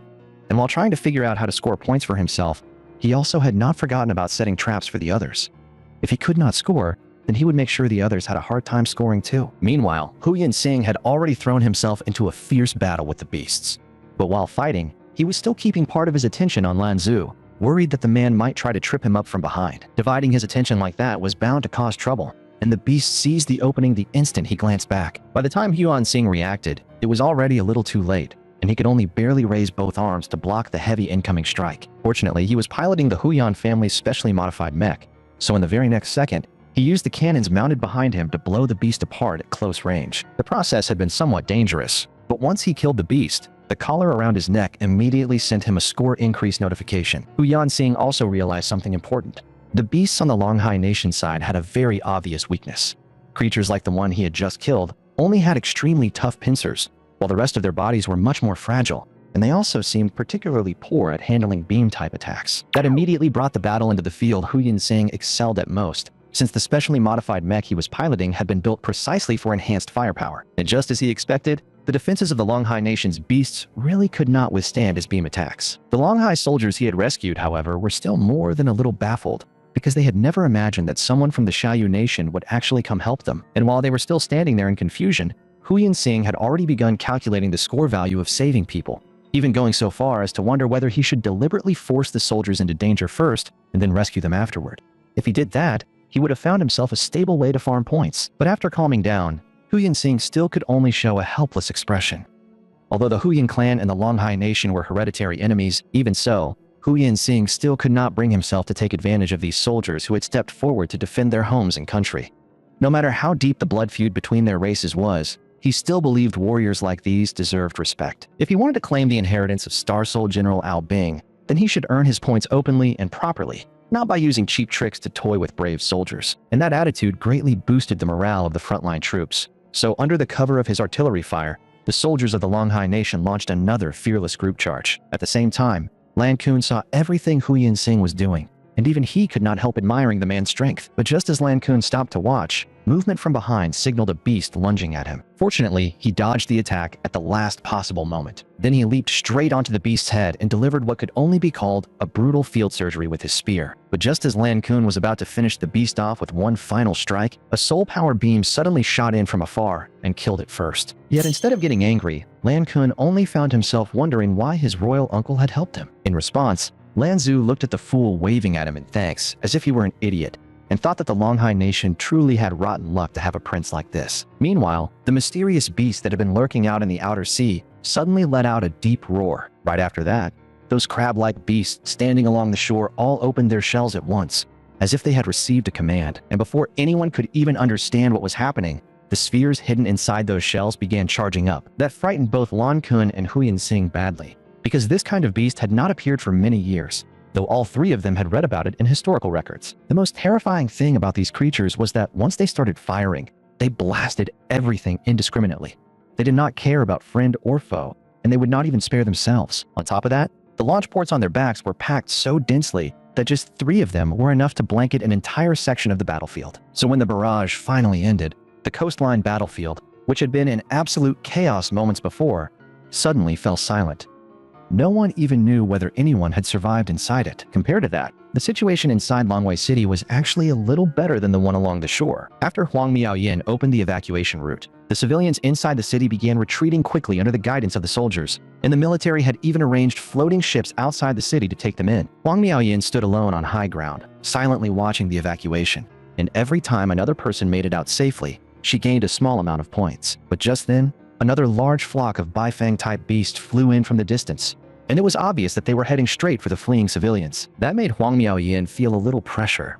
Even though they were only low-tier beasts, dealing with that many of them using the Sunu-type mech alone would not be easy. But just as she was about to intercept them, the flock diving toward the refugees was cut off in advance, and whoever made that interception even managed to pull off a neat 2 birds 1 shot move in the process. That sudden attack forced the Bifang-type beast to reassess the battlefield, and they all lowered their eyes toward the ground below. But before they could even figure out what had happened, another massive soul power beam blasted up from below. Even Huang Miaoyin could not help being slightly startled by that strike. In her judgment, the power of that beam was already not far off from the attack power of an Origin Star Soul General, and the soul power signature behind it also felt strangely familiar, and her instincts were correct. The one who had intercepted the attack was Song Yongxiang. He simply had to keep a low profile, so for now he could only play around with weapons a little. Even so, Song Yongxiang could not help complaining about Little Blue's scoring design. One toad was worth 80 points, while one Bifang was only worth 100. That was absurdly unbalanced, considering flying beasts were far harder to hit in the first place. Meanwhile, the battle along Longwei City's coastal defense line was still raging on. After barely surviving the indiscriminate bombardment from those high-tier beasts, Hu Yanxing quickly found a relatively safe place to hide. The good news, however, was that for the moment, only those 3 hermit crab-like high-tier beasts remained on the coastal battlefield, so the surviving Hu Yanxing quietly stayed hidden and began searching for a way to turn the situation around. Meanwhile, in front of Lan Kun and Lan Zhu, only a 5-man scale armor battle formation remained. Those few soldiers were already covered in wounds, yet the battalion commander leading them still asked about Lan Kun and the others first. Seeing that, Lan Kun truly began to admire their fearless spirit from the bottom of his heart. He even thanked those frontline soldiers in all seriousness, because if they had not formed the scale armor formation in time just now, both he and Lan Zhu would probably have already been eliminated. And while everyone was exchanging a few polite words, another frontline captain pointed out that the attacks of this type of beast seemed to come with very long intervals between volleys. Hearing that, the battalion commander immediately invited Lan Kun to charge again with them, with the goal of killing these troublesome beasts before the rest of the enemy could make landfall. But just as they were about to move, Lan Kun suddenly realized that Lan Zhu behind him had disappeared. Still, the situation in front of them was already too urgent, so he could only push that question aside for the moment and charge out together with the soldiers ahead of him. Unfortunately, the brief good turn did not last. At the very instant they launched their assault, another beast suddenly appeared behind the ones that had seemed isolated and unsupported, and that new beast had no intention of giving them time to react. The moment it burst out of the fog of war, the beam spheres inside its body were already fully charged. Fortunately, Lan Kun's side had relatively few people, so the frontline soldiers reacted fast and formed a small-scale armor formation again, buying Lan Kun a chance to strike. Those soldiers had already prepared themselves to die, so while enduring the barrage head-on, they still shouted for Lan Kun to seize the opening and kill the beast, no matter what. Perhaps because this round of fire had been launched in haste, the power of the beams was clearly weaker than before. Faced with such a rare opening, Lan Kun, as a second-class warrior, naturally had no intention of wasting it. But the beast in front of him seemed to have read his intentions, because when Lan Kun hurled his spear, it suddenly snapped its shell shut and trapped the attack between the two halves. Fortunately, Lan Kun had already prepared a follow-up, so the instant his first strike was blocked, he reconstructed 2 battle blades. Then, with one clean motion, he chopped off both of the beast's claws. But right at that crucial moment, Lan Zhu, who had mysteriously vanished before the charge, suddenly burst out from underground. And before Lan Kun could finish the beast off, Lan Zhao directly used Vortex Strangle to steal the kill. To make matters worse, Lan Zhao even wore a smug, vulgar grin on his face, the kind of expression that made him instantly detestable. Lan Kun, meanwhile, was never very good with words, so he could only swallow his anger and stand there speechless. But Lan Zhao still refused to stop there. He kept rubbing salt into the wound, proudly saying that compared to charging forward and shedding blood on the battlefield, he much preferred sitting back and picking up easy leftovers. Yet while he was still feeling proud of himself, he completely forgot to watch what was happening behind him.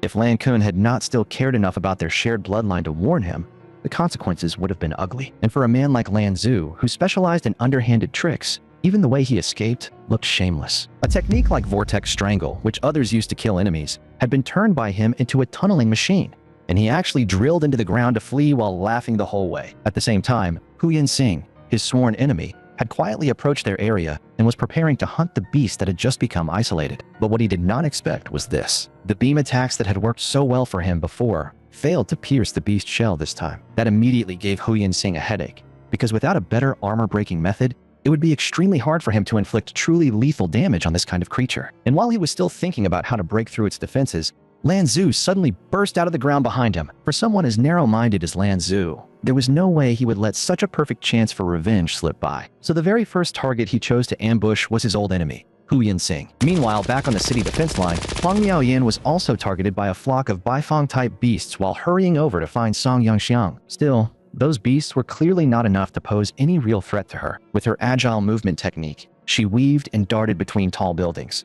easily avoiding the pursuit of the beasts behind her. And while dodging, she kept looking for openings to strike back, each time unleashing a 5-shot beam burst. So as the Baifeng-type beast kept chasing her, their numbers began to thin out more and more. When only the last one remained, Huang Miaoyan moved decisively and launched a direct countercharge. 2 spinning blades flashed out at once and instantly shredded the last pursuer behind her. But by sheer bad luck, directly beneath the beast she had just shot down with her beam, a group of refugees happened to be passing by. Seeing that, the Longhai soldiers nearby who were in charge of the evacuation quickly rushed behind the civilians and raised their shields, trying to stop the falling beast from crushing them. But at the final critical moment, a massive soul power arrow tore in from afar and swallowed up the beam-spitting beast in a single strike. And that attack had actually crossed through several buildings before reaching the scene. The civilians who were saved by it still felt a bit of fear afterward, because if that attack had gone even a little off target, the people on the ground would likely have been wiped out completely. Song Yangxiang, however, as the one who fired that shot, was full of confidence. If he could still miss at that distance,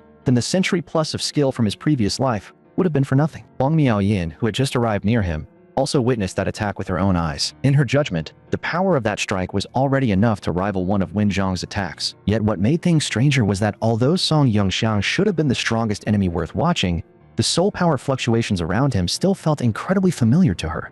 She just could not remember where she had encountered them before. Song Yangxiang, on the other hand, had no time to dwell on that, because from the kill score alone, he increasingly felt that Little Blue's scoring system was not balanced at all. Little Blue immediately said he would not take the blame for that, because only saving people who were originally doomed to die would give bonus points. And that rule had been Song Yangxiang's own idea in the first place. While the two of them were still bickering, Song Yangxiang quickly noticed that a new batch of beasts had entered the battlefield, and this wave of Baifeng-type beasts had clearly become smarter, because as they flew toward the battlefield, each of them was carrying amphibious beasts under its claws. Faced with that, Song Yangxiang no longer had time to warn Huang Miaoyan in the distance. He could only start preparing his next soul power arrow at once, but in the end, one man alone was still too slow. Even after he shot down 2 of them, the remaining beasts still managed to break through, and those creatures were in such a hurry that they dropped the amphibious beasts they were carrying almost immediately. In an instant, the already chaotic land battlefield turned straight into a living hell. The civilians who had not yet managed to escape the city quickly became prey for the beasts. At the same time,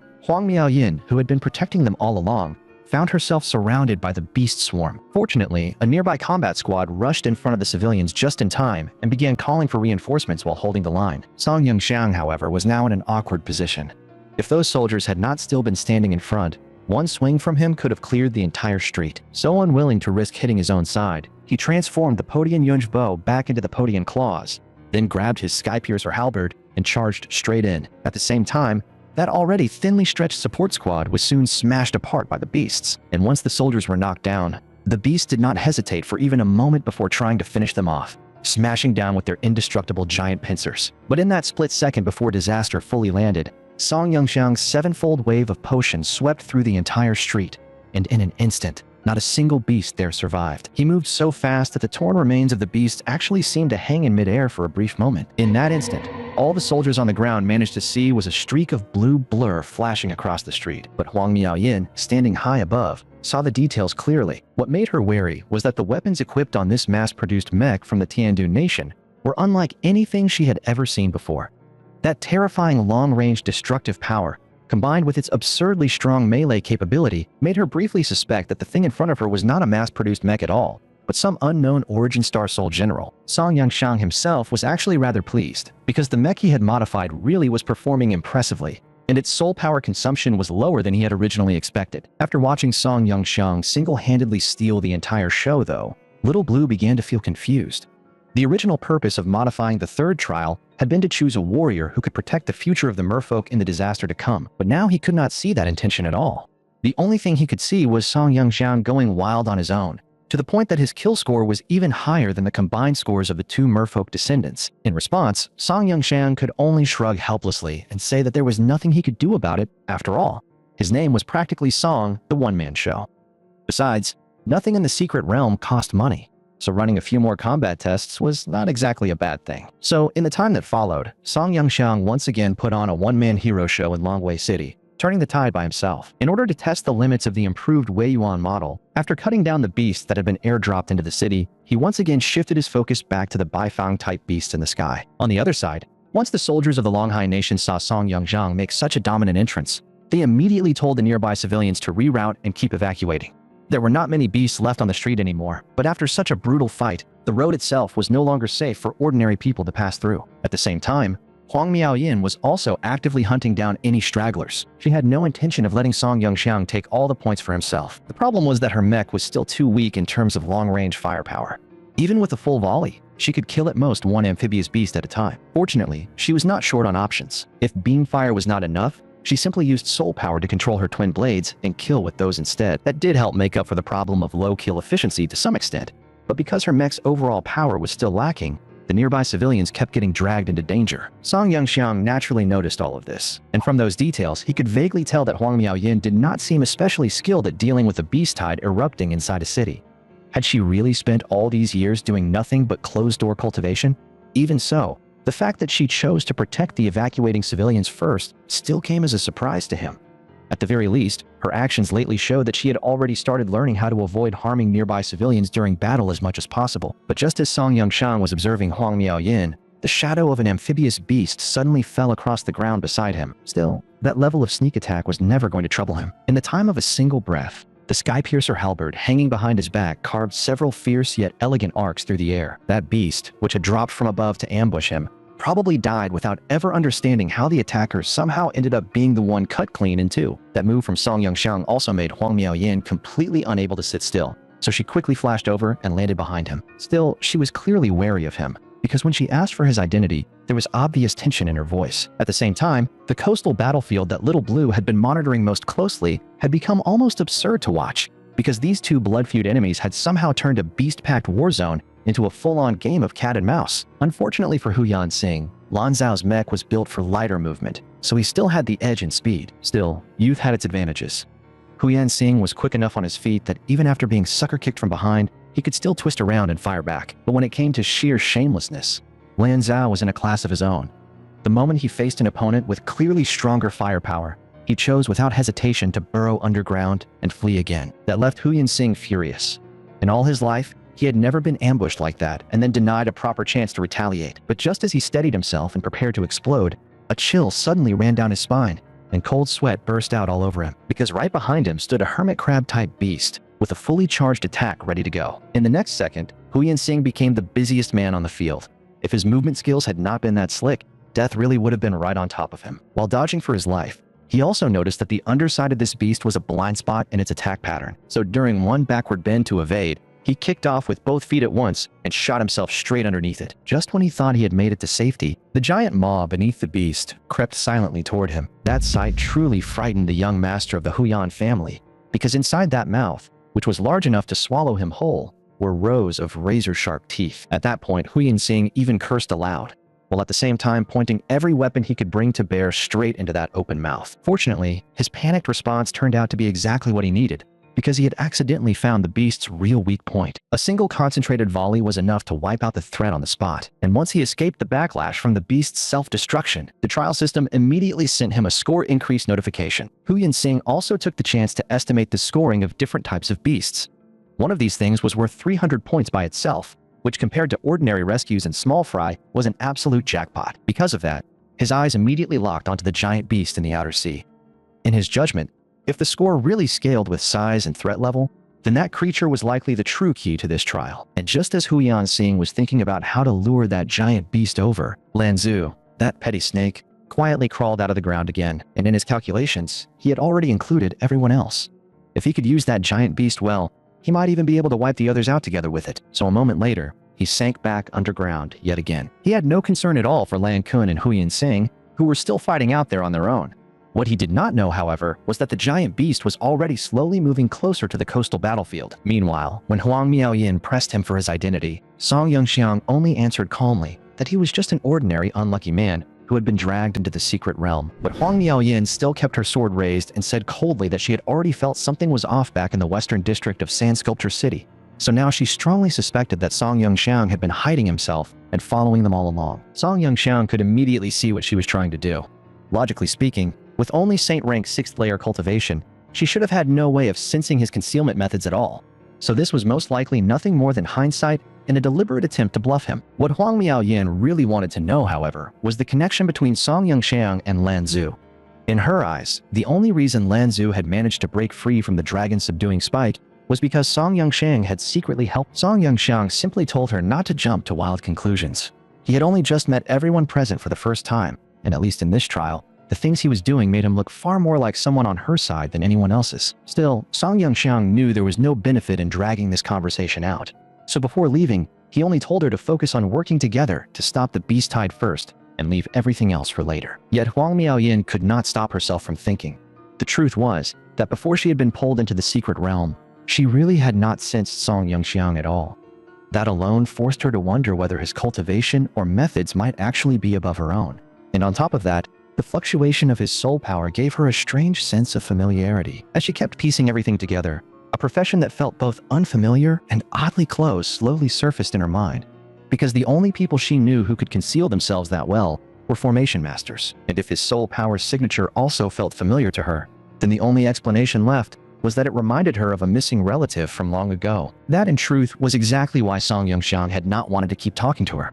This was the kind of misunderstanding he had absolutely no way to explain. If things kept going in the wrong direction like this, he might really end up in the absurd position of somehow gaining a 100-year-old Saint rank daughter out of nowhere. After leaving Huang Miaoyin's vicinity, Song Yongxiang used his authority to observe the overall battlefield. The reason he had personally joined this illusion-generated, simulated battlefield in the first place was simply to test the mechs and armaments a little while, also using his position as an outsider to help balance the fighting strength between the city and the coastline. But the current situation was beginning to confuse even him.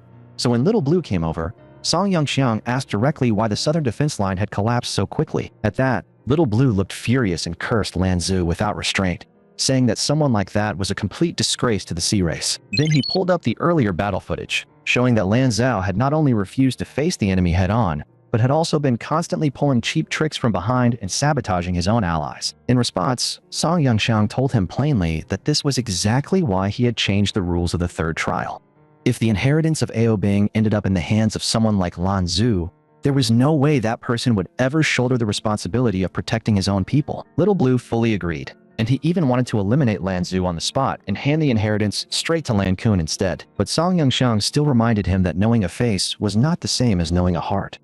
Until the final result was settled, no one could say for sure whether another twist might still happen. More than half the civilians had already escaped by now, so Song Yongxiang told Little Blue to release the gatekeeper and speed up the third trial.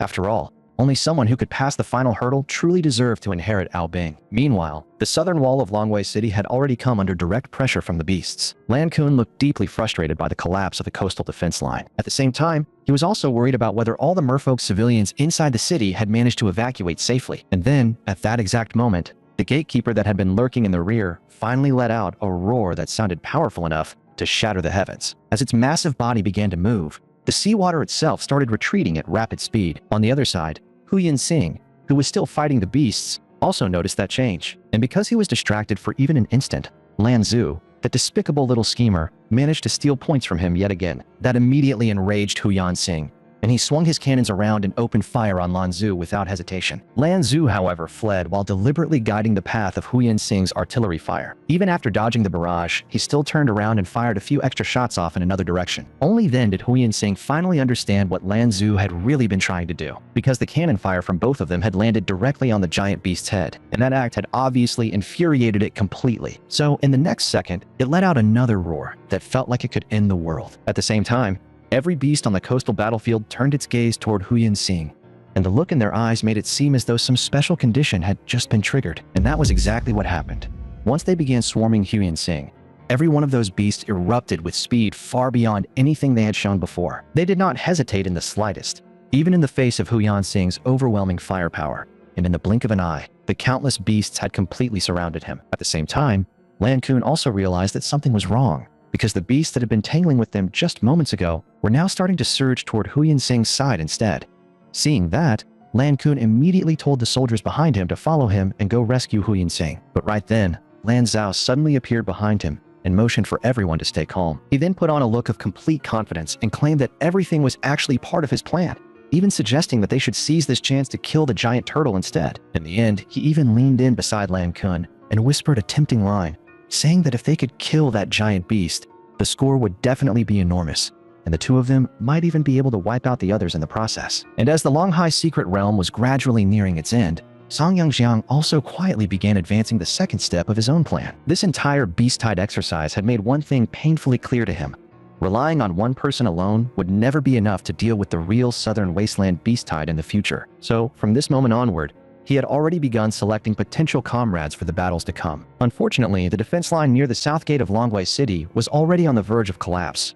Looking out over it, nearly the entire southern coastline had fallen under the control of the beasts, and under the beasts' utterly unreasonable and relentless assault, the line formed by the merfolk soldiers had already been battered into complete disorder. Thankfully, Hu Yansing, relying on his own strength, had already forced his way out of the encirclement, and he was now moving constantly across the battlefield, providing support wherever he could. It was precisely because of his overwhelming firepower that the line had not collapsed completely by this point. Not far from Hu Yansing, Lan Kun and Lan Zu had also begun their own clash on the outskirts of the beast tide. Yet throughout all of this, Lan Zu still had not given up on his schemes, and he kept trying to persuade Lan Kun to join him in heading out to the outer sea to kill that giant beast. He even declared that if Lan Kun refused, then he should not blame Lan Zhou for taking all the points for himself and eventually pocketing Ailbing's inheritance as well. But faced with that kind of provocation, the still straightforward Lan Kun paid him no attention at all. Instead, he leapt away in a single bound, instantly putting distance between himself and that royal uncle. Lan Kun's reaction actually left Lan Zhao briefly stunned, because he clearly had not expected such a clean rejection. Still,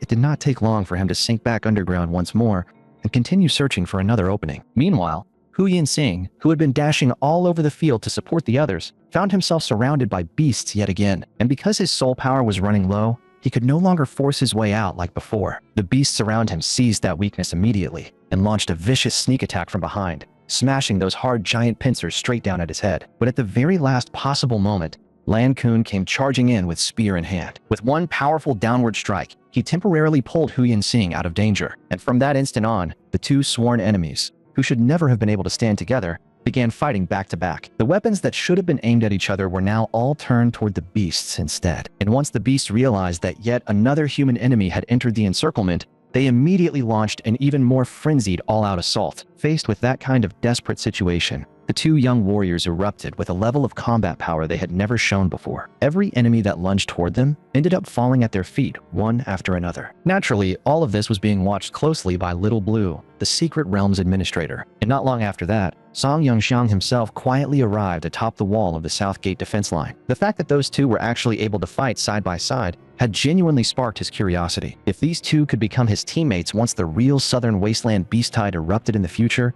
then they would unquestionably be a formidable force. And just as they planted themselves back to back once again, the proud young master of the Huyan family finally muttered a quiet thank you to Lan Kun. In the past, he could never have imagined that one day he would actually fight shoulder to shoulder with a merfolk prince, much less trust that prince enough to leave his own back exposed. But Lan Kun only told him to keep his focus on the fight, because the only thing on his mind right now was killing more beasts, so that the remaining civilians in the city could gain even a little more time to evacuate. But at that moment, Hu Yansing asked him whether he truly did not care about the trial score at all. No matter what, they were still inside a secret realm trial. And even before this, Huey and Sing had already started suspecting that everything before them might only be an illusion generated by the secret realm from some fragment of history. So he warned Lan Kun not to be foolish enough to treat all of this as reality, because they were still competitors bound by the scoring rules. After hearing that, Lan Kun answered in a steady voice that a warrior picked up his weapon to protect the family and people standing behind him. Whether this place was an illusion or the real world, he would uphold that principle to the very end. Hearing that, Huyen Sing grew interested and asked another question. What if it were another race instead? If it were a city from the Milan nation, or civilians from the Tiandu and Shishui nations, would Lan Kun still hold to the same principle? Lan Kun gave him a firm yes without hesitation. In his eyes, wars launched between nations for profit and battles fought between warriors for honor were never the same thing. But in the face of disaster, civilians were innocent. So when a beast tide came, humans and demons alike, and even different nations, should put aside their prejudice and stand together against the common threat. After hearing that explanation, the normally proud young master of the Huyan family fell into a brief silence, because from that moment on, he had truly acknowledged this interesting rival from the bottom of his heart. Song Yangxiang and Little Blue were moved by Lan Kun's words as well. If nothing unexpected happened later, Little Blue would most likely choose this outstanding descendant without hesitation. Meanwhile, after Song Yangxiang left, Huang Miaoyin also successfully completed her task of covering the civilians' evacuation, and during the process, she made another connection in her mind. From the rule about protecting civilians whose lives were in danger, she concluded that this illusion had most likely been built from a real event that had once happened in history. If that were true, then every point she earned now was coming from people who had originally been doomed to die in that past history. So she silently made up her mind that a beast tide like this must never be allowed to erupt for real within the Jishui nation. In the face of a beast crisis, no intelligent race that had built civilization deserved to die in such a humiliating way. While she was lost in thought, Little Blue sent her a new mission notice through the collar around her neck. The contents were simple. A saint-ranked beast was about to attack the city, and all trial participants were to gather at the southern shoreline defense line immediately and fight it together. Hearing that, Huang Miaoyin, who was still on her way there, felt a chill run through her. Against a saint-rank beast, only saint-rank cultivators or origin star soul generals usually had any real chance. So in her view, these trial participants, all suppressed to earth rank, had no chance of defeating such an enemy head-on. Even so, she still believed this was far from the time to expose her trump card, Wenjiang. After Little Blue finished notifying the others, the soldiers of the Longhai Nation on the southern shoreline defense line had already launched a fierce counterattack. The few defenders left on the ground began a countercharge straight into the beast horde, and brutal casualties continued to unfold across the battlefield. At the same time, the many hermit crab-like beasts positioned behind the enemy line all opened their shells, preparing to deliver the deadliest blow yet to the city's defenders. But the soldiers of the Longhai Nation had clearly already figured out the enemy's advance pattern. So the defenders on the city wall immediately ordered the harpoon cannons placed across the wall to lock onto those targets all at once. Then the fury of the intelligent races erupted in an instant, and every defensive cannon on the wall roared to life and blasted straight into the enemy formation. That volley crashed down, and the entire southern coastline was instantly swallowed by the smoke from the beast's chain detonations. And because those explosions sprayed fire in every direction, huge numbers of low-tier beasts around the hermit crab creatures were caught in it and wiped out along with them. Seeing that opening, the commander of the 4th Battalion on the wall immediately called his men to follow him down and kill, leaving only the 5th Battalion behind to continue holding the wall. As a long series of bodies hit the ground one after another, the brutal close-quarters slaughter between the Longhai Nation's defenders and the beasts erupted all over again. At the same time, Huang Miaoyin finally arrived at the southern shoreline defense line, and the moment she got there, she said bluntly that with the strength this city currently had, there was no way they could stop that saint-rank beast. Even if all the trial participants, whose cultivation had been suppressed to earth rank, were added in, it still would not be enough. So she wanted to know what the real meaning of this trial was, because she absolutely refused to believe that it was only about choosing a final winner based on points alone. In response, Song Yangxiang asked her a test question instead. If, in the near future, a beast tide 1,000 times more terrifying than the one before them were to erupt along the southern wasteland allied defense line, what would she choose to do? The moment Huang Miaoyin heard that question, her expression changed instantly, because she knew very well that even in the history of the Shishui nation, a beast tide on the scale before them had never appeared. If a disaster on that level truly broke out, it would mean that even the Iron Wall army of the Tiandu nation and the Azure Kite army of the Shishui nation combined would still be unable to stop it, and the southern wasteland Great Wall stretching between the two nations would inevitably fall as well. To that, Song Yangxiang gave her a definite answer. In his memory, that wave of beasts did not merely swallow up the southern wasteland Great Wall, it also completely overran Nanzhou of the Tiandu nation and Shanzhuadao of the Shishui nation, while tens of millions of innocent civilians died in that catastrophe.